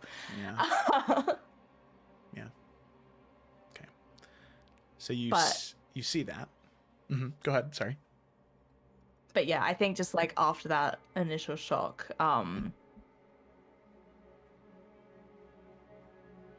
she'll kind of just then say, you should be proud of the woman she's becoming. She deserves those achievements all the same. You see, Xanthe kind of stops for a moment and kind of looks around. And stops pacing. And then down the hall, you hear echoing words. You hear the resonant voice of your father, and you hear the young, much squeakier voice of your younger sister. As you hear Talon say, "So, remember, you will go into the introduction, which is this speech right here, right? It has to be that one, okay? Okay, yeah, that one, right? Okay, so I start here? No, not there. I know it's ancient text, but you got this. You can do this. Xanthe, I'm so glad we found you. Would you be willing to help your sister with the ceremony tonight? The texts, as you know, are familiar. They're a little a bit arduous to get through. Now, as Talon and Via here with you in that moment, what happened in reality? Like in this actual moment, how did Xanthe react? What did she do? I mean, I feel like definitely in the moment, she'd just say, she doesn't have the competency to do it. I may as well just do it. That way it will be done properly and we wouldn't have to worry about this. And in reality, Talon gives you a look that he has given you many a time, and Via immediately runs away. But in this moment, as you feel as though you sort of magnetize to your younger self, Talon asks you the question. And in this moment, how do you respond?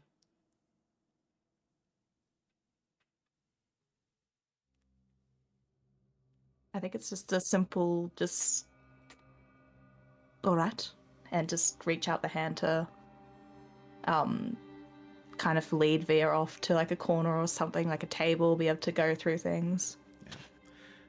Reach out your hand, and Talon is surprised. His eyes go wide, and Via kind of like smiles broadly, and will grab your hand. And you hear Talon, stunned, but mutter something along the lines of a thank you.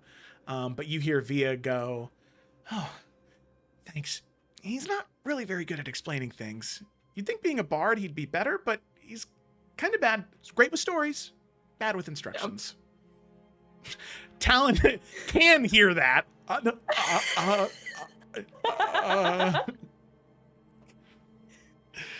But you move together, and the memory kind of stops there in this alternate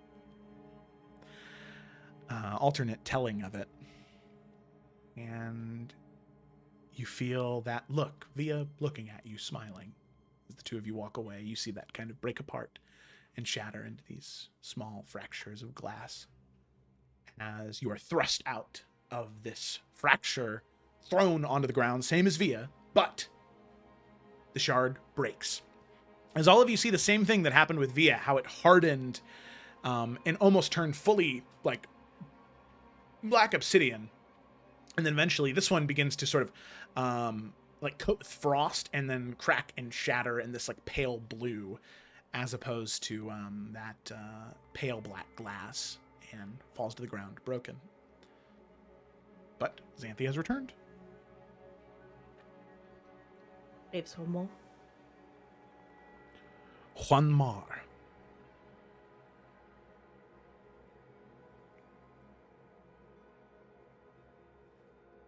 Which I believe is Edwin. Yup. Oh, I thought it was the people that didn't do it yet. Okay. That's You you, haven't baby. done it yet. You haven't done it yet. Come on. I touched the brazier. This is the This is a different This is thing. different. This is the the seal. doorway. So the nice part about touching the brazier is you don't have to make don't a get check. rejected. Yeah, you fall into the glass. Oh, okay. Isn't that nice? All right. At least one of them isn't bad, you know? Kind of fuck the other ones. All right. All right. So Edwin, you step forward. Hand on the glass. You fall through. Not pulled through. Effortlessly, you fall through. Now, this entire time, there has been some moment of grief or strife on Edwin's mind that's just been kind of tip of the tongue, right at the edge. As he falls in, it immediately comes to the forefront, and Edwin is enveloped in that feeling, that moment, whatever it is. But what is that for Edwin? That moment of or concept of something that gives him a lot of grief or has given him a lot of grief or sadness. I think it's just it's like a sensation. It's the sensation and emotion of being alone, like isolation. All of his family members don't talk to him anymore. He's completely cut off from everybody. Even his wife and child don't talk to him anymore, or everyone's gone. It's multiple different scenarios of either everyone's gone or everyone has left him, or he did something to make everyone leave him. So it's this overwhelming, it's this overwhelming emotion of loneliness and like guilt because of something maybe he did that caused it.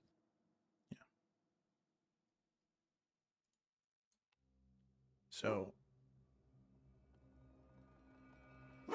Edwin, you experience that in so many different moments. From when you first returned to Adaria, being left alone with Elendara, when you were just a baby, I mean, barely 2 years old.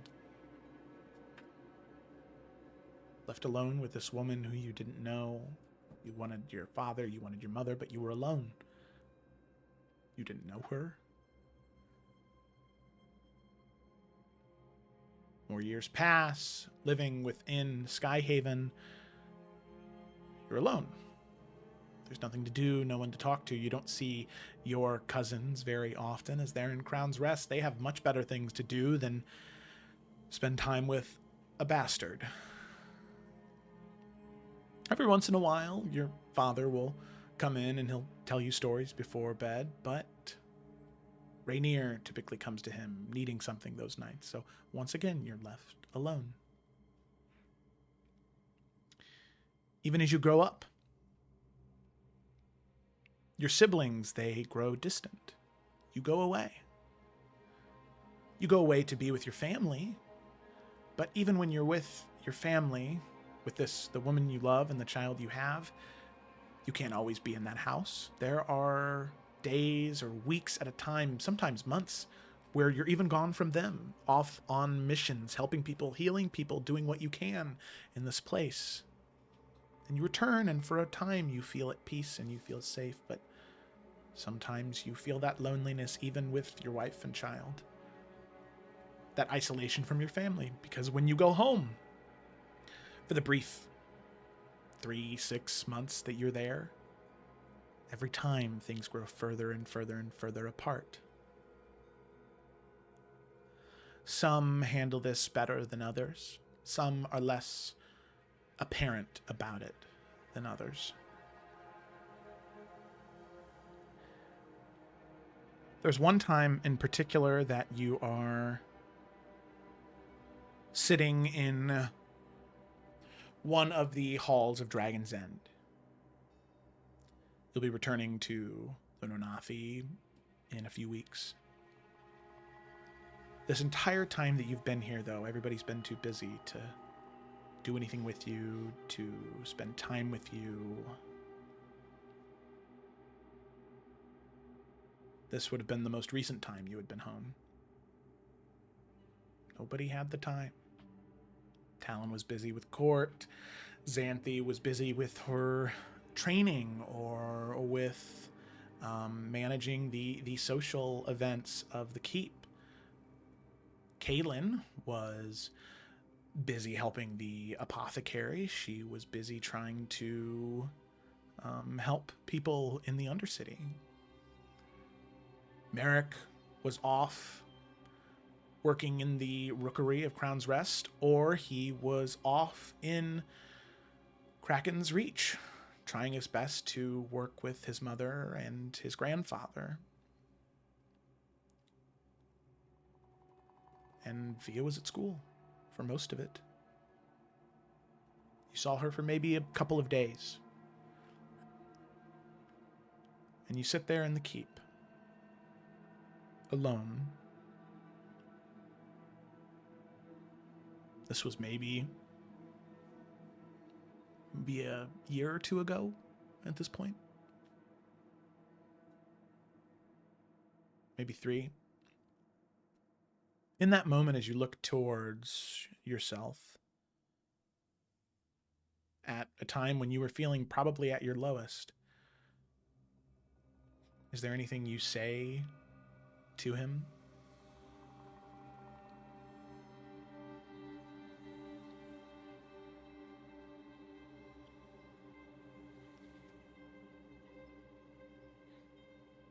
Man,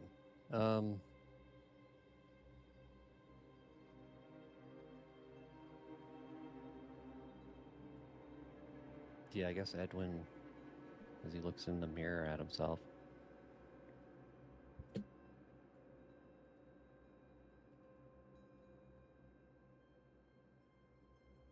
Back again, aren't we? Place we love. Home. And still alone.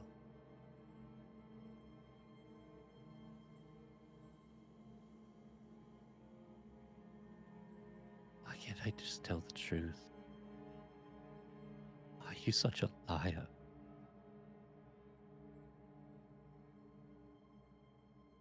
It's been so many years, and yet you still hold on to all of this.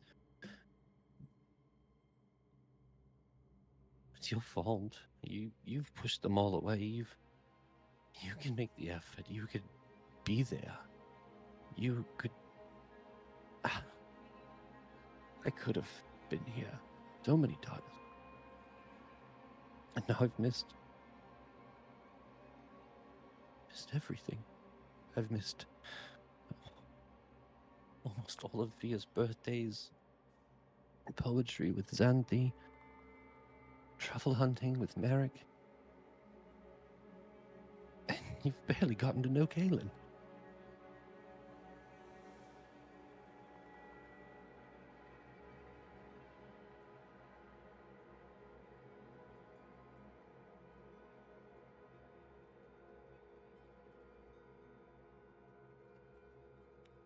I don't recognize myself anymore. But we have to perk up because we are the oldest, and we have to set an example. And we are the eldest of the siblings, so we have to set an example for the court and the people. And all this politics stuff.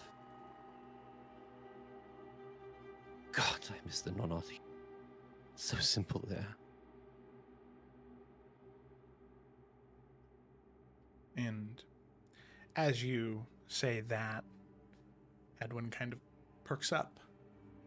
And you remember this moment. You decided to leave. Leave early a couple of days. Go back home to your wife and your daughter. Obviously, no one here missed you. That was your instinct, was just to leave. You stand up from the Great Hall, and as you do, you hear a voice coming from the opposite way, entering the keep, coming into the hall. Oh, Edwin, I was wondering if you wanted to...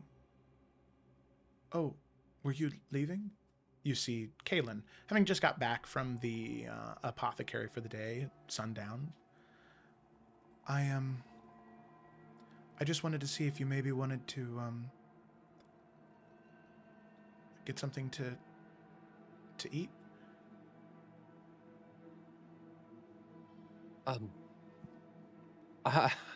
I would love to. I do have to leave though. I got a message from one of the clerics. I have to make my way back to the north. You have to make my way down to the ports. If you want to follow me down to the ports, there's a couple of taverns down there and inns I know of that have pretty okay food, but not the best. So in this moment, in reality, Edwin, you chose to lie and to leave. Yeah. You remember in that moment, Kaylin sort of looked at you for a moment. You're not sure if she knew or if she didn't, if she could tell that you were lying or not. But she just says, "No, that's all right. Travel safe, all right? Maybe next time." And Next time. she'll nod and she'll go her separate way. Now, as you relive this moment, what would you do differently? As she asks you that question. After she asks us the question what he would do differently this time, he would say, "Oh, of course. Where would you like to go eat?" I was packing my things. I was Really?